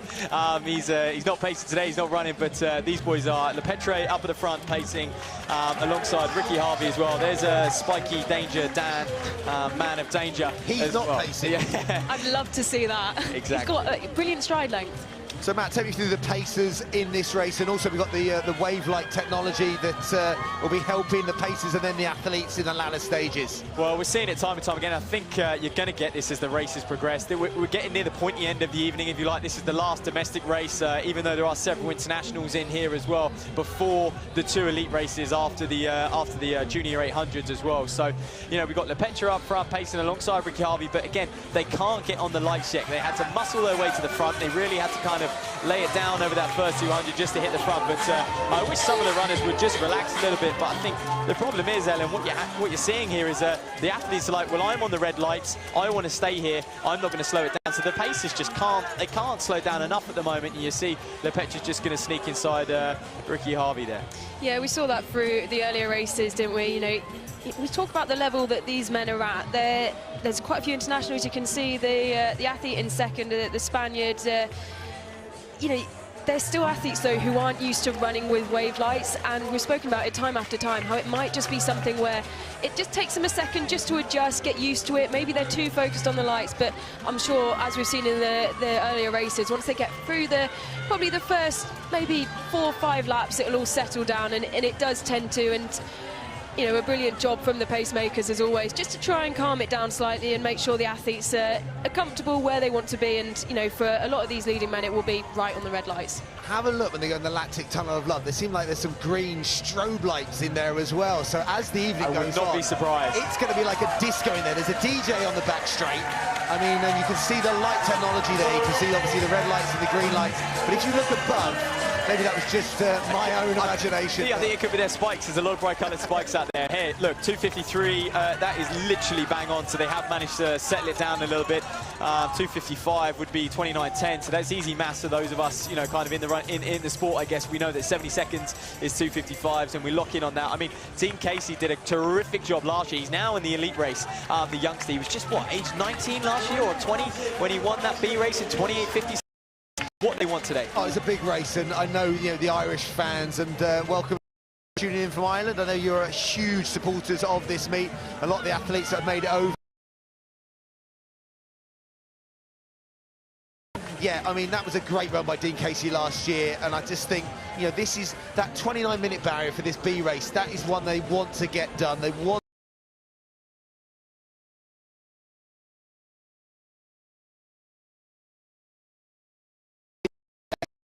be phenomenal. Support the pace, making sure it's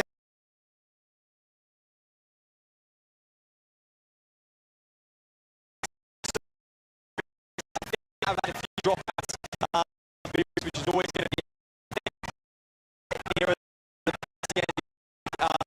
results matter, and they don't tend to turn up if they're a little bit underprepared, Ellen.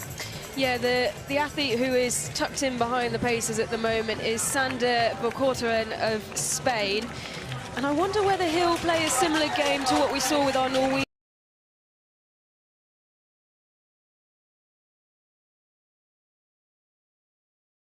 28.48 at Valencia. He's got a track personal best though of 29.19, so he'll know his strength, and I think he might be one of those ones where, like we saw with the Norwegian Gundersen earlier today, just stick in behind the paces, stick to the light. Maybe that's why he was one of the athletes keen to get very, very close to the lights and that inner line, because he knows he can run well under a PB. Well, you know, there's a lot of boys who go out to Valencia and a lot of people who go out to Valencia and they will run fast. I mean, in this race, I mean, 28.40 to 28.50 seems to be the kind of golden time, if you like, for these gentlemen. And then most of them actually have gone out to Valencia and they kind of hit that split. What I would say is, you know, track 10,000 is a lot different to the road, and I think, you know, acknowledging your road PB and thinking you can go quick on the track is perhaps a little bit naive. Yeah, there's also a little bit of technology involved nowadays. Some are, you know, slightly bigger responders to the technology of shoes. That's the, you know, the foam and the carbon plates in them. You know, other people do run better on the track, you know, and it suits their kind of, you know, their personality or how physical they like. You know, the track running has a, you know, a certain edge that, you know, road running just doesn't have, and there's a racing element to it as well. So, yeah, there's also experience. You know, it depends if you come from a background of, you know, fast 5,000s on the track, or, you know, we've got athletes that are coming down from half marathon to 10K here. But it's Sander Bokorteren, the Belgium athlete. He's the fastest man, I think, or one of the fastest. When I went through the kind of athletes on paper, he's won that 28.41, you know, personal best on the road. You know, so he's someone that has really good pedigree and it's also someone that's made the journey to be here. So no wonder that he's there in that luminous yellow vest, and he's got right on the back of the two paces. He looks very smooth as well at the moment, relaxed. Obviously, he's got the experience, but someone I should probably mention is Oscar Bell, the tall figure in the red vest. That's the Hearts Phoenix vest, and coached by, of course, Andy Hopdale. Will be here tonight on the mic, I believe, James, as well. But this man was 7th last year in the C race. He's now in the B race. Hey, how about this for a stat? 14 parkrun wins in 2022. That is a stat. Yeah, and I had a chat with Andy Hopdale. Guess where I found him? VIP. Of course he was. I was just heading through there, obviously. Got bumped into a good friend, Darren Sinclair, former 800-metre athlete. So loads of athletes in there. Ollie Laws is in there from On. And Ollie himself, we go back years and years of running together when he was Shropshire School's best athlete that came out of there for a long time, and then went on to Loughborough. But Ollie part of On, and speaking to him and the enthusiasm, and he said he listened to the live stream and you could get the sense of atmosphere, but he said it wasn't until he got here, he said he realised, oh my God, this is just phenomenal event. Well, the way he talks about the brand, and I guess, you know, how excited he is about the brand, and has been for years. I mean, he's been involved with them for a few years now. He really has seen them grow and take the running world by storm, and you know, I hope this this On series is around to stay as well.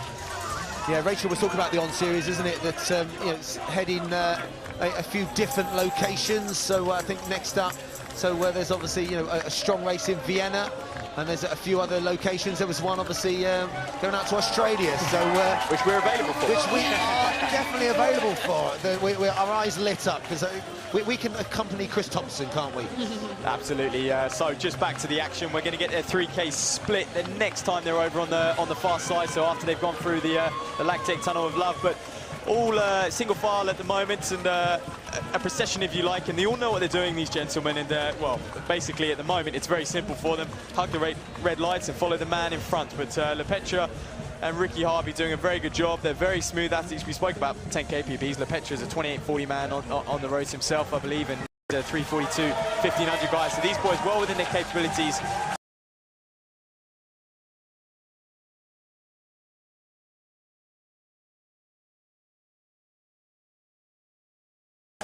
Very strong athlete, a real kind of talisman with the Highgate Harriers, especially with, you know, their cross country, their road. But yeah, Harvey, I'd like to say he's an Aldershot and Farnham athlete, isn't he? So he is. Yeah, we're trying to get him to move clubs, of course. He does live and train in Bracknell, but yeah, he's just hit the front and taken LePetre, and I'm sure we'll have more on LePetre later, as he wined and dined Paul Chilimo before this race and showed him around the track on Friday. Did a few pre-race strides with him as well. Oh, that's just great. I saw the pictures on social media, and you don't get too many Olympic medalists come for your club meals. And this is, I think that's just a testament to athletics. Everyone is very approachable in this sport. Athletes are very humble, and you know, the bottom line is they all share a common interest, and it's just fast. And I think appreciate the work they put in, and especially once you start reaching this level. I mean, like we said, most of the guys in this race will be semi-professional, be working full-time jobs. They respect one another. They know that to be there on that start line, you've had to put a hell of a lot of work in. Yeah, there's loads of miles that have gone in, you know, whether that's, you know, for getting ready for a big cross-country season. Some went indoors, some have been hitting, you know, marathons, you know, half marathons. So, yeah, there's so many different ways to attack 10,000 metres. And for some, this is going to be the springboard for the rest of their summer. For some, this is their summer race. This is where their kind of track season starts and ends. I think this is Highgate is such a brilliant melting pot of people coming into this race from lots of different, obviously, parts of the world, but lots of different either parts of their career, like you say, parts of their season. You know, are you coming from an indoor? Are you coming from a cross-country background?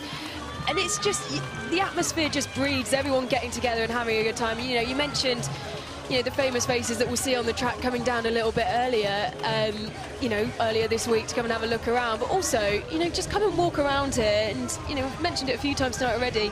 Just sat on the banks, there's, you know, there's probably a few, well, we've seen already a few Olympians, former Olympians out there, you know, former British champs. You know, this is an event for athletes and they love it.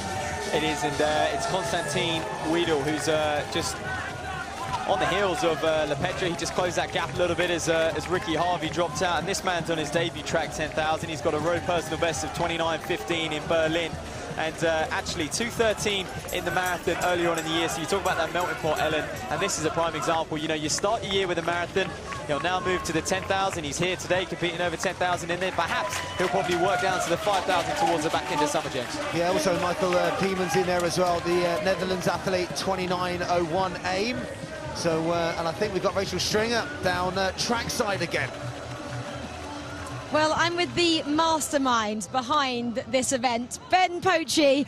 He devised this back in 2013 now. I mean, I've got to first ask, because you've had a feel already of what this event is like. What did it look like back in 2013 compared to what it looks like right now?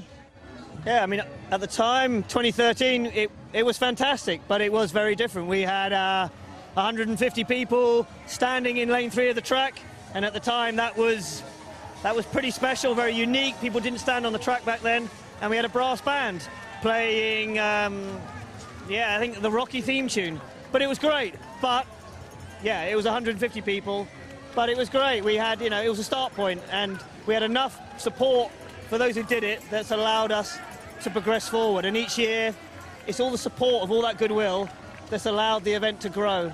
What was the why behind putting an event on like this?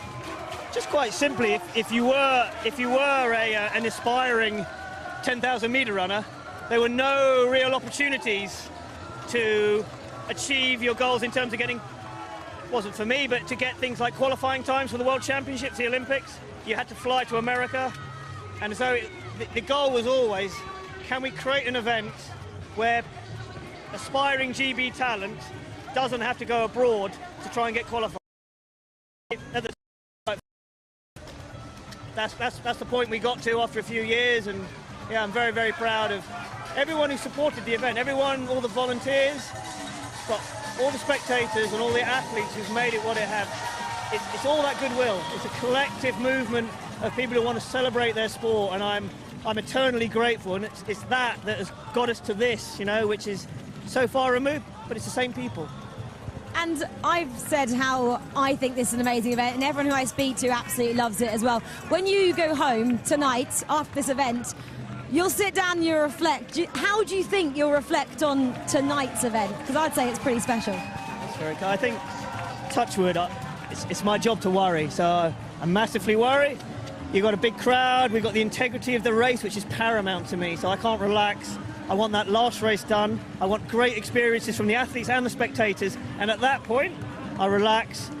I still don't even know half the results. It's only tomorrow I find out results, and I'll look at the footage and you get the feedback, and then, yeah, you can bask in what everyone has helped create. You know, there's so many people that make this happen. Makes me very proud to have joined Highgate Harriers in 1984 and to be part of a grassroots community that is full of so much passion. If you're a runner or not, you need to cut yourself down to these nights in the future. The Glastonbury of running. This is what this event has been dubbed, and this man made it all possible. Ben, it's an absolute privilege to be here and just to see what you've created. And good luck for this evening. Don't stress out. Go and enjoy it, and we'll speak to you at the end of the evening. Thanks very much, Ben. Back to you guys. Thanks, Rachel. And Ben Pochi, what an inspirational story. You can almost hear the emotion in his voice. No, actually, you can hear the emotion in his voice, because he's so proud of this event and obviously where it's come from. This is the 10th anniversary. I can't even imagine where this is going to be in 10 years' time, because it's definitely going to be on.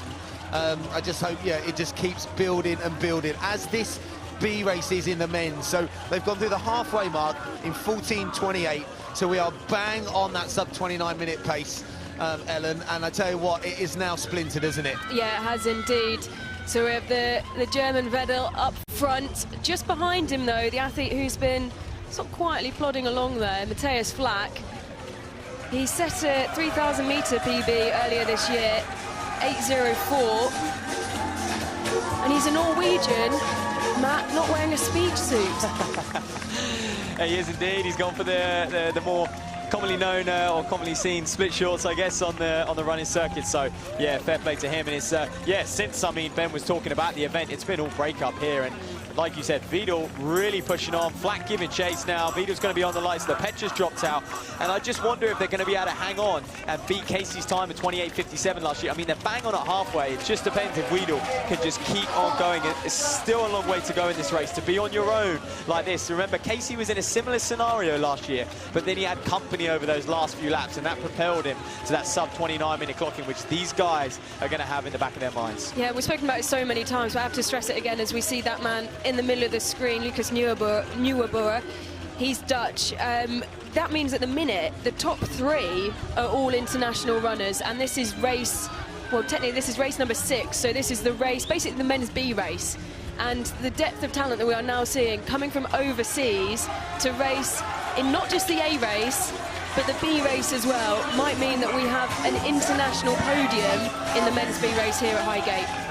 That's great, and that noise on the back straight, and as we are live on the On Running channel, it is great when an athlete decked out in their full kit is at the front and yeah, flying the flag, and yeah, you can see the sign on the sign. It says "Dream On," and that's exactly what Ben's done with this event. You know, he's dreamed big, but obviously the dream keeps going on, and the fact that we have On supporting it, and they are such a kind of, you know, lively running brand right now. Yes, there were green lights. I was right. You weren't losing your mind. I wasn't losing my mind. You saw them, right?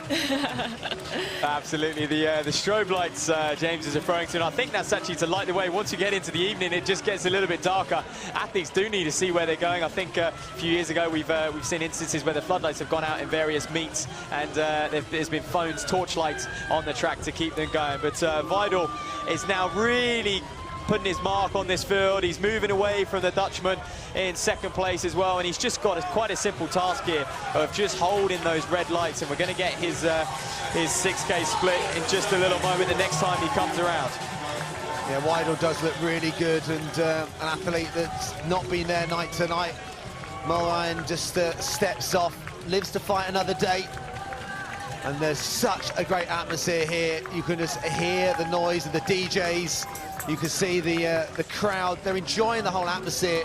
They said every race is like a theatre production, and the theatre and the drama out on this Parliament Hill track. 25 laps per race, but it really does build, and you can see the motorbike getting those great shots that we have really close trackside. But that is the image that a lot of the spectators get here in Highgate, which you just don't get in other events. Absolutely. And what a confident run this is on debut on track for Konstantin Vedel.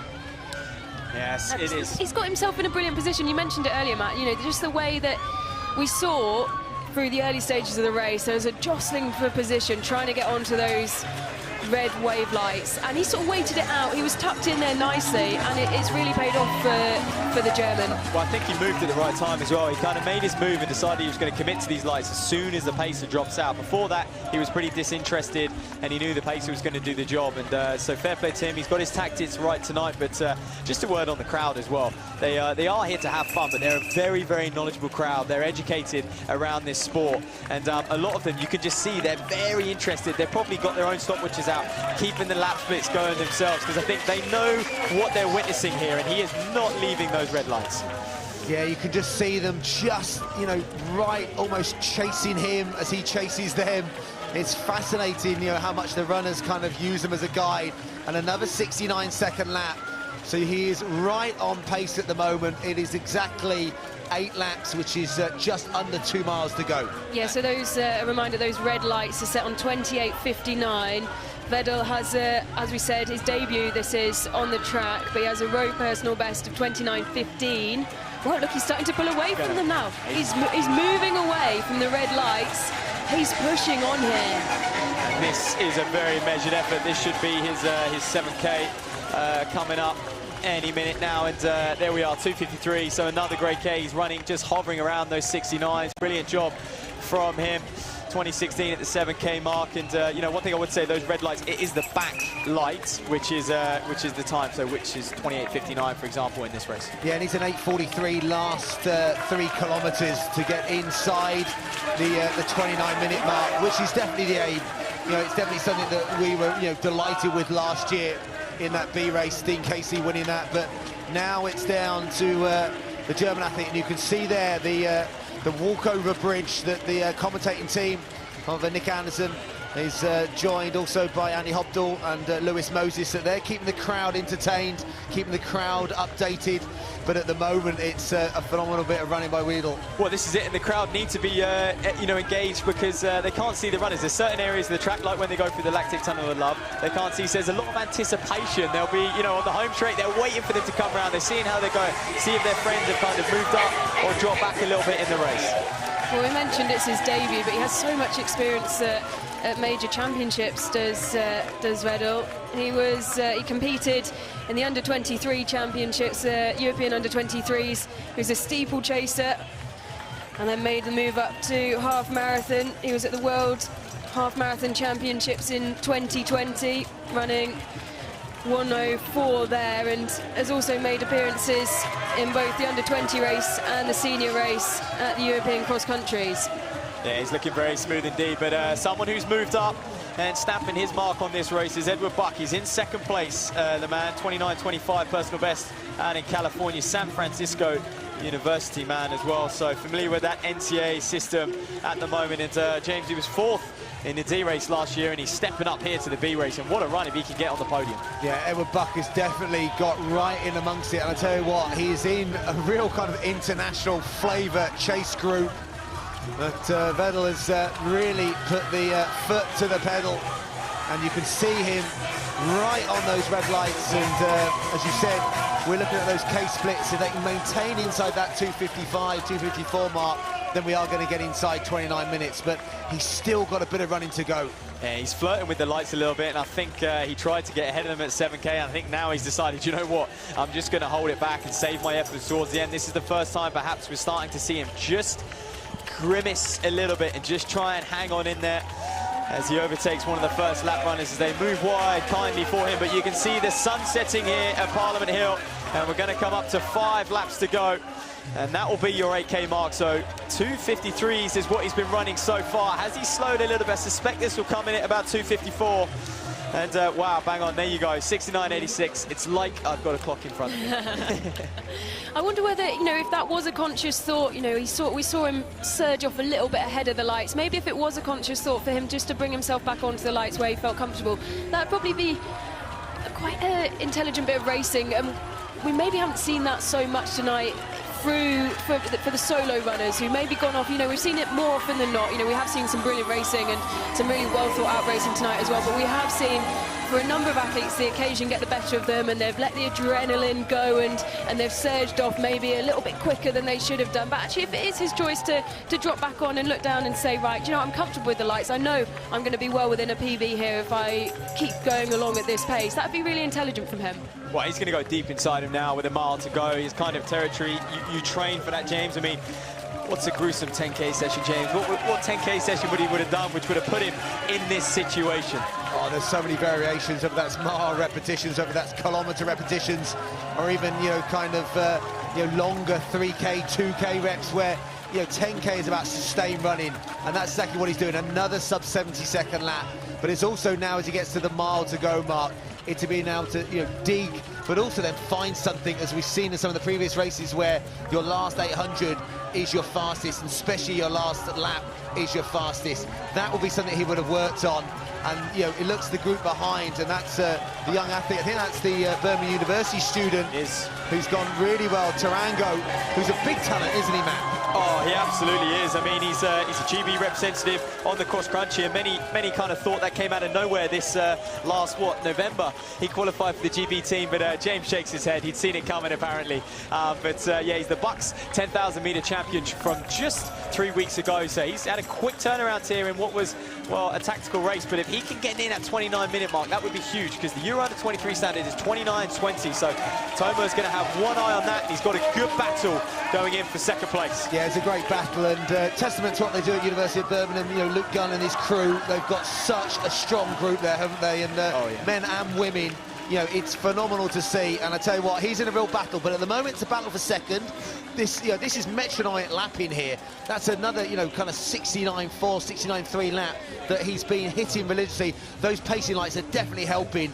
Now, you know, the next split will be the 1 kilometre to go. Now that is something that they will do multiple reps at 1K off short recoveries, but to maintain that pace. And he'll be running 253s in his sleep, I would have thought. I think he's decided, you know what, I'm going to go now, and he's going to just start turning the screw. I mean, you could argue he's in the wrong race here today, because it's been all Vadel for a very, very long time, and he's got over 100 metres on the boys behind him, who are around about that 29.30, just inside mark. So keep an eye on Toma, who's moved up into second, the Birmingham University student, doing a cracking job trying to get that under 23 mark. But Vadel just cruising. Well, he's not cruising along, he's really turning the screw, but he just looks relaxed, and he's well within those lights. That's going to give him confidence.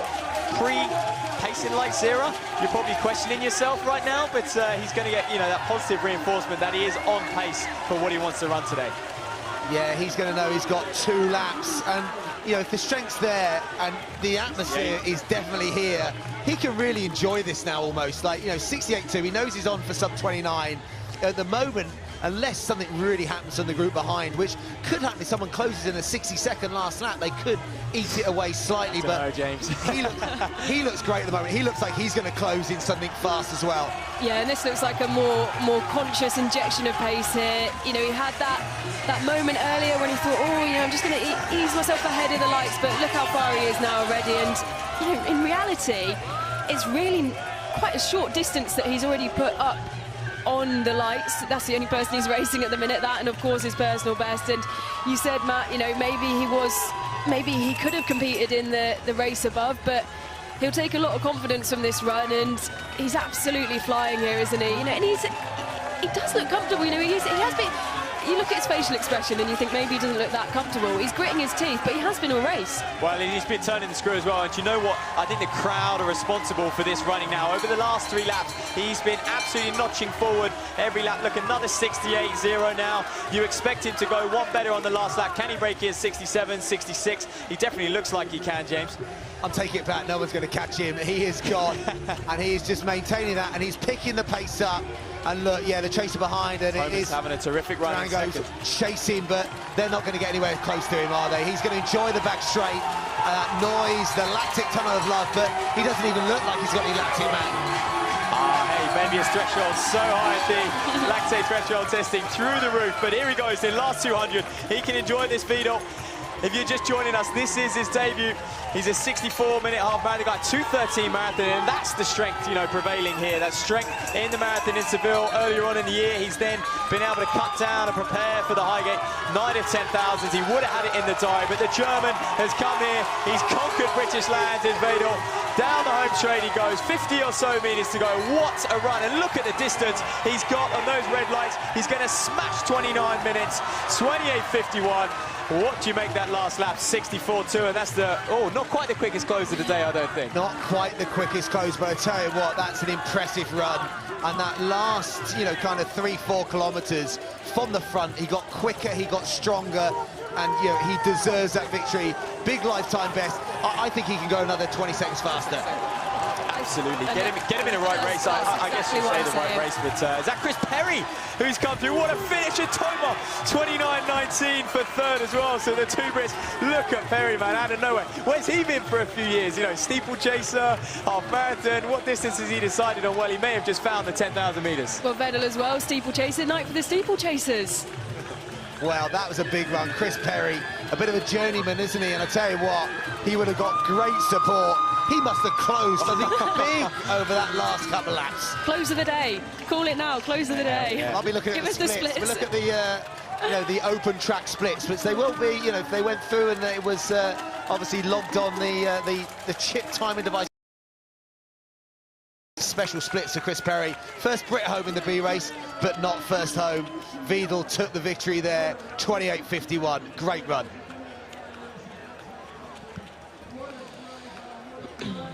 So what a superb bit of running in that B race, and we've got some superb action coming up. And there you go, more than volunteers saying well done. They're soaking up the volunteers.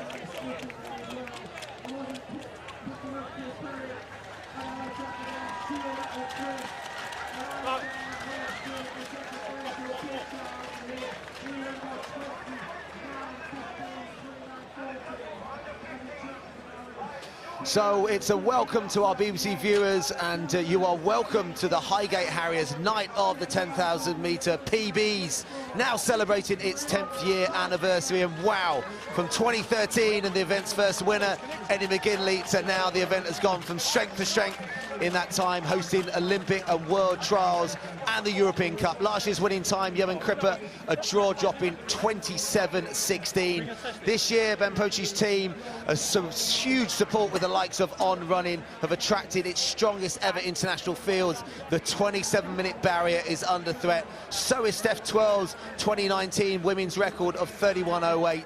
And also we have some amazing juniors going over 800 metres. Quality graded 10k races, so sit back and enjoy the action. I'm delighted you've joined me, James Thee, and alongside me we've got the brilliant Ellen Ellard and we've got the superb Matt Seddon. Welcome both. This is going to be a superb evening of what's happened already. Let's catch up with some of the action on the VT.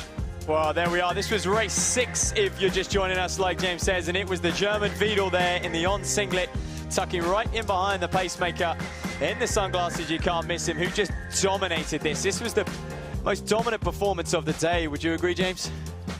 It was a very strong performance, and you know, it was a super strong last couple of kilometres and the fastest time of the day so far, Ellen, but there's some very special and fast runners to come.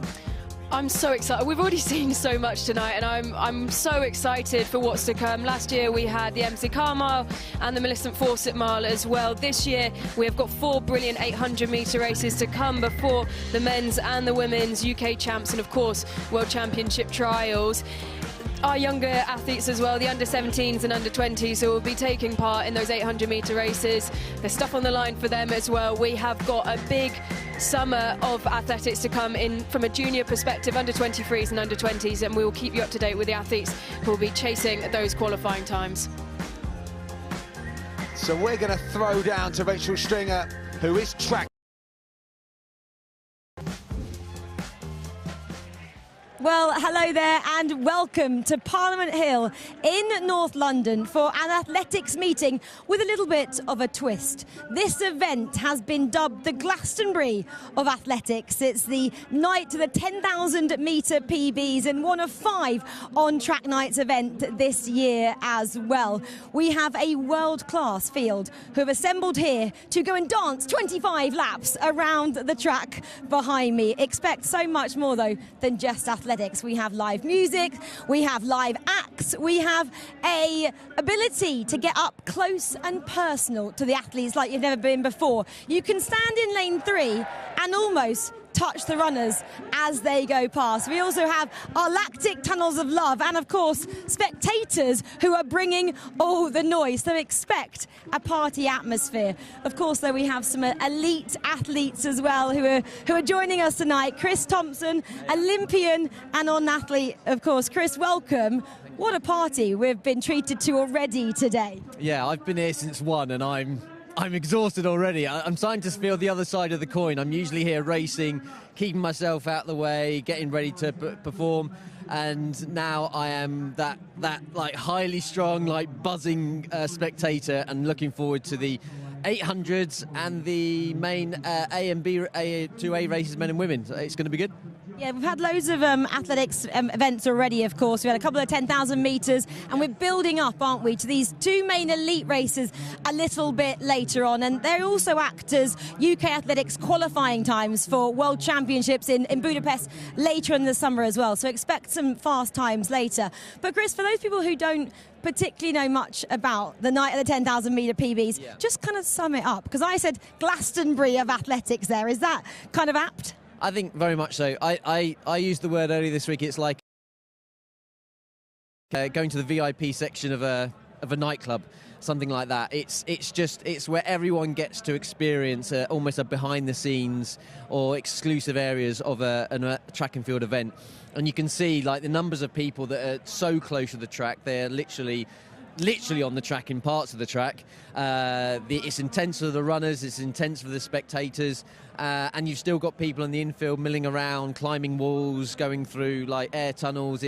there's circus acts going on. I mean, there's so much going on, it's hard to keep up. People drinking, people having... It's fantastic, and I think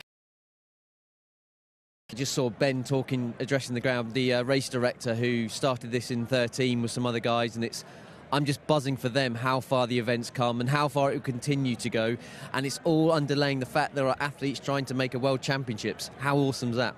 Yeah, I mean, that's obviously the end of the race is a bit later on. We'll see how fast they can go and if they can get those World Championship qualifying times as well.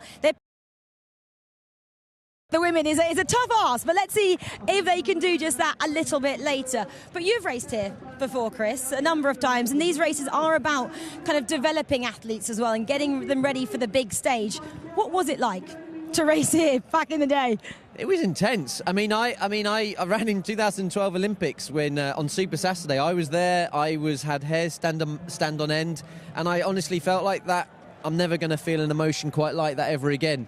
And I don't want to say this is bigger. I just want to say it's as intense and gets you to the core in a way that's unique. And I do put it in that emotional category of what 2012 meant to me that day. And I've raced in many. The young athletes coming out now are going to hopefully come away with an experience that will feed them for the rest of their career. Remember this day as an set of emotions that help them deal with major championships, and we might be about to see, who knows, the next Olympic champions in 4-8 years' time. Who knows? But certainly for me, Highgate has a special moment in my emotional locker of athletic experiences. Yeah, for sure. It's very special just being trackside as well. Obviously, the name says it all, the night of the 10,000 metre PBs. But I think we see PBs all around as well. How much do you think a crowd like we're seeing here tonight personal best times? Massively. I think we've had some races here where even people still come up to me now and talk about a famous finish with myself and Andy Vernon, Alex Yee vying for 2 spaces. And we were split by and it was intense, but part of that intensity was the crowd building up with you. They could feel the story unfold. They knew what it meant to us all, and I was feeding off them. I had mates that were giving me abuse. I'm sure they had mates giving them abuse, and I finished third, and I got a lot of abuse again. But again, it's all in a bantery kind of pantomime-y way, and I think that's what makes it brilliant. Is the whole way around. It was a party, pantomime, just energetic atmosphere, and that you can't get anywhere else quite like it. And they play their part, and they affect the result of the race, and that's what I love about it. That is exactly what the crowd do here today. Of course, you can see them getting involved now. These are some juniors that are going to go up next. They're doing 800-metre races. We have 4 of those before our 2 big races coming a little bit later on. Expect the likes of Paul Chalimo in that, Andy Butchard, Scottish record holder, Wayne Kalati, and the champion from last year as well, Jessica Judd. She's in the race a little bit later on. So they're coming away a little bit later. But for now, we're going to have 2 laps of track in this 800-metre race. So I'm going to hand back to Matt Seddon, Ellen Ellard and James Thede to take you through these. Thank you, Rachel. And yes, we're going from 25 laps down to 2 laps. Last year we featured very strong mile races with some of our seniors, but I think this is really special. We've got some quality junior athletes, under 17, under 20 athletes that get to experience the Parliament Hill atmosphere. They get to go through the event, Matt, and yeah, this is an event that they are not going to forget in a long time. Absolutely not. And, you know, we're talking about people staying in the sport for life and going on, progressing through into the senior ranks. And once you get a taste of this, once these gentlemen get a taste for this, you know, I'm sure they're going to stick around and want more and more and more. So we'll run you through the lineup. We'll look out for the man on the inside, Jack Kinraid, the under-17 Shrewsbury Harrier. He's the fastest in the field with a 1:51 personal best and a 49 400-metre speed. As they take their marks and away they go. We're interested, James. They chose to start in lanes. We're interested to see how, you know, this evolves on the back straight. Of course, in an 800 you have to brake, and we've got the lane 3 beer and cheer on the back straight. So this could be interesting. Keep an eye out for how they brake just off of the stagger heading into the home straight. Like that, as simple as that. So the pacer, Ollie Lill, is going to be setting a strong pace. Matt, again, they're chasing the wave lights, actually, Ellen, aren't they? So where are we at with the wave lights for this race? Yeah, so the red wave light, you can see the leading wave light, that's set at 150 pace, and then the green light, the trailing light, is 154. Right, it's Ollie Lill up at the front, 3:45, 1500 metre man. He's actually Athletics Club is in this as well. Look out for him in the yellow strip with the blue. Like in Lill, as you'd expect, right in front. It's a clear run for these gentlemen. Probably what they want. Nice and strung out early on, but it's Kinraid, the youngster, 3:400, 54.98. He's on for a personal best if he can hang on to these lights. Yeah, that's a really strong first lap. And Ollie Lill will be coming back to pace again, so he'll probably step away maybe at the 500 metre mark, but they now have 300 metres of the track left to run, and they are in single file, which means they are operating very quick. A few moves now behind. I think that could be Watersworth going through. He was just off at the bell, and he's pacing it very well, and I think Shepherd's also in close proximity. Well, that's the crucial split in an 800. That third 200, and Kinraid still at the front. He's going to have to go some now if he wants to hold him off. The red lights have just itched away from him, but just coming round on the outside. Look at him go. Aylin is also there in the Pacers colours, St Edmunds Pacers, but it's Watersworth driving those arms, almost looking for the line. Aylin's not going to quite get there. Keep an eye on the clock. Oh, look at that, 1:52.2. That's a big lifetime best, I think. Where's he at? 2.5 seconds. Wow. Chopped off his personal best, and they are at that age, James, where, you know, and I think the crowd would have given him that. He's going to have that memory for life as well. What a run from him. A great victory out there as well, but hey, he's got 49.4 400 metre speed, which as an under-17 boy is terrific. You know, so he's got a bright future in the sport, and that speed really paid over the last 200 metres. Oh, that was a superb finish, timed it to perfection, just sat back a little bit off the opening lap. And yeah, a strong home straight. Couple of Brighton athletes in there as well, Shepherd, Bonchiletti, but we'll wait for the official results to come up, and it has. Watersworth's come up, and it's come up as 1:52.32. Aylin second, 1:52.72.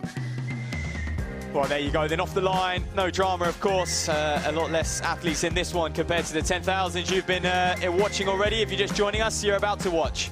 Kinraid, all the early running through the first lap, looking relaxed. He had good 400 metre speed, this young man. He's a sub 50-second 400 runner, so was comfortable up front, but perhaps there to be shot at, and Watersworth timed his kick to perfection down the home straight. A little look behind as well, and a massive personal best, 2.5 second personal best. Aylin giving chase in second as well, and those two, I'm sure they know each other very well, heading into an English schools, which is going to be the climax of their season.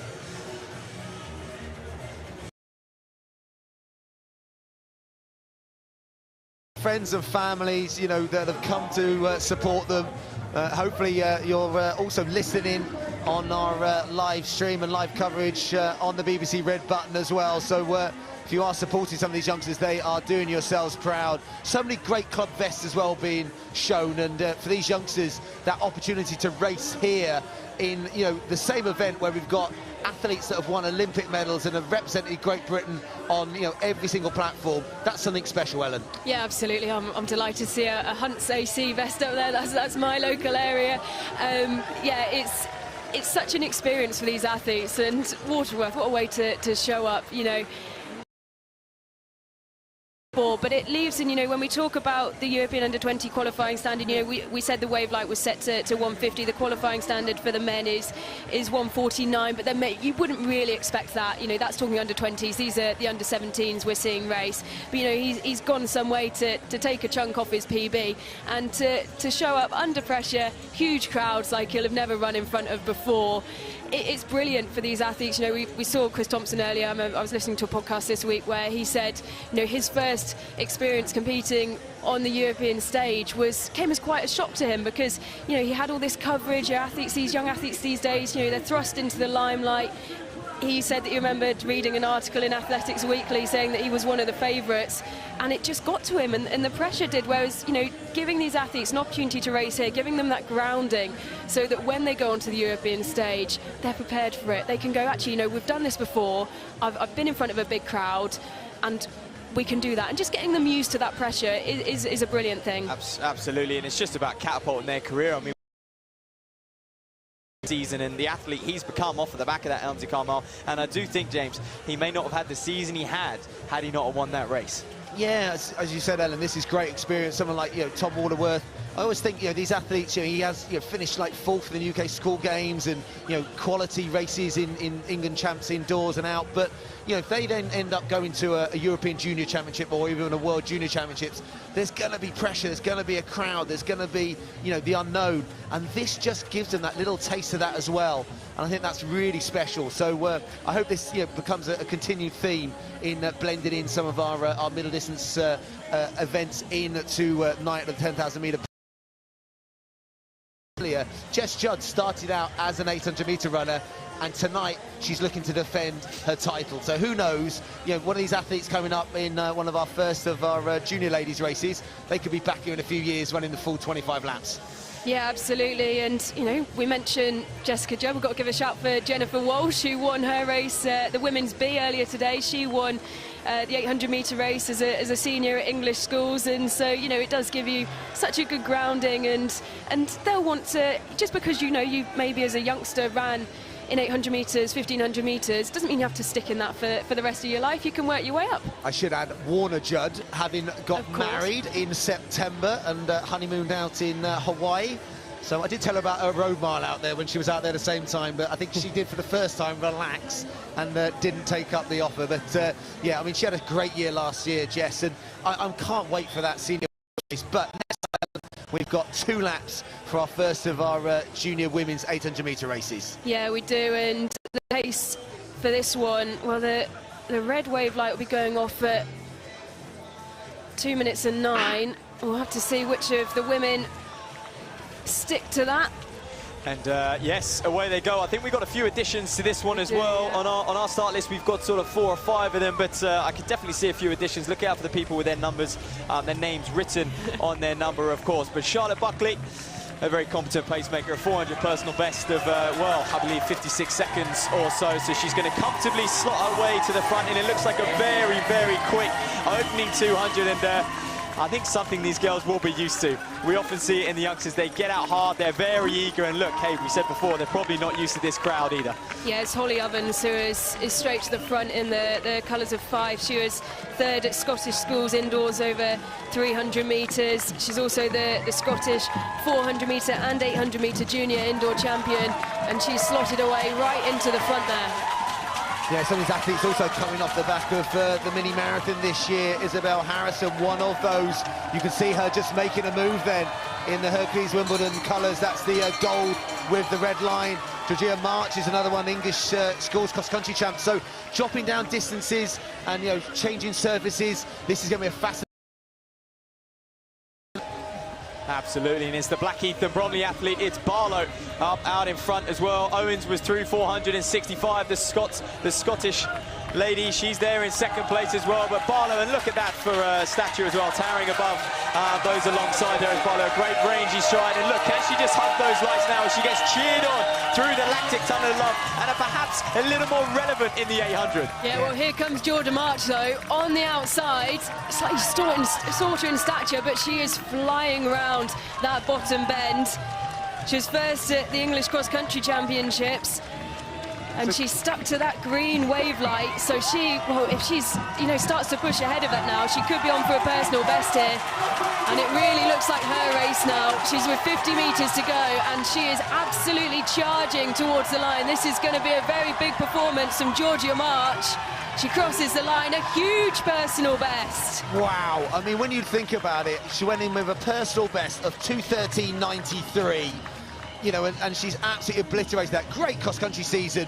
The England Cross-Country Championship, win 5th at the Inter-Counties in Loughborough, 3rd in the mini-marathon, so translating out into the road, and she's done that, but just under distance. And as you said, Matt, they went through the lactic tunnel of love. And I tell you what, March stole a march because she looked like she didn't have any lactic in that home straight. Well, yeah, great performance. She certainly did. Perhaps you'd expect that given her cross Games, the national champion, but she's chopped a massive chunk off her personal best. An exciting season ahead of her, and I'm sure these ladies will now go on to face each other throughout the rest of the year at the English schools, at the English national championships as well later on. Yeah, there's a lot of racing to come, but I'm sure they thoroughly enjoyed the experience. Charlotte Buckley in the Highgate colours, setting them on their way. And they went with the pace, 65.3 through the 400-metre mark. The racing down the back straight. Barlow took it to them in the black Heath vest, but I tell you what, it was March who hit the 600-metre mark in 1:38.9 and powered her way to victory, almost taking a second or so out of the field in that last 150 metres. You can see the chase behind, but it was March, big personal best behind, and she ended up running a slightly faster second lap. So having dropped back from that lead group through the halfway, so superb running in the latter stages. Yeah, a reminder that those are under 17 athletes, and really she's not too far outside of the qualifying standard for under 20s there. As you get the whole race experience. She's being interviewed. How often do these young athletes get the opportunity to be interviewed pitch side, go through the mix zone? It's a brilliant grounding for all these youngsters who will, for a lot of them, be dreaming of a career in athletics when they're older. Yeah, and Ollie Law's in the background of obviously massive supporters of the event, and he came through the junior ranks at different levels and age groups, so he'll be delighted that they're seeing the junior athletes supported, especially in these middle distances, in an era where the likes of Laura Muir smashing it, Keely Hodgkinson over this distance, but then obviously Jake Whiteman winning that World Championship title in Oregon. Middle distance running in the UK is so hot right now. Jake Hayward taking a medal at the European Championships as well, so it is something so special. We've got such an exciting current and obviously coming through batch of distance runners, so this could be, as you said, the experience for the next few coming through that conveyor belt, we hope. Well, we're in an absolute purple patch, I've got to agree with that. And these gentlemen will now take to the track as the men's turn. There's Jake Mitchell there, the commentary Harrier, just on the right of picture. Look out for him. This man's an English school champion in the 400 hurdles, James. And he can transition that to an 800. And it's funny, at this age, they probably haven't fully specialised in an event yet. And he probably is, considering what event to take on. This event today, this race today, if he does well, could be the kind of, right, I wave goodbye to the hurdles and I'm now announced myself as a 800-metre runner. Yeah, I think I remember seeing him at Sports City in the British Milers Club event a few years ago, and I think he knocked about 5 seconds off his personal best that day, running about 1:50. Sounds like him. And he's a phenomenal talent, and I think, the works of the likes of the British Milers Club are the reason why we're so strong in the middle distances right now.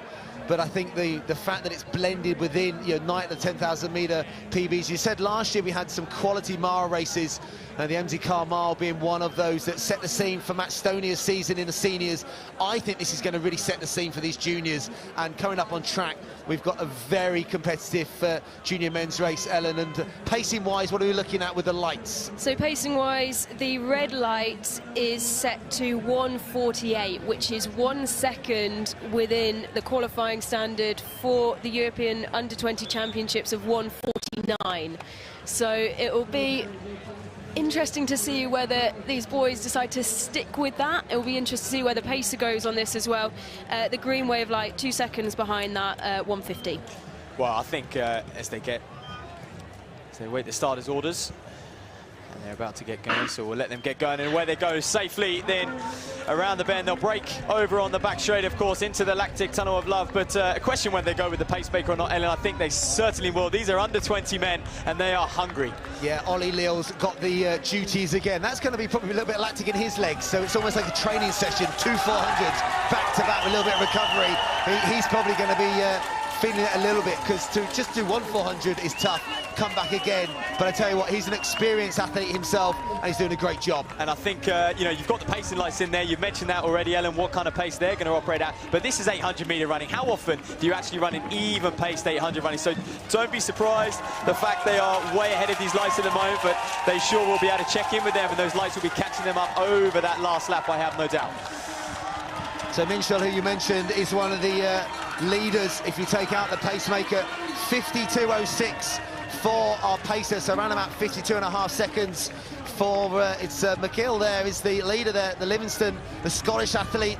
Again, such strong Scottish distance running, and he could be another one that could add his name to that list. So Richardson in the Bromsgrove vest, commentary vest, made famous by Dave Moorcroft, right in the centre. That's Minshall, but it's McGill who's leading them out at the 600-metre mark, 121. Well, he's doing all he can to hold these boys off, and Minchell on the inside perhaps just needs to bide his time. It always opens up on the home straight, but it's that Hutchinson, the University of Birmingham man, coming around the outside. He looks like he's got a little bit more there than McGill, and as I say that, he just edges his way forward into the home straight now. He's going to hunt those red lights down. We're going to get 3, 4, 5 abreast. I can't call it. We've got a number of red vests right on the inside who's coming through, but Hutchinson's going to hang on in there, or is he? Oh, 150.44. I mean, look at that split. I said they would slow down in the second lap, 58, but my goodness, and is that Alexander Riley just waiting to see if he won that? I'm pretty sure Hutchinson hung on in there for the title. Yeah, it was Alex Riley, a super strong run there. So came through with a late run. Well, it's that dip on the line, wasn't it? Or was it Hutchinson? well, we'll find out. The Seco team are just located just behind us. Well, it's come up in front of us as Riley. So Riley getting the nod, I think. So it was that close, but we will wait. I think that is the official time.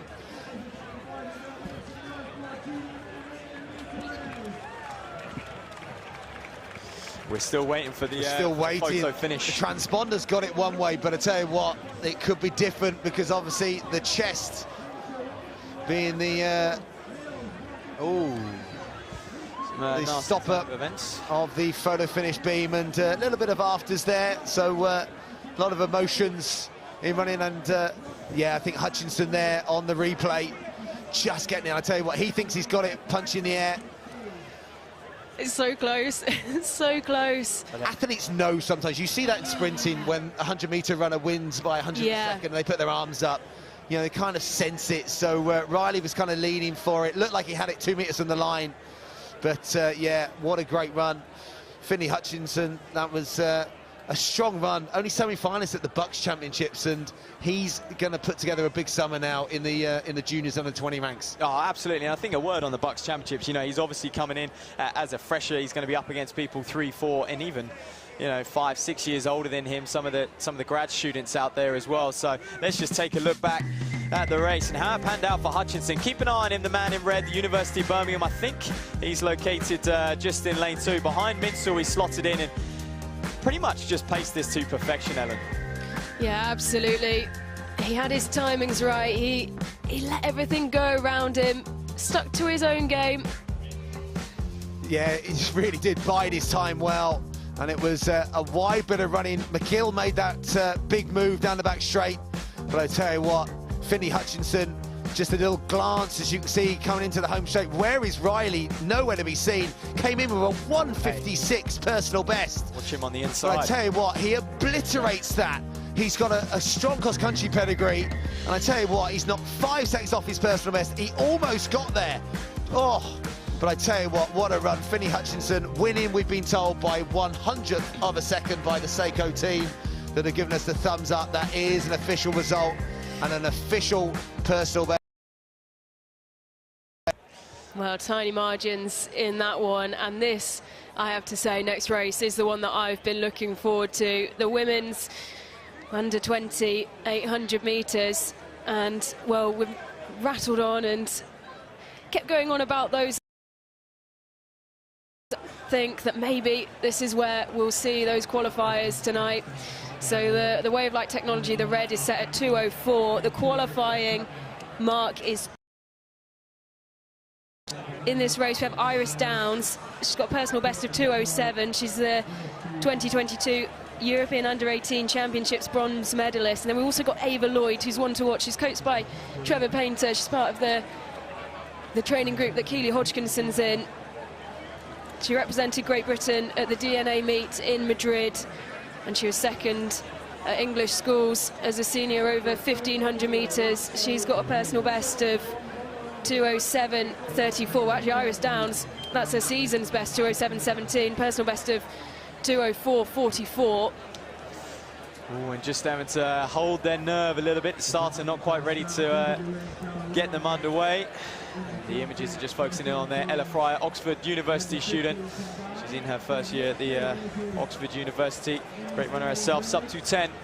Clocking as well, so looking to better her PB today. So they're just doing some last-minute strides, and it's almost the last thing you want, isn't it, James, when you're just really eager. Your nerves are probably high for these ladies here today, and they just want to get going. Yeah, even with their age, these are some really experienced junior athletes. You know, the times that they've been running, the performances they've been running, you know, this is, you know, 2:04, you know, going into this is a special time already. Whether we can get close to that, you know, today, you know, because it, you know, is for some of them a season opener, they might have, you know, run, you know, a few low-key races as well. But as we saw in the junior men's race, you know, they really got up with the pacemaker. Again, it's going to be Charlotte Buckley who's going to take them through the first lap and maybe just beyond that. But the noise that we saw and the emotions that we saw, and we saw it maybe boil over a little bit after, but that's how much it means to these juniors. So junior women next up, 2 laps of the track, 800 metres. Yeah, eyes on Iris Downs. She goes on the inside lane in the Shrewsbury colours. Personal best of 2:04.44, and that qualifying time for the Europeans under 20s 2:06, and it is Iris Downs who is, you know, she's quickly up there. The stagger, she's already counted it, and the pacer will slot in front of her. Yeah, this is keeping quite wide though, Matt. This is where you learn, you know, how you wintered and how you prepare into the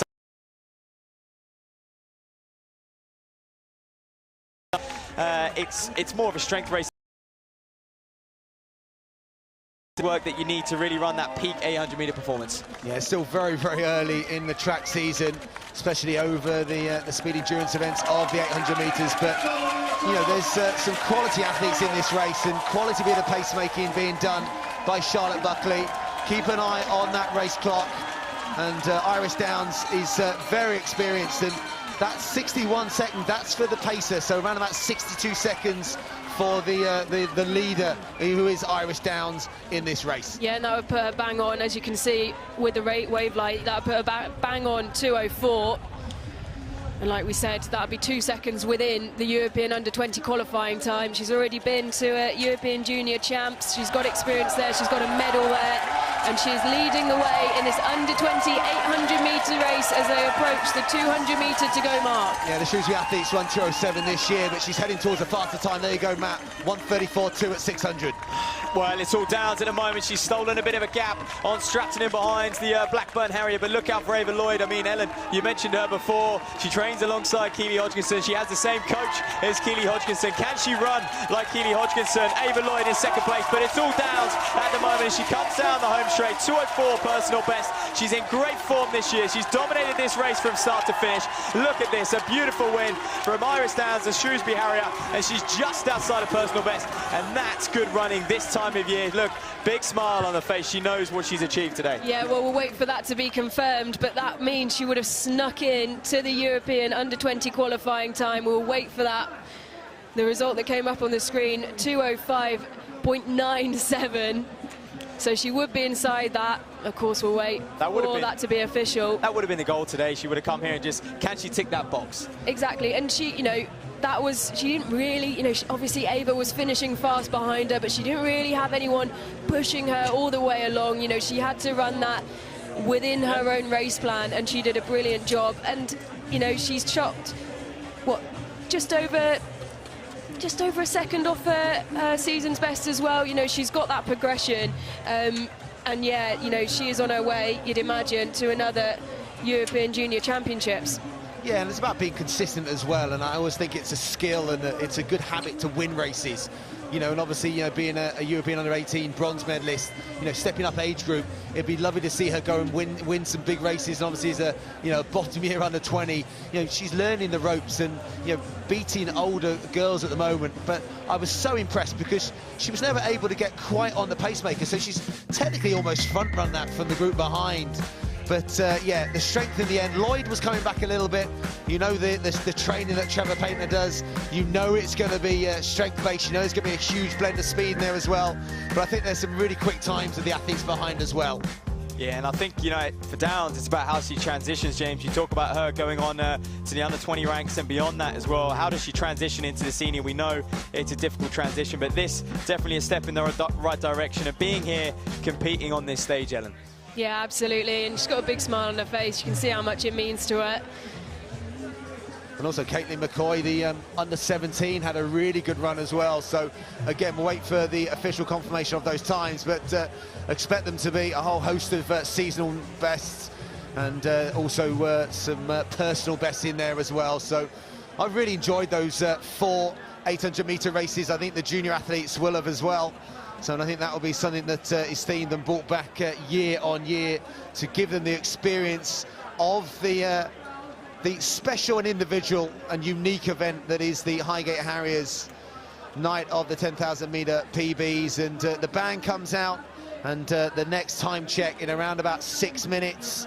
That is our elite women's race, Ellen, and that looks like it's going to be an absolute classic. I feel like depth has been the buzzword of the day, right, hasn't it? And this is probably one of the best women's fields that I think probably I'm safe to say the best women's field that I've seen here at the night of the 10Ks. You know, the depth that we've got coming in from abroad. We've got all 3 of our podium from last year. And I think, you know, when you look at that podium from last year, there's been a considerable amount of improvement as well. You know, Jess Warner-Judd last year, she then went on to set her personal best in Eugene. She'll be looking at times as well, and then we've got a real brilliant mix of these elites coming over from abroad.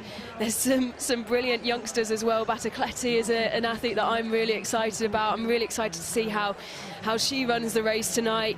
I think this is going to be. I think it's going to be a brilliant race. You know, we'll have our eyes on that Budapest World Championships qualifying time, 30:40.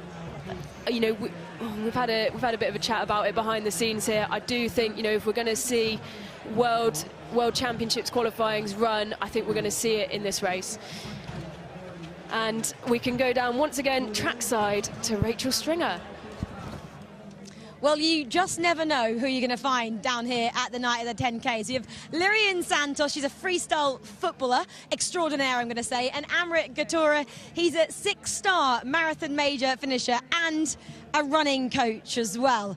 I'm so excited to talk to both of them. Lirian, I'm going to come to you first, though, because a little birdie tells me it's your first ever athletics meeting. It is, it really is, but I'm not going to lie to you, the vibes are here. It's absolutely amazing. We've got DJs, music, the whole community vibe. I'm loving it. Are you inspired now to kind of get involved more in athletics and maybe go to some more events in the future? 100%, because the thing with me is that I don't like running by myself, but when you see the whole community vibes, I'm definitely going to do it in the future. Well, that's exactly what this event is trying to do. And Amrit, obviously, you know, you've ran countless races before in your life, and you're now coaching people from a different point of view. So from someone who knows about these events, how do you see this event and how has it evolved over the last couple of years? I think like something like this has been years in the making more than anything, and like to see the event as it is today is incredible in terms of like you can see like your kids are here, you can bring the family down, you've got elite races on the track all the way up until like 10 o'clock. It really is like a family day out, and I think the organisers, everyone who's involved behind the scenes have done an incredible job like to get it to the point that it is today. Well, Amrit told me he'd been here for 6 hours and had probably watched about 5 minutes of action because there is just so much to do here, which is so special about this. Amrit, I wanted to ask a question, and this is basically at Lirian as well. She never ran before. She's obviously a freestyle footballer.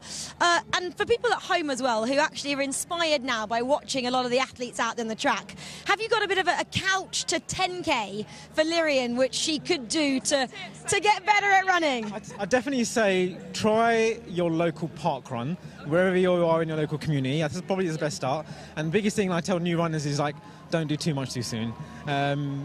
Increase your mileage safely, do some interval work, longer work. Social running is always great because it always makes the running go by so quickly, and generally your park run is a great place to start because it's like people in your own community, and it will really give you a taste for running easy, running hard, and also running a race day effort. And I think like being in this surrounding also gives you that impression of like what it's like to race pretty hard. But that's a good start where you can get from the couch to a 5K or a 10K.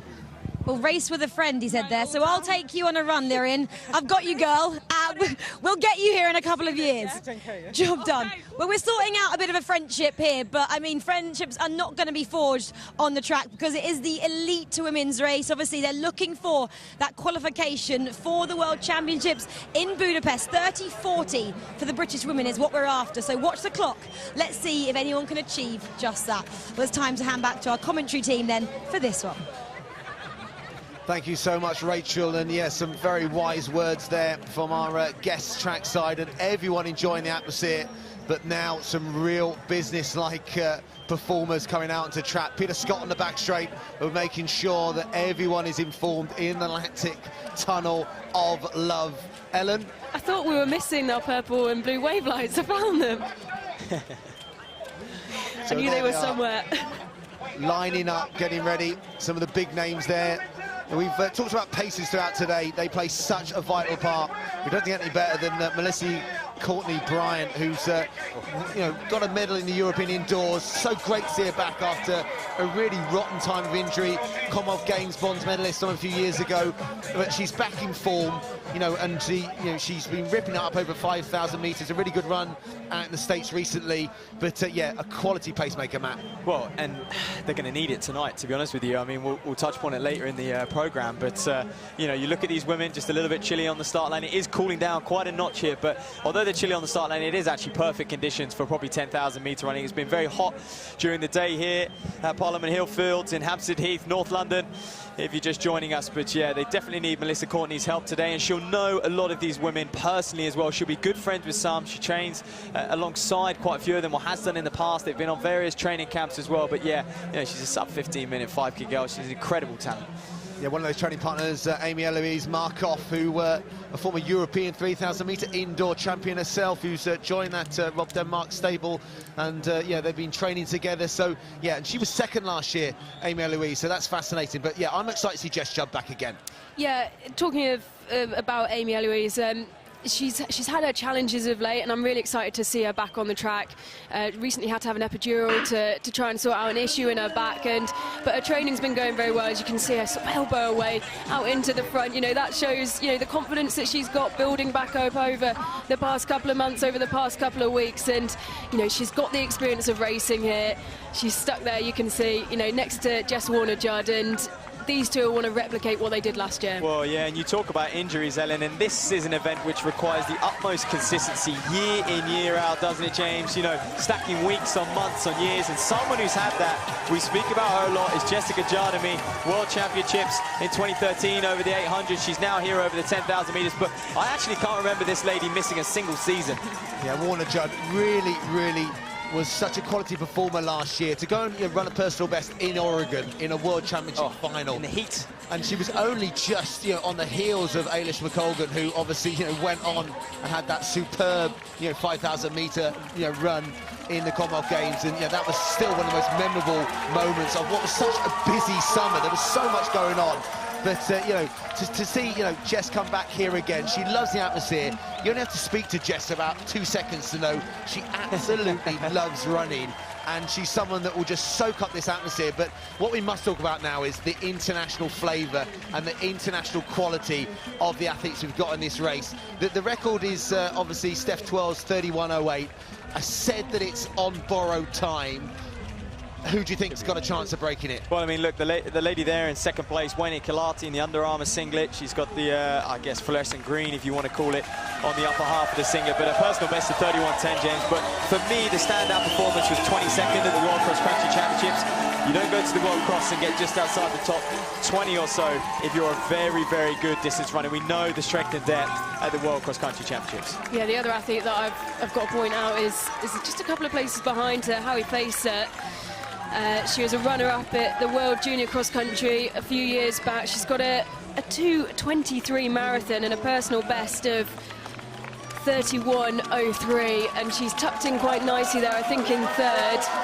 And she's my one to watch for this one. Well, and also, with athletes like her, they're a little bit of an unknown. Okay, they've performed occasionally over the 10,000, but they've never been to an event like this. They've never been somewhere where the race has been set up for a fast time. And interestingly, James, the Brits have already decided they don't want to go with that pace. I mean, the wave lights are going to be on 30-40, and they've decided they don't want to go with that, or perhaps negatively split it, because we do know that is the way to go when you're looking for that peak performance. Well, it's not all the Brits, is it? Because look who's tucked in there right at the back. Amy Eloise Markov, second here last year, also set her personal best here last year, and she said in the past couple of weeks that regardless of how she felt, whether she felt like she was in PB pace or whether she didn't, she was still going to race here tonight because she loves it so much, and she's got herself into a brilliant position And there's a gap that's opened up there, and Amy Eloise Markov is right up there.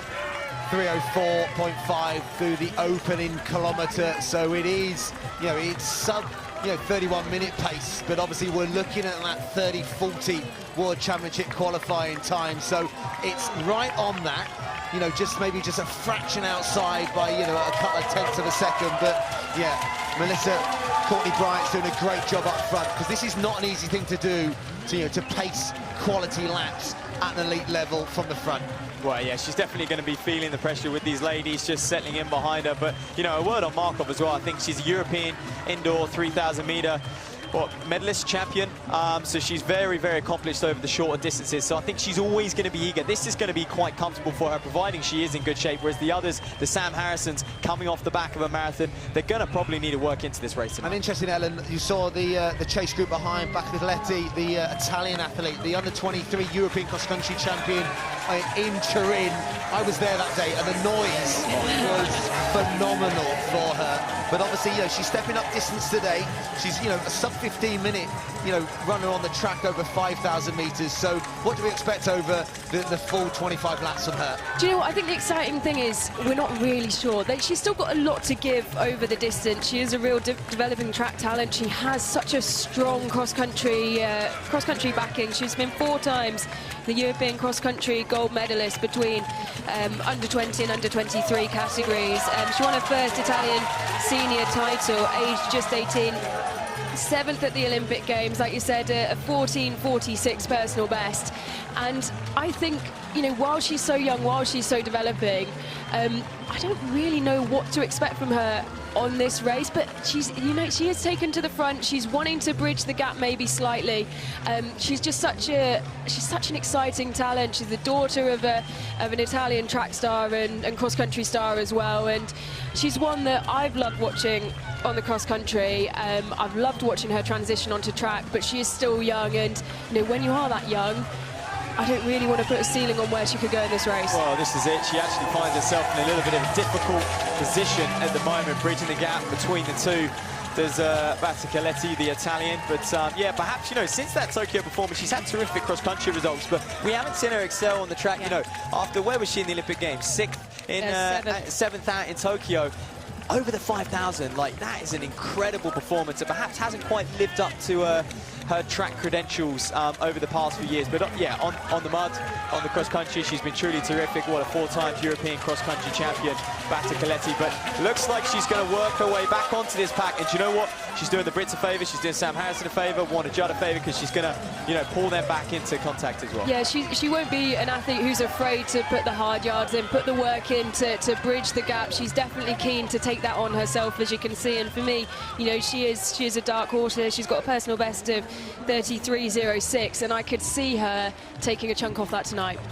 Other athletes up there high. Varessa, the Ethiopian athlete, right in that group. Got Edna Karagat, the USA athlete. So there's a strong contingent there. Rani Kaletti, that you mentioned earlier, the New Mexico graduate, the NCAA's champion, who's really developing. She's run a lot of road races in the US, and I still think she's learning how to race on the track. So yeah, she's run, I think, low 15 minutes on the track, isn't she? But I think this is going to be her distance, 10K on the track. I mean, yeah, definitely one to watch. Sorry, Matt, like you say, former NCAA champion. She's born in Eritrea. She went to Oregon for the World Junior Championships. She missed her flight home, sought asylum, and then became a US citizen. And yeah, like you said, after that, you know, she's really developed, and I feel like she's found her feet here in the 10,000 meters. What a story, and it's a story that, you know, is quite common in running. And James, running changes lives, literally, as well. And she's a proven case of that. Is Edna Kurgat. You say she's a little bit perhaps raw on the track, but she did go through that NCAA system when we know, you know, how many races they get to do in the NCAAs, the regional championships, the NCAA track championships as well. So she would have found herself in this position quite a few times, but perhaps, James, not in this company. Yeah, it's a super strong pace being set up front by Melissa Courtney Bryant. And the next split we'll get is in a lap's time in relation to the 3K split. So around about 3:03 we've been operating at per kilometre. So again, anything inside 3:04 is that pace that we need for that World Championship qualifying mark. Remember, the World Champs later on in the summer in the beautiful city of Budapest. And some of these athletes already with the qualifying marks, and some of them already with an eye on that championships. But for many, this is, there's not too many opportunities. This is the opportunity tonight to do it. Yeah, and what an atmosphere to do it in. You can see absolutely all the crowd pushed up against the barriers now all around the track. And look at the way Battlecletti's bridged that gap, and she's done it solo. She is going to hook on to the end of this group. No one's gone with her. We thought maybe Sam Harrison might. It looks like Sam Harrison is the one who's now starting to push on. Maybe, like we said, just taking a little bit of time to ease into this one. Yeah, Sam Harrison, coached by Vince Wilson, a fantastic London Marathon. 2 hours, 25 minutes and 59 seconds. Big personal best by Sam. She ran so well, and she was, so aggressive here last year, and she ended up finishing third. That was a big lifetime best 12 months ago. But she's, keeping on developing, and but it is tough. We talked about earlier about that recovery from marathon into trying to run a world-class 10K a few weeks later. What's your take on that, Matt? I mean, James, you say recovery from marathon. This lady has already done 2 10Ks this year, 2 half marathons, and the London Marathon. And we think, was she, in the 5K at podium just a couple of weeks ago as well, perhaps just warming up for this event as well. So she's raced a ton, but yeah, you talk about recovery. She's clearly someone who recovers very well. And I think, we heard Sifan Hassan mention it in the London Marathon build-up to say that she hasn't really done a specific marathon block. And I think maybe Sam Harrison's gone down that route, and that's why she's able to perform across an array of distances over a matter of months, that she's never really trained specifically for anything. She's just made sure she's in very, very good shape in order to attack all these distances. And here she is. She's going to give it a good crack tonight. And can she break 30-40, which also, may I add, is the Olympic standard for these women. The Olympic and World Championship standard is going to be the same, and that Olympic window is open. Well, we can see there Amy Eloise Markov has dropped off the back slightly. It'll be interesting to see at which point Nadia Battlecletti catches up with her, and whether these two can run the rest of this together. Yeah, Markov finds herself in a pretty tough position at the moment, but here we are then. Adane and Fisa have gone round Melissa Courtney-Bryant. They're actually, a few strides ahead of that red light. That wave-like technology. We've had the 2 of the gentlemen who were responsible for setting up this wave-like technology. They're in tomorrow, of course. It was founded a few years ago. Jos Herms and Bram Som sort of brainstormed the idea and came up with these wave lights to help attack those world records. And we really saw it come into fruition, I guess, in that COVID era, when we saw the likes of Joshua Cheptegei break those world records, and Gide over in Valencia as well, over the 10,000 meters, which are just astonishing times. And I think definitely benefiting these athletes here tonight. Wayne Kalati moving up, but yeah, Adane now looks supreme. She looks confident and ready to rock and roll. 71 through there, so the next split we'll get is that 4K the next time they come around, with 16 laps to go. But Melissa Courtney doing a good job here, James, and she is sticking to her task, and she does appreciate that there are others still in the race, and she's going to carry out her pacing duties regardless if she's actually in front. Yeah, you've got to be smart as a pacer, because, if someone does surge in front of you, you've got a job to cater for, the masses almost, and especially if you're running at pace, because we've seen in some of the earlier races where people get, a little bit kind of taken over by the emotions of the evening and start running a little bit too fast, too soon. But the fact they're already lapping people, that is the speed that they're going around this Parliament Hill track.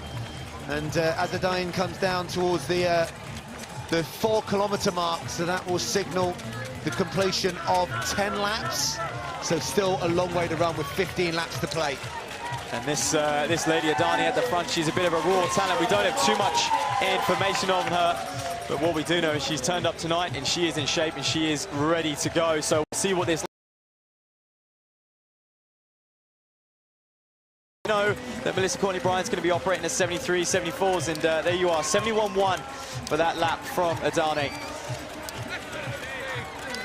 Just supreme, and she's put a gap on the field of 20, 30 or so meters, and she's paying no attention to the wave-like technology out there. I'm interested to see what is going on a little bit further back. You can keep track of the results, and even live results as well, on Open Track.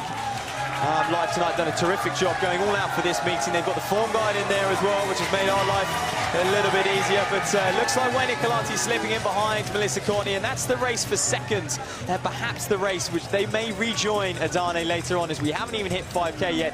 How many times have we seen it tonight already, the race change in that last kilometre? Yeah, we have a lot. We've seen this a number of times in early leaders.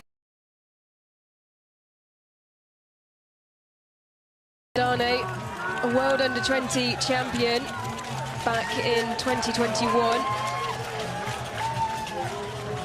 She ran that in that 5K in a time of 16:05, and she is our race leader at the minute, as we can go back down to Rachel Stringer, who is trackside.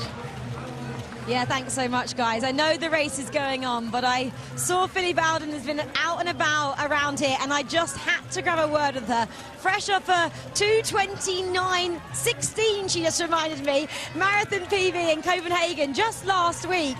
Firstly, such a massive achievement there. Well done. I mean, are you okay? How are you feeling after that one? Yeah, I'm still buzzing. I'm waiting to come back down from cloud 9. Legs are just about feeling normal now, which is great because it means that I can run around, support everyone here. Went for a little jog with some people earlier on today, and I could still feel my quads a little bit, but it's well worth it. And I was checking out your Instagram ahead of this, and obviously you're not racing here tonight, but you said, whenever this event is going to be on, I'm going to make sure I'm down here, either racing or spectating, which just says to me how much you value an event like this. What does it mean to you, the night of the 10Ks? It's everything that is amazing about running. This is the best event that you can run in, and you know, you have to be pretty fast to be able to do it, so not many people get that opportunity, but coming down and cheering is, you know, if that's the best you can get, like, it's an amazing experience. The atmosphere is electric, and all of the times that I've run here are up there in my sort of top 10 of like how much I've enjoyed a race, regardless of how the run's gone in the performance, because the crowd just carry you, and it's just this energy of total strangers willing you round these 25 laps. It's unreal. I've mentioned to the audience this thing called the lactic tunnels of love. Explain what they are and how it feels to run through them. So this year they're 80 metres long. We've got one on the back straight, one on the home straight. There's a bar in there, there's a DJ, and it gets packed. Obviously you've got the roof on there, so you're literally running through what feels like a building, and it's just a wall of noise. It's electric, it carries you, it feels like the noise lifts you and makes you physically run faster. It's amazing. Does it really propel you to a PB? It really does. Honestly, I've said it before, it's performance enhancing. So, you know, I've always said if there's a 10K on the track that I want to do, it's going to be here, or I'm probably not going to do one unless it's like some crazy championship race. You know. And obviously there's a couple of ladies in this event that you race against. Who are you kind of rooting for yourself tonight? I'm rooting for all the Brits: Amy Eloise, Jess Judd, Sam Harrison, Abby Donnelly, Amelia Quirk, Verity Ockenden, Sarah Aston. There's so many of them, and so many girls in this race have run sub 32 minutes, which is incredibly fast, and the depth of the women's race this year is just unbelievable. Yeah, it's so special. Well, I think we've still got quite a few laps to go, so we're going to head back down to the commentary booth. But Philly, thank you so much for chatting to us, and yeah, good luck to all the girls. Sam and Jess just ran past there, so excited to see how they get on. Guys, back to you. Thank you so much, Rachel, and what great words from Philly Bowden, and what a great run she had out in Copenhagen, and she's done some great preview work to this race as well, really building up the atmosphere and just trying to showcase and highlight the quality that Dane is running out there at the moment. See half-race split, you know, inside the world qualifying mark that we needed. We needed inside 15:20. We're inside that at the moment, and just the quality of athletes that she is lapping right now. You know, these are some of the, you know, the top European and top British runners, and she's just floating by them. Man, this is absolutely supreme. I mean, while Rachel was talking to Philly, we were just mesmerised in the way she was moving around. A 70-second lap. I mean, that fourth to fifth K was a 2:58 as well. So that's inside 30-minute 10-kilometre time. And look, she's lapping the green lights. What were they due to be at tonight? 32:30. So yeah, no surprise she's lapping those already. But perhaps this early is a little bit of a shock. I mean, Adane is just moving beautifully through the field, making it hard for herself, having to go around all these lap runners, I suppose. But I did get an eye on second place. It is Wayne Kalate moving in second. She's now making a march and stretching this race out. And perhaps we thought the Vits would maybe feature a little bit more, especially pay a little bit closer attention to those red wave lights. Yeah, when do the wave lights lap each other? That's an interesting one, of how they jump on top of the other lights. But fantastic running thus far, but you know, we're just looking for the battle behind, because you know there is a real domestic battle as well to get on those you know, those spots on the podium for the British Championships. But obviously, you know, at the moment there is one athlete and one athlete only that is dominating. She's out here racing like she's in a 5,000 meter race, let alone a 10,000 meter race. Adane, I mean, she hit the front, what, just 3K in, a 2:57 as well. She's upped it a notch again, James. Goodness me, she's going to be down on 2:55s before we know it. She's got a beautiful running style, Adane. She's floating off the track, and you know, it was only a few kilometres in that she went past Melissa Courtney Bryant and just decided that, you know, the 73-second laps was just not fast enough. And you know, when you're talking about running 70-second laps, you are operating then at sub 30-minute pace. But yeah, this next kilometre split is going to be fascinating to see how much she's continued inside that 3-minute per kilometre pace. Well, at the moment she's just getting faster and after every K-split she's hitting, and I just wonder, Ellen, if she can keep that going. Is she still, you know, are we going to see 68s by the end of this race, or where's the limit here? Well, it's so hard to say, isn't it? Because, you know, she's an athlete. We're all sat here flicking for our notes, trying to find anything on her. We've obviously got that stat of when she ran in the World Juniors, she took the gold medal. She is flying, though. She is just clocking off the laps here. And like you said, she looks so comfortable. She's lapped the wave lights. Is there a ceiling at this point as to where she can go? We can take you through in the last split. Well, there we go. The pace has dropped slightly. It's not unexpected. 71 second lap there, and we can talk about the other Brits, or the Brits behind. Markov still leading the way. Harrison not far behind her at the last split, and Jess Warner-Judd is back in third. Obviously, the British champs hosted here tonight. And it's worth talking about the British champs because, you know, we can get into it now. This is a world-class silver label meeting, if you like, and there will be points up for grabs. There will be a world ranking up for grabs. And look, we know British Athletics starts on who they're going to take to the World Championships. They said you have to hit that 30-40 qualification mark, but James, a part of me still thinks they may take people on ranking. And with the 10,000, you only need 2 races behind you. And Jess's performance last year at the World Championships at 30-35 has given her terrific points, given it's, you know, pretty much the maximum points you can get, depending on position and event. And she's here today. If she can win your national championships, you get a lot of extra bonus points as well. Yeah, the art of qualifying has changed slightly. You know, points do mean prizes, and yeah, there are obviously, you know, national points that, you know, need to be acquired that can get you, you know, to a World Championships, and you know, but you know, it is hopefully sometimes, you know, to settle the argument, get inside the qualifier and win your trials, but that might not happen right now. But it's just so tough to see because the gaps are large, because we are watching someone run close to 30 minutes. Once again, though, her pace has dropped by another second on that lap. She's now 72-second lapping, and she's got such a huge gap here. I don't see her getting reeled in any way, but you just do wonder what the impact of having to do this all by yourself is having. She hasn't even got the wave lights at this point. You know, this is a huge solo effort. Obviously, she's got the crowds cheering her on from either side. But this is going to be hard work. Both, you know, whether she looks like she's running within herself, she looks like she's running very comfortably, but it's now the mental battle. I mean, James, what is it? 21 minutes is basically 30 minutes for 10K. You know, at 7K bang on, and she was 21:06, so she's just outside 30 minutes. I mean, if she breaks that barrier, we are starting to. That's the realms of world-class distance running, and not many people have got near that mark. But a 2:59K for that split, so she's still inside, operating inside 30-minute pace at the moment. The crowd now, they know what they're watching. They're being egged on by the announcers here. They appreciate the talent they're seeing. There's another 71. Another 71, Matt, absolutely right. So we are still operating inside 3 minutes per kilometre.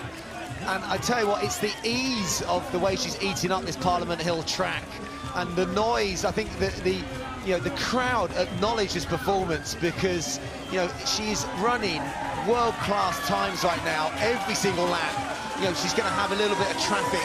And then these are worlds, you know, these are athletes that have been to major championships in Great Britain she's chasing down now. Oh, absolutely. I mean, I actually think the traffic helped her. She senses the people in front. She has to move quicker to get round the quicker so she can find herself back on the inside as soon as possible. And, you know, when she had those laps where she seemed to be overtaking pretty much the whole field, they seem to be the quickest laps of the race. I'm intrigued to see what this split comes in at. Yeah, one of the athletes she's chasing down there, Abby Donnelly, who is the Bucks champion, who's ran a phenomenal 15:20 in the podium 5K a few weeks ago. But the athlete who's just eating laps. So let's see what this lap is. Again, is it inside 72 seconds? The lap counter is closing in. It's 6 laps. So there you go, another sub 72 second lap. This is insane. This is absolutely insane. I don't think any of us predicted this when we had a look through the start list this morning. Reminder that the meet record set back in 2019, Steph Twell, 31.08. Well, she's going to obliterate that, and she's going to pick up, what, an extra £5,000? This is a massive payday we're looking at. First place in the men's and women's championship. The prize money is £6,000, and you get almost double that if you take the meet record. An extra £5,000, so 11 grand you're looking at to win here in a meet record, and that as well is a huge draw. Well, saying that, I think if you mentioned that to some of the women in the race, I'm sure they could think of easier ways to earn £11,000. You have to beat Adane, that's for one. So looking very, very smooth at the moment. Still out in front, just passing the lap runners, past Tessa McCormick there. Louise Small, he's got a very fast personal best, actually dating back a few years. There's Louise Small, the older shot athlete there in the red, drifting past Holly Dixon. In the ease, she's moving past this field. I mean, that's what's so astonishing for us. Look, 2K to go, another 2:59. We are looking at a sub 30-minute clock. Oh wow, we're just over 5 seconds right now, aren't we? You know, but she is getting faster and faster. That lap was just, you know, a fraction outside the time she needs, but you know, we're talking about 71 seconds now for 5 laps, 2 kilometers, and we've got a sub 30-minute clock in. This is quality running. You look at that meet record set by Steph Twell, that's stood since 2019. How long is this record? Whatever she sets, how long is this going to stand for? It's going to be a lap ahead of that record. Yeah, that's 31.08, you know, was superb running. It's going to be almost close. A lap ahead. That is, you know, sublime it's running. So hard. Like, just thinking of that this is crazy. We're witnessing Highgate history here. Well, it's mind-boggling stuff. I mean, the little we can tell you about her, she is Ethiopian. No doubt she trains up at the high altitude Ethiopia, based, you know, Addis Ababa. You think, you know, a base elevation of 8,000 feet. They're often known to kind of scale the heights, James, of over 10,000 feet on training runs, which is just incredible, you know, mind-boggling stats. Yeah, a lot of the terrain, you know, can be quite challenging. A lot of it also in the forest as well. So, you know, big users of trail running and, you know, kind of building big engines. But yeah, just the way they spend a lot of time on their drills. There's some great videos out there watching them do their sort of, you know, different drills that really make them, you know, economical and smooth when they run, and, you know, proof's in the pudding right there. Yeah, just an update on the British Championship. Sam Harrison has now moved into first. Jess Warner-Judd in second, and Amy Eloise Markov has dropped down the pack slightly. She's currently sat in 3rd place in the British Championships. Yeah, good to keep an eye on that, Ellen. But yeah, like you were saying, James, about the, you know, the Ethiopian setup, if you like. They train in large numbers, but yeah, love to do drills, wind their way through the forest up at high elevation, do terrific long runs as well. So it looks like it's an American 2-3 at the moment. Coletti, Kurgat are at 8K, 24.45, so 40 seconds behind, which means they are close. You know, if they can run inside six minutes, you know, for the last kilometre, they could get close. And then the British contingent, Harrison, was right on 25 minutes with Jess Warner-Judd just behind her. So they're operating right around that 31-minute mark. And those two, of course, know each other very well.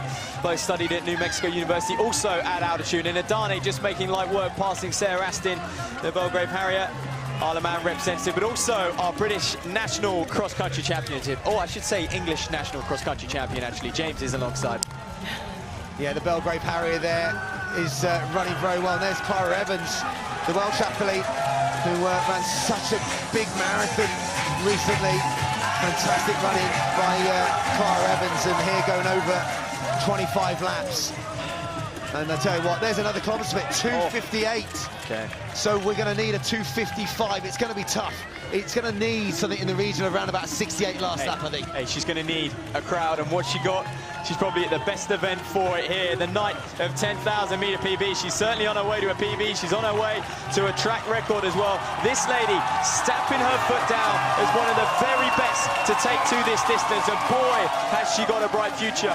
Will we see, well, we're going to see her at Budapest. What can she do there as well? Well, it is incredible to watch this. Like you said, Matt, the crowd will get behind her. It's going to be hard work. Another 71-second clocking. But the crowd will get behind her. You know that they are going to drag her through these closing stages. Going past the athlete from Burundi, we need a sub 219 or a sub 220 last clock in, would see us inside 30 minutes. And the defending champion, Jess Warner-Judd there, coming through the screen, just behind Sam Harrison. This is a big, big British race. But I tell you what, the chaser behind is the leader. And what a run she's having, Matt. Well, she's going to hunt them down, but that's an interesting British battle. Harrison and Judd, they had a good battle last year for a period. Obviously, Harrison then, you know, faded back to third last year, but she's got the strength in the marathon in her legs. She's a gutsy out performance, and she's a step above what she was last year. She's really improved, but Adani now, she's going to go past Markov as she comes into what is going to be the final lap, ladies and gentlemen. You're going to see the fireworks take off. She's one big firework herself, is Adani. She has lit up Parliament Hill as the fireworks go off to her left-hand side. Surely. She's going to hear the bell, and she's going to need a 68 minutes. I think it's on. We haven't even seen many men run inside that time today yet. This evening, of course, we've got the elite men after this, but Adani, what an impressive performance. She hit the front after about 2.5K, straight round the pacemaker. She's been out there the whole time, and she's pushed on, she's eaten up, she's lapped virtually everyone. James, she's going to have a ding-dong with the British competition. Sam Harrison and Jess Warner-Judd in there as well. Can she lap almost the whole field? Adani, the Ethiopian, here she comes, drifting round into the final 200 metres, Ellen. Well, this is an incredible run. This is absolutely mind-blowing. You are witnessing Highgate history here as Adani comes into the closing 150 metres to go. Well, what a run this has been from a lady who's relatively unknown. We have so few stats on her. We were fumbling around to find anything. She's a former World Junior champion. She's kept fairly quiet since that, but what a way to reintroduce yourself to the world. Adani takes the victory just inside. She's only gone and done it. 29:58.70. Take a bow, take a well undressed. That was a solo run for pretty much the whole race. She stuck to her guts. She's run it all herself. And well, watch out for this lady. You heard the crowd take a deep breath as she came down towards the line. They knew what it meant. They could see the clock ticking away. 67 seconds for that last lap and 2:55 for that last kilometre. 29:58.70. What a run. Wow, what a run. Look, there she is, exhausted on the floor in front of us. We've got to keep an eye on the race as well, though. Look at the splits. We're going to wait and see who crosses the line behind her, because 30:40 was that World Championship standard. Did anyone sneak inside that? Live results on open track as well. Let's hope the camera pans back to the finishing line so we can see the battle for the Brits. Who is going to get up for the British title?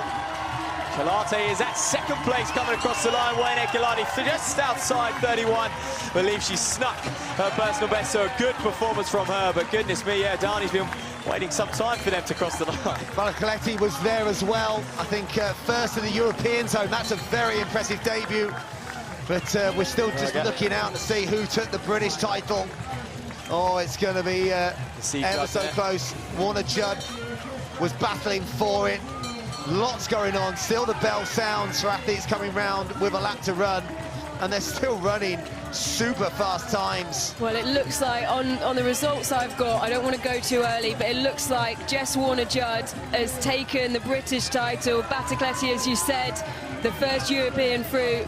Batacletti has absolutely smashed her personal best. We said she might have. She's taken a huge chunk off it if the results that we've got in front of us. Yes, Sam Harrison, what a run.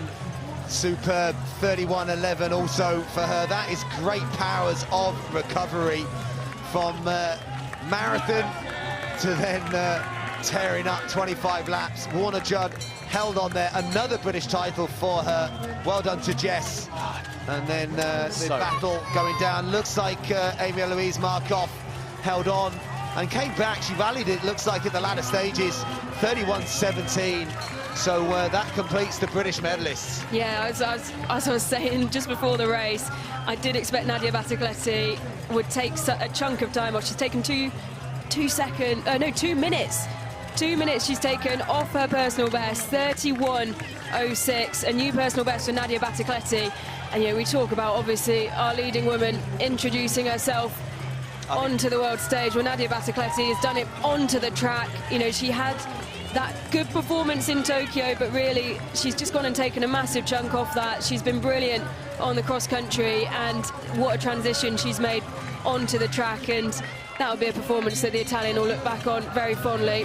I think that was a long overdue personal best, to be fair to her, given she had that 14:46 5K pedigree. And she was only 1 second off the Italian record, 31.05 from Conte back in, I think it was 2020, so it could have been earlier than that, but wow, very close to that record. And we've got to talk about Warner Judd, though. How good is she at racing? When it matters, she turns up, she performs, and she puts on a great show, and to win another British title as well. I mean, she competed out in America a few weeks back over 5,000. I thought it went okay, James. She ran 15:15, something like that, maybe just a little bit quicker, and she's had a little bit of a, I guess, not a great half marathon before that New York half marathon as well. I know the weather was bad, but 74 minutes out there. So I think she came into this needing a big performance, but she's so good at racing. She manages to keep herself, put herself on the start line time and time again and perform.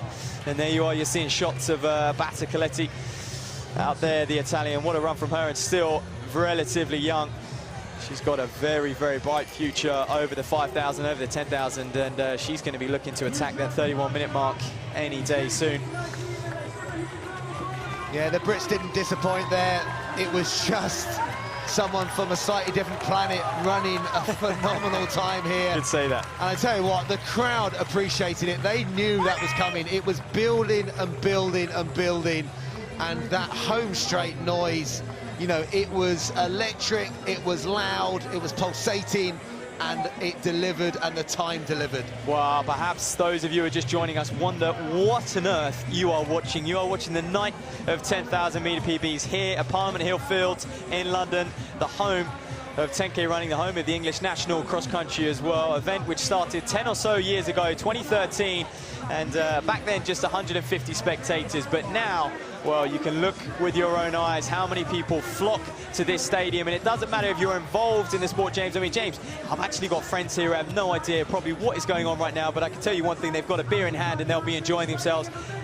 Even my... Well, they also know the name Mizan Adain, who's now a new superstar in the making. So the social medias and the athletics world now will be typing away, and she will be someone now on their radar. And I can't wait to see what she does next. I mean, they'll be typing away, they'll be struggling to find anything. We were tapping away through that race. She appeared out of nowhere on our start list. And how good does she look when she runs, and how kind of fearless is she? She's like a swan. It's beautiful to watch. It was just watching her cruise along, and like you said, absolutely fearless. It's always a risk. We've seen that risk be taken by so many athletes over the course of the afternoon, and it hasn't paid off. There was one point where maybe, she dropped a couple of seconds every other lap, and we thought, oh, maybe, but no. She recovered so smoothly, and that last lap, that is insane. 67 seconds to run under 30 minutes here at Highgate. She absolutely smashes the meeting record. She takes home £11,000. And she announces herself to the world. It's incredible. I just, every year we come and sit here, and I just feel so privileged to be here. And that is a race that I will never forget. Do you know what? She reminds me of Ayana Almaz, James. You'll know her from the 2016 Rio Olympics. Runs very similar, and a similar race as well. The way she just dominated from start to finish. Her leg turnover reminded me of Haile Gebrselassie as well, and also Kenenisa Bekele. So many Ethiopian greats out there. The way the Ethiopian athletes, it's almost a trait of their running style that's so economical, but just, as Ellen said, it's like watching a swan glide across water. It's beautiful. They're very spiritual. They're very in tune with their body, especially when they train. I mean, I'd like to think they don't really use GPS watches much. They train at terrific high altitudes as well. But like you said, they do a lot of running drills, a lot of technique work to make them conditioned, as light on their feet as possible. And proof is in the pudding when you watch someone like Adane. Yeah, it was an absolute pleasure to watch, and I know the crowd were super enthusiastic, and they're getting their voices ready. They're getting ready for one big race tonight. That is the elite elite men's race coming up. And it again looks to be a very special affair. We thought, obviously, the women's record was definitely under threat, and whether we could get close to that 30-minute mark, we dared to dream. But could we now, with that being the inspirational platform towards 27 minutes in the men's? What's your thoughts on that, Ellen? Well, do you know what? I haven't spoken to you about this off air. I was having a peek on Twitter, and I did see a tweet that said maybe one of the favourites wasn't lining up today. And if you make Stanley and Mburu, I have seen that he might be on a start list somewhere else tonight. We'll have to double check that. Where else could you be? Where else could you be? Well, I'll have another look on Twitter quickly. But we've already mentioned tonight Paul Chelimo. I think there was some doubts over his fitness before, but judging to the people we've spoken to today, Matt, seemed to be a completely different story to what we've seen on social media and what we've seen, you know, in maybe some of the previews this week.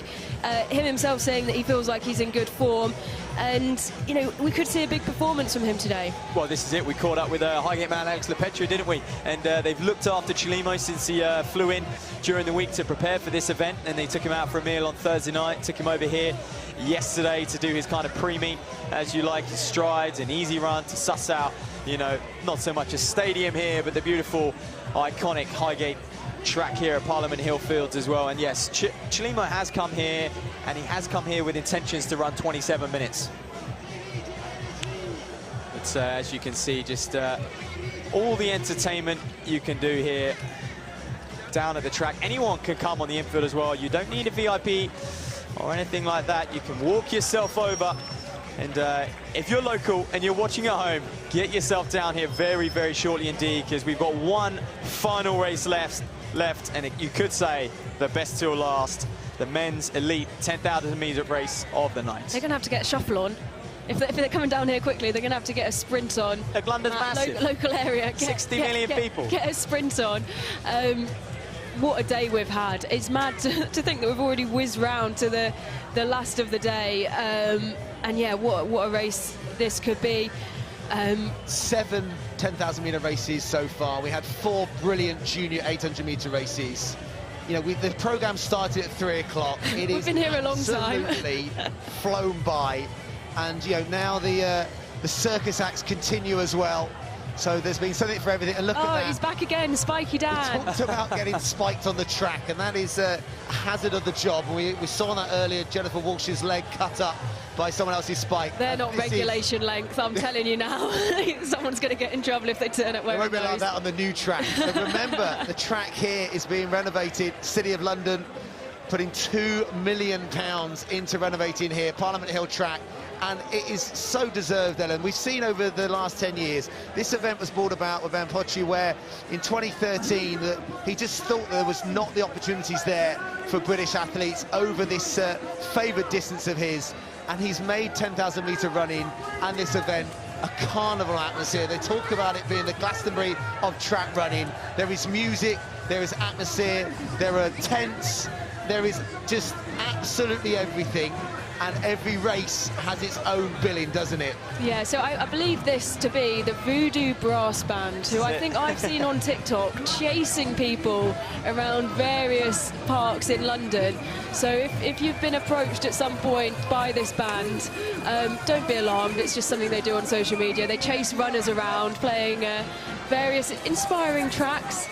And here they are tonight to inspire our elite men. Well, that's it, and just behind them, just outside of our tent as well, is the elites just warming up, milling about, those pre-race nerves doing their last minute strides as well. They'll just be running through. You can just see them behind the brass band. We're just going through mentally how they want to execute this race today, James. And, you know, we have got the pacing lights on deck. We'll talk about that a little bit later on. They're going to aim for 27:10, which is that World Championship qualifying mark, of course. And there are reports a lot of them are in shape to do that as well, so it could be exciting. And the second lights you want to watch for is the 28 minutes. Yeah, a couple of good paces in there. Joe Woodfield, you know, he's someone that, look out for this lad. Huge talent, lots of injuries, came back running a really good 28 minutes and change in Valencia over 10 kilometres. But look out also for Johnny Davis. He is in shape. I love saying that. 13:16, personal best.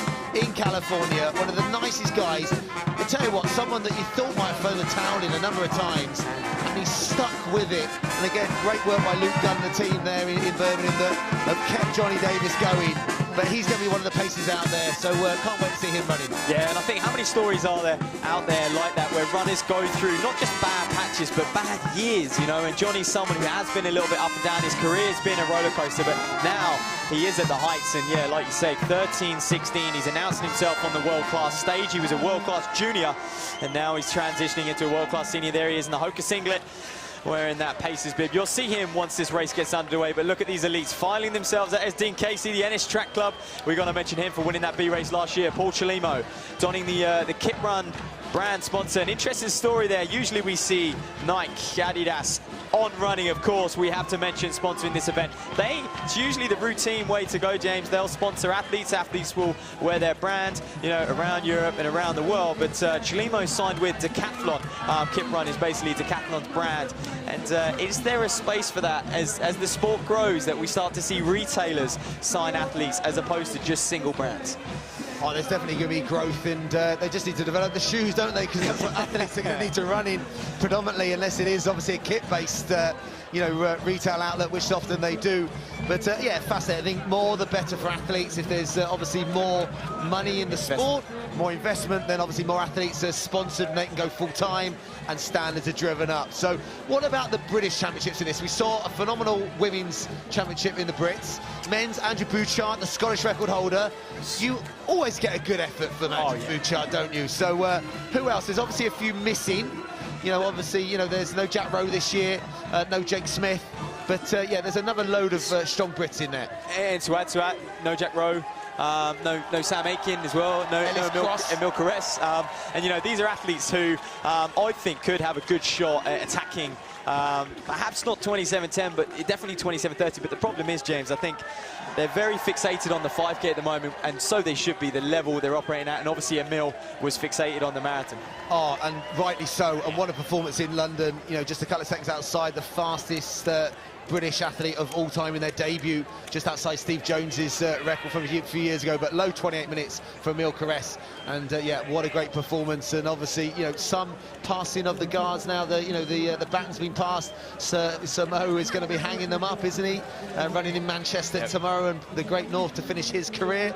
And then obviously the likes of Chris Thompson trackside today, watching but not racing. So yeah, it could be the Mohammed, you know, brothers could be stepping it up tonight. That'd be great to see. But I'm fascinated to see what Andrew Bouchard can run. He's been training, you know, a lot of high altitude. Obviously, still a big friend of Samo, and been putting some great miles in with him up in altitude. So yeah, what can he run? But yeah, there's a couple of youngsters that will be interested to see what they can step up to. Yeah, and I think he learned a lot from Farah, the way Farah transitioned to the longer distances. I mean, obviously Farah was transitioning to the marathon, but you know, even just to surround yourself with multiple Olympic champion, multiple world champion over the distance, you're going to learn a lot. You're going to understand the way he trains. And I thought last year, you know, Bouchard put out a 36 performance. Thought that was very solid. And you know, can he go one better this year and start to crack that 27:30 barrier? Yeah, and coached by Gary Locke, and you know, Gary knows his 10,000 meter running. Obviously, you know, Paula Radcliffe smashing, you know, multiple records over that distance. So let's see what Andrew Bouchard can run tonight. 25 laps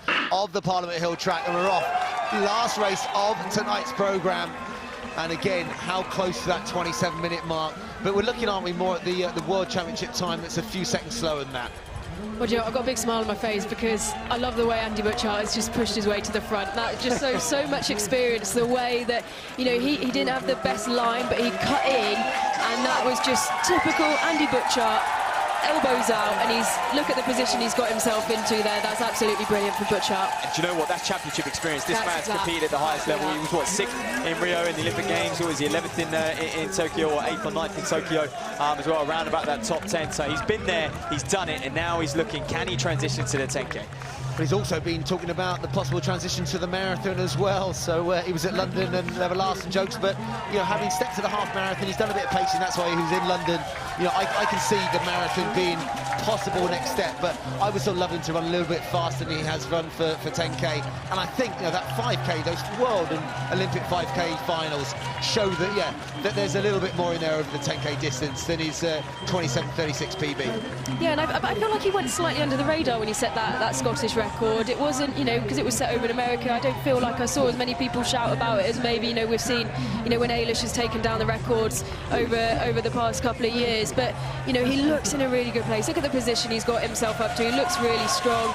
You know, also give a mention to, you know, speak about him pacing at the marathon. You know, me and you, Matt, we saw Ellis Cross pacing at Copenhagen last week, and he's an athlete who looks really strong as well. And you know, he had a lot of confidence, you know, taking on that pacing role in Copenhagen, and he's one to keep an eye on today for the British champs. The other thing we probably should have mentioned with the women's race, what would that have been like with Eilish McCullough? Oh, I thought about it, and I thought, you know, she obviously has the World Championship qualifying performance. Obviously, we expected to run London. That might have changed things, but you know, Eilish in there, would she have gone with that? I think she would have. Would she have closed it out? I mean, her last 400 when she ran that, you know, 30 flat in California was 63 seconds. So yeah, that would have been great to have seen Eilish in that race. Oh man, she's learning to compete with the best, and I think she is world-class level now, Eilish. And I think the next step for her is, can she go to a major champs and get a medal? And I'm sure that's in the back of her mind, looking ahead to Budapest. Look, one story evolving here. Paul Chilima, he's gone off quite conservatively. He's in that second pack. I know athletes come here and they like to announce, you know, they're in great shape, but sometimes they almost have to say that. They're not going to say they're in bad shape, are they? So be interested to see if he slowly drifts up.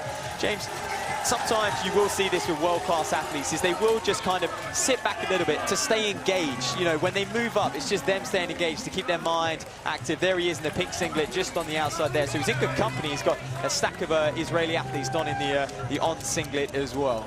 Yeah, we've gone through the first kilometre, and yeah, it's about just trying to settle down the pace, and you know, it's just trying to find that line and find someone that you're happy sitting behind as well. Certain runners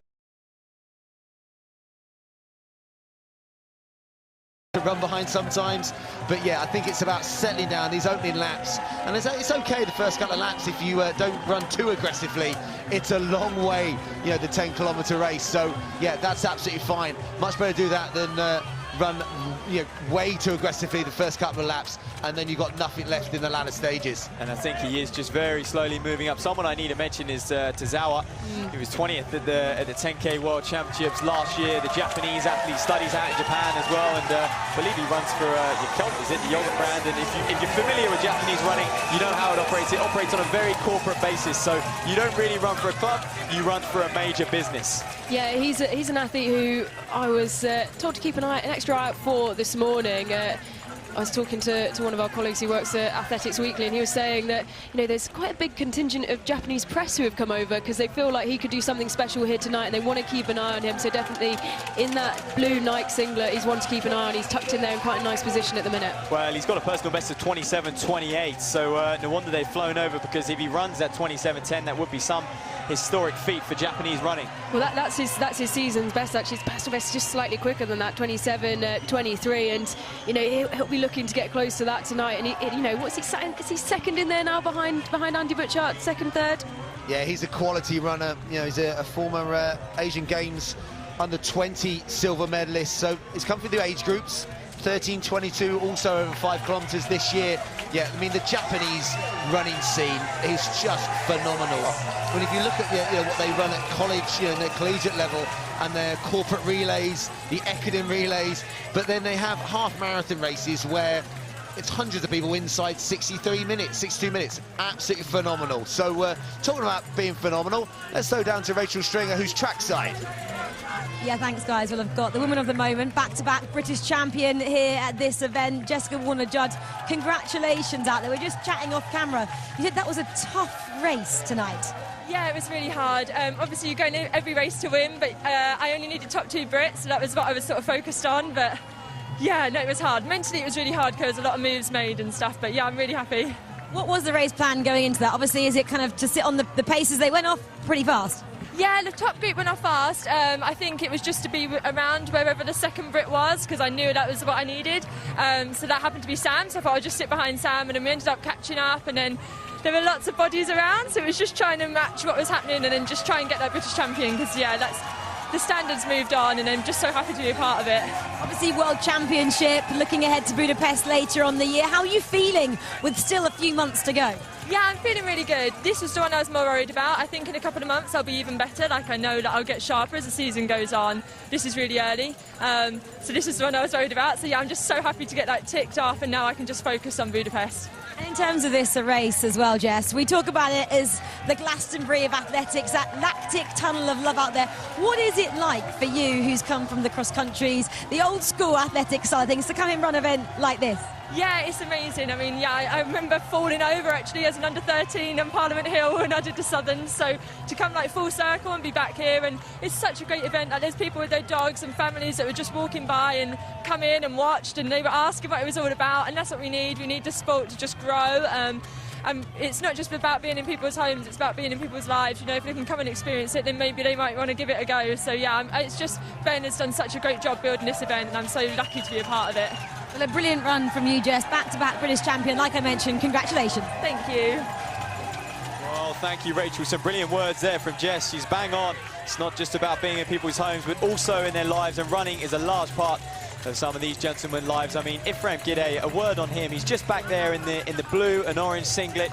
He fled a war-torn Eritrea at just 15 over to Ireland, and you know, as the story goes, James, so many PE teachers are to thank for getting athletes into this sport, taking them down their local club. And Gidey actually wanted to be a cyclist once upon a time, and he realised the expense of a bike and said, you know what, I'll try my luck at running, and the rest is pretty much history. He's here today, and he's in good form. He won at the Bristol Track Club 5K, a relatively low keep for that man. There he is in shot, 12 on the side of his hip as well. But he's, rumours has it, spoke to his agent before, and he wants to target that 27:30. He's in great shape. Well, that would be, I think, a new Irish record as well, so that would be great running. And it's great to see his progression as well. I think Ireland looking to send a strong team to that European Cup in 2 weeks as well. But yeah, Johnny Davis doing a great job at the front, just dropping off that pace group. Nils Voigt, who was, I think he was fourth here in 2021, when in the personal best of 27:49 that day, pipping Mo Farah. But the German, you can just see in the blue singlet, just in that chase group behind. But it is the blue singlet of Johnny Davis at the front. So they're going to be coming down towards 3 kilometres. And at the moment, Davis doing a really good job with the, there's a line, isn't there, of athletes behind him, Matthew? Well, I think they were through 3K already, James, and there's a big old line, and one man to keep an eye on is Chalima. He's just drifted his way up to the front, and they're clipping off 65s for fun. I think Johnny Davies at the front now. He probably would have liked Joe Wigfield to go just a little bit further, you know, and he looks like he may even be struggling a little bit himself. It's no surprise coming off of a long-haul flight from America, where he set his new personal best of 13:16, and looking ahead to a strong track season as well. He's probably here, he's helping out, but he's going to be up against it now, as similar to Adane. It's Abira who's hit the front literally just after 3K and decided he wants to move things along now. Yeah, Abira has done exactly the same, gone past the pacer, and it isn't it a little exchange of looks almost by Johnny Davis, as if to say, I'm the pacer. Do you want me to keep going at the front, or as we had in the women's race, that the athlete just ran away from the pacer after they felt that they'd done enough of the job. So Paul Chalima right there, the American Olympic bronze medalist. So he's looking to make some major strides over 10,000 metres tonight. So, you know, and he's such a smooth runner as well. We've been talking about running mechanics tonight.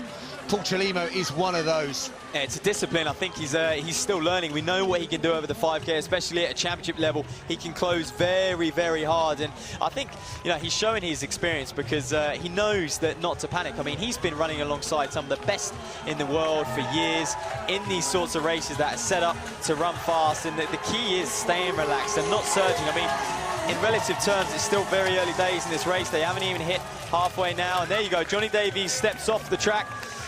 He's done his dues out there today, and it's all over to the athletes now. And Abira out in front is going to move things along. He's got the red lights to key off, and I'm sure he's well aware of those lights operating around about that 27:10 mark. But we could well have 3 athletes just starting to break away, James. So it's Mogus Abira in the lead, 10th in the World Cross Country Championships this year. I mean, that shows you, talked about early in the women's race, top 20 is quality, top 10 is, yeah, phenomenal running. He's a 27-23 athlete on the road, and he's run 60-11 for half marathons, so he's got a great engine above you know, below and at cross country, so no surprise at the moment than going through 4 kilometres that they are running very, very strongly, and probably just around about the what, the 27:30 mark. Absolutely, and you know, well, 27:10 mark, James, in fact. But yeah, you know, to add to his credentials, he won the African Games last year over 10,000 meters, and yeah, you're no slouch if you do that, that's for sure. So the next split we'll get will be that 4K split as they just come round. I've just seen probably one of the first sights since the gun of Gashao Ayale, who's working his way back up the field there. I think just become disconnected with that group. Bronze at the marathon and the European Championships. He got a personal best here last year, and he'll be wanting to better that. He's one of the ones that I've got an eye on. And he started on the inside, and I thought maybe he might have made a move slightly earlier, but he's reconnected to the back of this group now and is starting to work his way through it. Yeah, I mean, he's got a 2:05 marathon best, so yeah, probably using that amount of strength that he's got in those legs, not to be too aggressive in the early stages. And the former Ethiopian, now running for Israeli, is getting back onto that group, or trying to get back onto that group. But Andrew Bouchard, you can see him on the back of that group, Matt. That is great to see.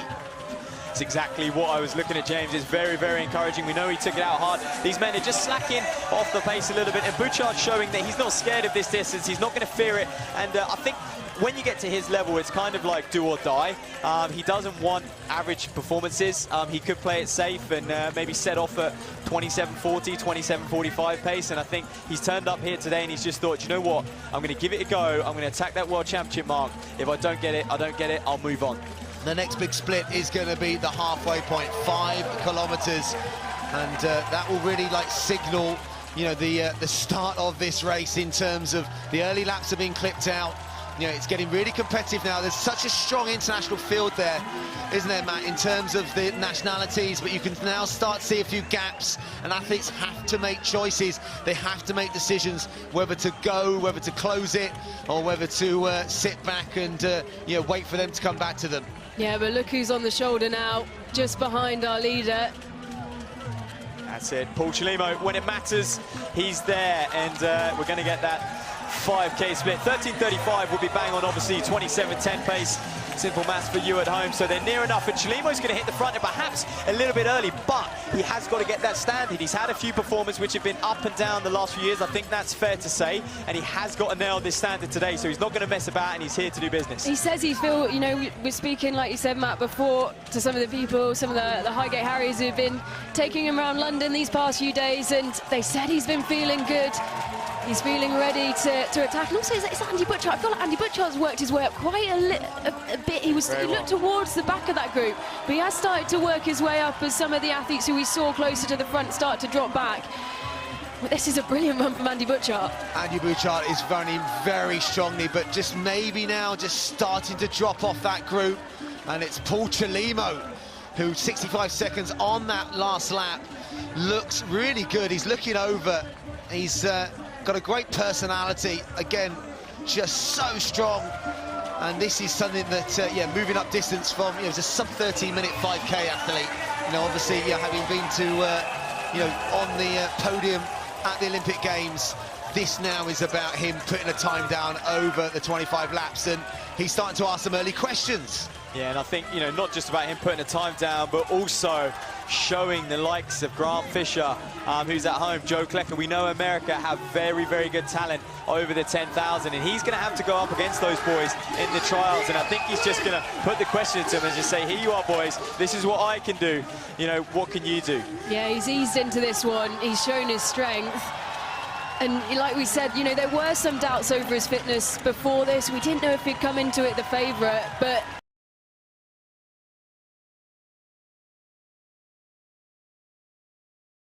Nkunramana is the athlete chasing the Burundi athlete.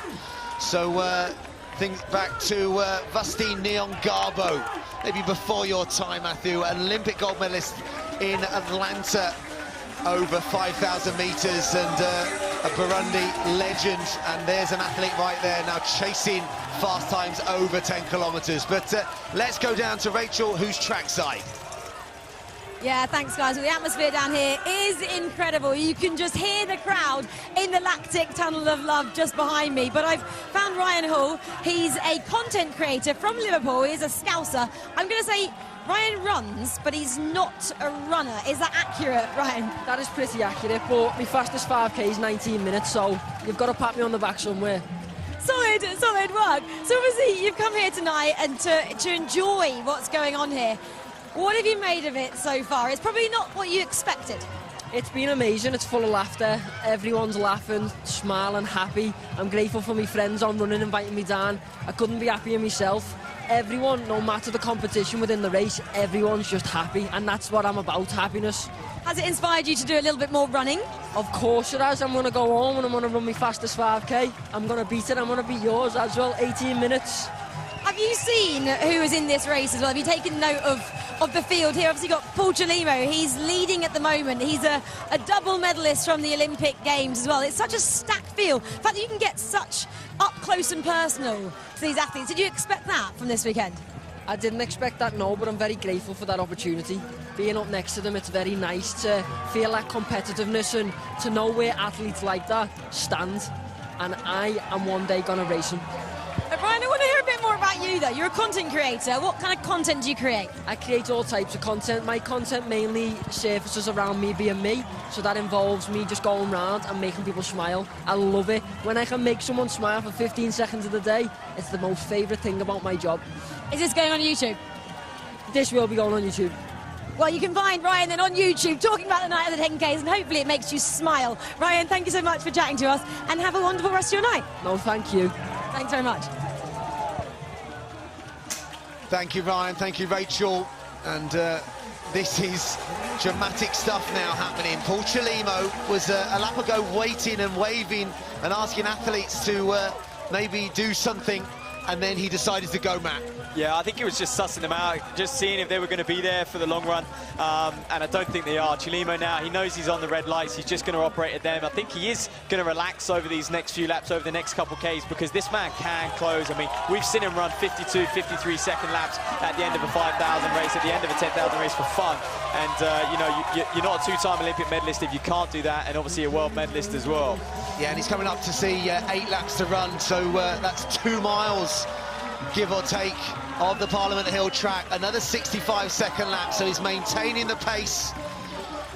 And the next bit we're going to get, Ellen, on the back straight is 7 kilometres. Yeah, just having a look back down the order for the British contingent. Andy Butchart still leading the way, obviously, now with this injection of pace for him. Chelimo's drifted well out of shot here, but he's still leading the way in the British Championships, and it's Zach Mohammed who is in second place at the minute. He has a personal best of 29.14, and he's running well within that. We thought, you know, that he might be the one of the 2 brothers who would come out on top, obviously racing alongside his brother Mohammed. He's going to take a huge chunk of this, as expected. And yeah, so he's currently second in the British Champs.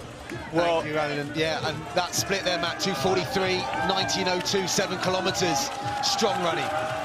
He's hanging on there. He's just slipping off a little bit. He's going to need the support of the crowd. He's going to need to soak up the atmosphere because he's on his own now, Chelimo. And I think he knows that deep down. And do you know what? He's probably just going to hold a little something back for that last K, just in case someone comes back on his shoulder and he needs to be able to respond. 66, probably the slowest lap of the race. Yeah, if he's going to break 27 minutes, he kind of needs 64 seconds a lap, unless he has got a big last lap. But maybe just the first signs of fatigue, a little grimace. I think it's a grimace rather than a smile, It's Matt. definitely a grimace. Maybe it's a little bit of both. But yeah, it's almost like his head down, almost looks like a boxer now, or like someone going through a range of emotions. Well, one thing I would say is Chelimo is a bit of a gamesman, and what a moment this is going to be for Dean Casey, albeit he's getting lapped by one of the best to ever take to the 5,000 metres in this distance, but he's going to have to soak it up, Casey. I mean, he won last year, he's been chucked in the deep end tonight, and he's going to experience what it's like to be overtaken by Paul Chelimo. Isn't this a great example of what Highgate can do for young athletes? Dean Casey winning in the B race last year in emphatic fashion. It was one of my favourite races of the day, and now, yeah, like you said, he's being lapped here, but He'll be absolutely soaking it up. He'll be loving this. Look, he looks to the sides. He'll be living every minute of this. And he's also chasing down one of our biggest young talents coming through. That's Henry McCluskey. He's making his 10,000-metre debut today on the track. But he's obviously still running at a very good pace. If you think Paul Chelimo is heading towards low 27 minutes, you know, with a few laps to go in front of him, the young Sharcy Barnett's running well, Matt.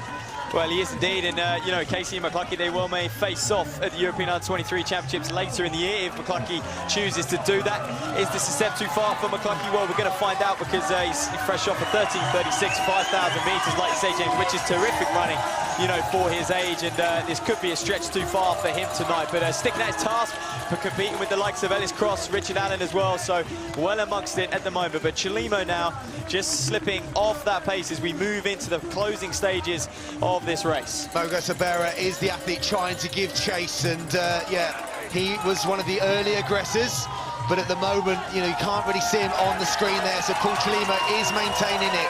The noise of the crowd is absolutely vital now, Ellen, isn't it? They're going to play their part in this theatre. Yeah, I've seen they might even play their part in the British Championships as well, because Zach Mohammed is now just behind Andy. Well, I say just behind. He's a position going down that really impressive first half of his race, but has he done enough to hold off the charge of Zach Mohammed, who is coming in quickly behind him? Well, there we are. Zach Mohammed, I guess, the better on the track of the two brothers. Mohammed dominates the cross-country circuit, but Zach, I feel, has a little bit more talent, a little bit more natural ability, I suppose, when it comes to track. We've seen him perform at the British University Championships, and there goes Chelimo drifting past McCluskey. I mean, this man was, you know, born and raised in Kenya, transitioned, moved over to America, if you like, joined the world class, joined the Army, and then gained his US citizenship that way and joined the world class Army program out there where he trains, lives in Colorado Springs, and he's got a great group out there as Chelimo, and he's clearly getting back to his very best, but he's going to have to lift it if he wants to get anywhere near that World Championship mark. Yeah, there's definitely been pain etched over his face over the last few laps. The noise of the crowd here is building and building, and it is a festival of running here. This is such a great event. We've had multiple heats of the 10,000-metre distance, so many personal bests, sprinkled in with some junior 800-metre races, and the juniors will be trackside now, watching this, soaking it up, watching the very best. And there on the back straight, some of our British athletes. That's Jack Gray in the Cambridge and Coleridge vest. He's a top athlete, isn't he, Ellen? He's a brilliant athlete. He's an athlete that I know well from my time in Cambridge. He's got a very distinctive running style, but he was talking about it the other day. He's like, why change? It works for me. He sticks to his guns, and here he is once again performing at the top level of British athletics. And he'll be another athlete, I'm sure, when Paul Chelimo cruises past him, he'll actually soak it up and he'll love it. I think so, and yeah, a credible athlete himself, second at the English National Cross Country Champs earlier in the year. So here goes Chelimo down. Look at that, lit up through that tunnel. He's going to enjoy that. The fireworks off every single lap now. 3 laps to go. James, he's going to need to operate well. He could be inside that standard. He's got to run, what, 3:07? He's got to start clipping off 62s now. Yeah, it's another 66. It's just dropping ever so slightly every single lap. The chase behind Matt, but I don't think they're going to get back to him. I think Paul Chelimo's got enough in his locker, and I think he's definitely got, you know, another gear if he needs it. But, you know, the crowd now are going to be so important. But you're right. Yeah, it's going to be interesting to see how far the lights are in front of him. They were set at 27:10, you know, on the red light. But he's also got a bit of traffic to navigate as well. Well, you know, 2:46 there. You could see him run. I mean, so what does he need? 2:25. My maths isn't great, but I don't need to worry about that. We'll see when he comes around with 800 to go. But you can see him closing in at 56, James, no problem at all. And you know, he's going to be closing well sub 60. Here he goes then, fighting round Ellis Cross. He's certainly going to have to kind of fight himself around Jack Gray there with the arms, the distinct style of Jack Gray.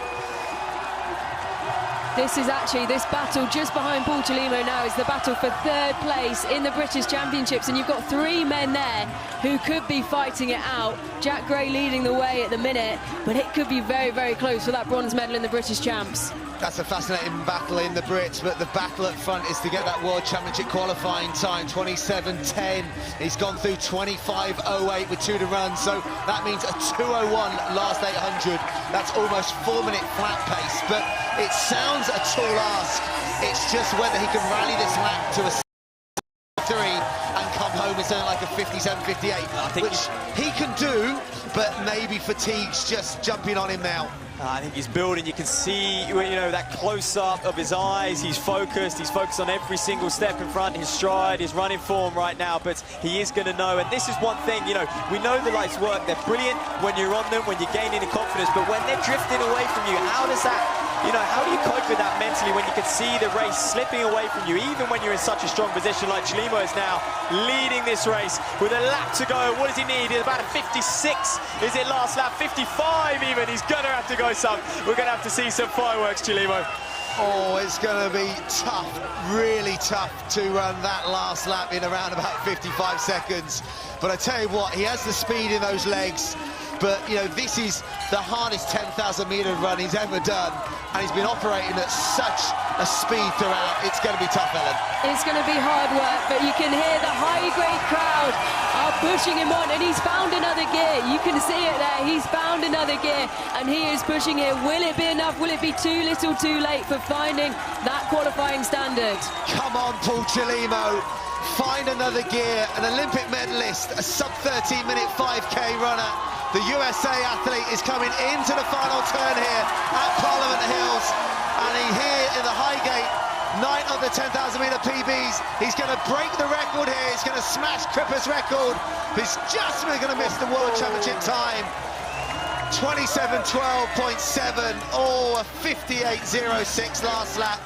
2:36 last kilometre. Good, but just not quite good enough for that World Championship A standard. Exactly that.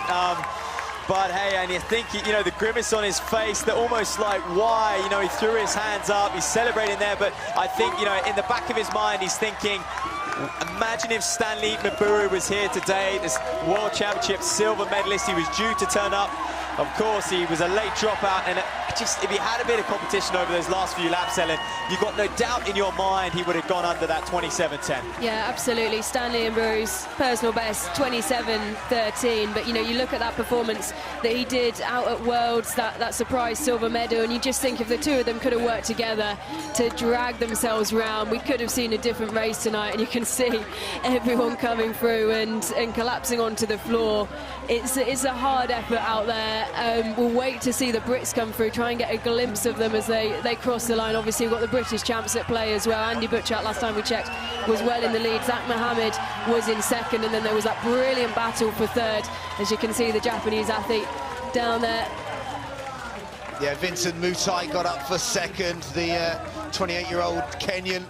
So, and a good battle, Gathathon, the Israeli athlete there in third place, unofficially, obviously, until we get the official results, because sometimes the chips on their feet don't activate the devices they cross the line, so we'll get an update on that. But some quick times, and it looks like Mohammed was a shade inside 28 minutes, so around about 27.56. A huge PB. His time had set before 29.14, so we knew he'd take a chunk off it, and he has done.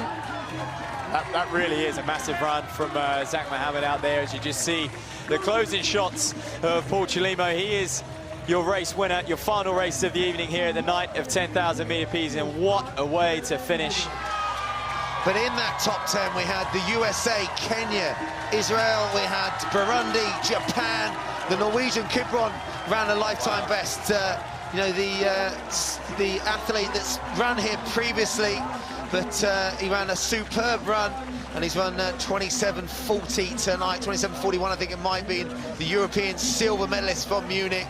A superb bit of running, and we had Saudi Arabia also in that top lot as well. And Andrew Butchart, 27.47 is the British champion, Ellen. Yeah, it looks like it came right down to the line for third place. It looks like Ellis Cross just got there marginally, fractionally ahead of Jack Gray. That Well, I'm going to have to find a replay of that somewhere, that crossing, that battle for third and how those two crossed the line. So Matt, Andrew Bouchard just outside his Scottish record, but he really went for it tonight. I was so impressed with that. Would have been a tired second half, but he is the British champion.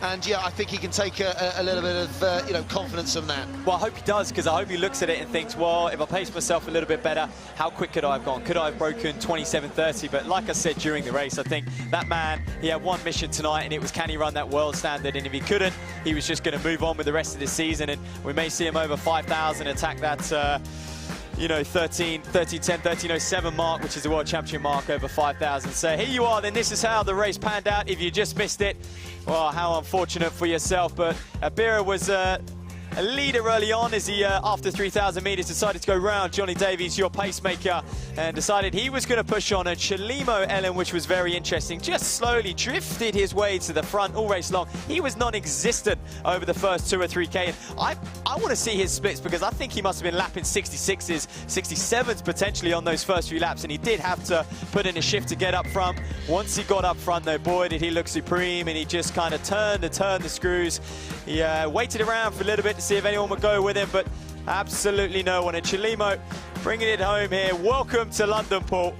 Well, he's going to have good memories now. But of course, in 2017, he was a world championship medalist as well. You've got to wonder whether, he might regret how much he eased into that race. Like you said, we barely mentioned his name through the first half, and what a dominant second half performance.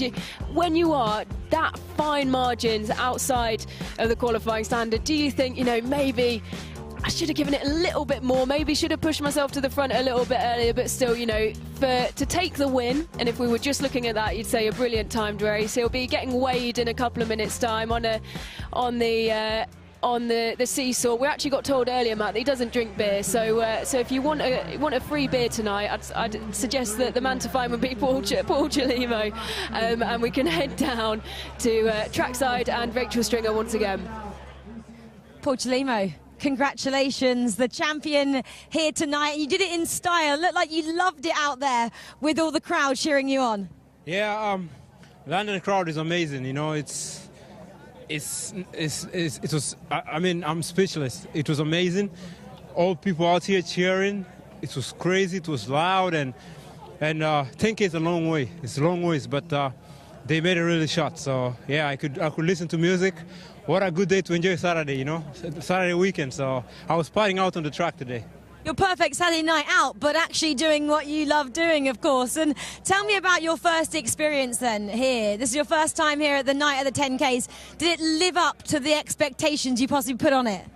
One thing I always say, like, London has been good to me, because I came here, I won the World Championship bronze.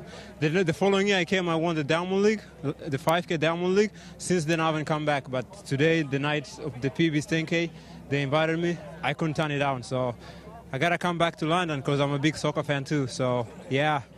Who's your team? Oh, Manchester United. Yeah. Okay, well, there we go. 27:12 tonight. You broke the meeting record, just shy of that World Championship qualifier. Have you got a chance to go out there sometime soon and try and break that? Yeah, it's still early in the season, and for me, this is a good predictor for of how my season is going to go. So I got to go back to the drawing board, get back to training, got to put in the work, and, it is what it is. Like, you show up when you're ready, do what you can do, and if it happens, Budapest is my big goal. So, keep run. They believe in me, and they've always wanted the best out of me. So I can't disappoint them. So I have to go back and get the standard. Absolutely. You've got 2 Olympic medals as well. How does this night compare to those? Olympic medal is just something special, and I can't take it away. But this is another special thing. Winning it in London with all these fans cheering me out here, I would say definitely it's more fun than Tokyo, because Tokyo there was no fans out there. But this is really fun. So yeah. Paul Chelimo, it was very special to watch you out there tonight. Congratulations, and we look forward to seeing you get that World Championship qualifying time very soon. Thank you very much. Yeah, thanks to the London people. Thanks for supporting me, and I'm happy. I'll be coming back. So we can't wait to invite you back. We'll see you next year. Thank you. Appreciate it. Thank you. Oh, good day for Paul Chelimo on the track, a good day for his team as well, Manchester United, and like he said, he'll be back again, and we can't wait to welcome him back if he's going to bring performances like that every time he steps foot here in London. Well, obviously the qualifying process for the US so tough. They've got so many good runners, and yeah, he obviously alluded that he's probably going to have to find maybe another fast 10,000 metres somewhere, but I would love to see him in Budapest. You know, those wheels we saw tonight, 58 seconds, looking tired, lapping people after a tough run.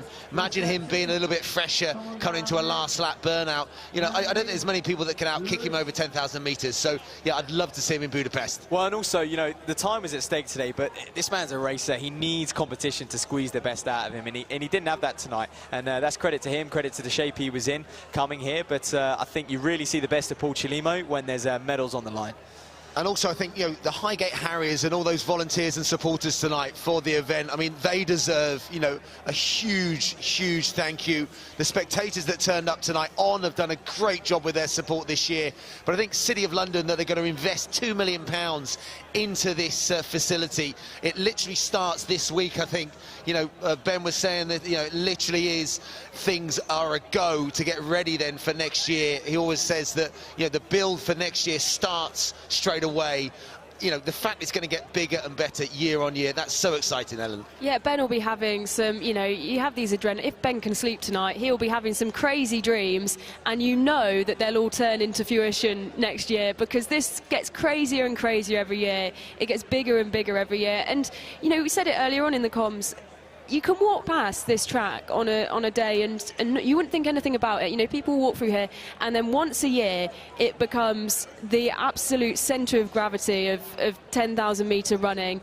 And to have a more sort of permanent feature here, and to make this athletics track more of a feature here in the local area, would be absolutely brilliant. I hope that £2 million includes a Ben Pocci statue. Absolutely, yes. Gold. You know what? Keep the track the same, and we just want a Ben Pocci statue. But that's what we want. 29.58 in the women. That's a new record by, you know, that is over a minute and 10 seconds record. And then 27.12. You know, we were jaw dropped by Cripper's record last year, wasn't it? You know, phenomenal running. That's gone again. You know, the next barrier is obviously 27 minutes in the men's race. I mean, that's a big aim for next year. We were talking about, you know, the draw and the factors, you know, the field creates itself being such a strong event. I mean, I would love to see a few more, and obviously Stanley, where were you tonight? But hopefully he's back here next year. We're letting him back in. We don't hold grudges here at Highgate, but yeah, a few more going towards that time, and that would be, you know, again, it's not just a legacy, it's the living legacy of the event. You can just see, you know, we have all these races before, and I just think every year the standard gets better and better for pretty much every single race. You know, from race 1 all the way through to what we've just seen, race 12. Year on year, it gets better and better, and it will just keep growing. And do you know what? Maybe by next year, by the time all three of us are sat back in these seats, I might have gathered my thoughts on those races, particularly that women's race, because it's left me absolutely speechless. And I'm sure, you know, you look at the fans who are still lingering around. You know, we're waiting for the medal presentation for the British Championships, but people just want to have a great time. I'm sure the parties will continue elsewhere around London tonight. They're loving it. We're all loving it. It's just been another spectacular night. Year on year, it gets better and better, and there's nothing better. There really isn't. It's like a Christmas day for me. I love it. I get so excited. I won't sleep tonight. We've seen a brilliant day of racing. How great was it to have those junior races as well? You know, we talk about the qualifying standards in the men's and the women's, you know, obviously the championships and the world trials, but also, you know, we saw those records beaten in the junior races as well. Would love to see that. We would absolutely love to see that grow year on year, and once again, like I said this time last year, I'm so excited for the future. So again, that's a big thank you from ourselves in the commentary box. James Stee, Matt Seddon, Ellen Ellard. It's been an absolute pleasure. And down to Rachel, final time trackside. Thanks so much, guys. What a wonderful night we have been treated to. It's been happening all day. Chris Thompson is still next to me just to wrap up today's events. I mean, we've been speaking about the Glastonbury field, but it has just been like that. Everyone's now kind of being ushered out of what we're calling the Glastonbury Park here, but it's been amazing, and obviously ended by two incredible championship races there. Adame winning in the women's race, and then Paul Chelimo, the absolute legend, winning there. Give me your thoughts of both of those two races. Yeah, and just to the point as well, I'm looking at the track and you've got empty bottles of water on the track. Glastonbury. And it's Glastonbury. I'm sure there's a few empty pint glasses in the crowd. What a way to finish it, I have to say. I mean, the crowd were gripped to see a woman run sub 30 minutes. That's world class. Like, that is a phenomenal time, and everyone was backing it up.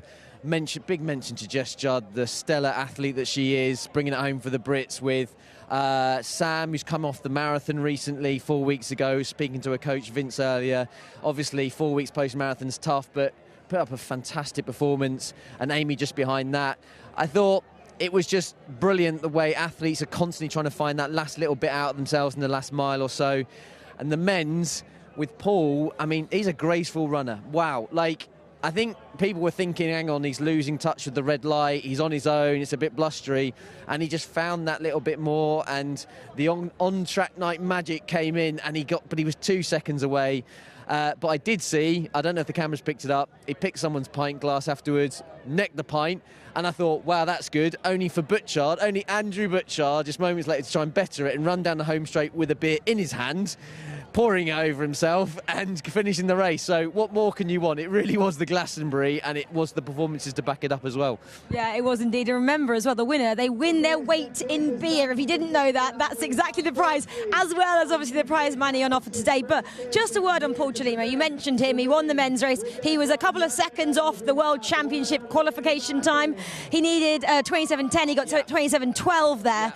A little bit disappointed with that, but it just shows the calibre of this event, that we can get Olympian who's got 2 medals at Olympic Games to come here and run at Parliament Hill in London.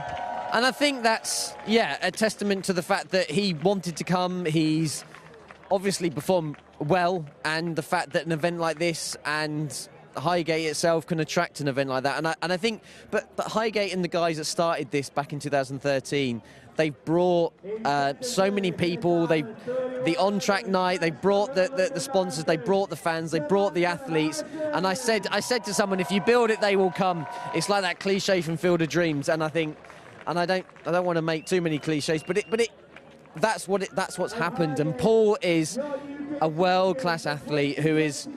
This is going to sound bad. I'm sure he beat Mo in one of our historic races, but he certainly had battles with Mo in the Diamond League, and he's won medals, Olympic medals and stuff. Is someone getting their weight in? Oh, it's the medal ceremony. I was going to say, I'd like to get my weight in beer at the moment because I'm fairly heavy. I'd probably get the most I get. But that's a testament to how good it is. And he got so close. I just spoke to him and he was buzzing. As you said, he's a Man United fan, which is nowhere near us, so I think he's got his geography wrong there. But yeah, but listen, hopefully next year we'll come back and better it again.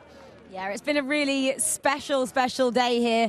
If you guys didn't come, make sure you get back down here to Parliament Hill next year when we get to do it all again. And of course, we're building up now to Budapest, the World Championships later on this year, which are sure to be an incredible couple of weeks of athletics action. Well, Chris, thank you so much for joining me and spending your time with us today. And thank you to everybody who watched at home. We'll leave you now with the vibes of what is still happening here, the medal ceremony behind me. But it has been an incredible day. So thank you so much for your time, and we'll see you all very soon. Good night.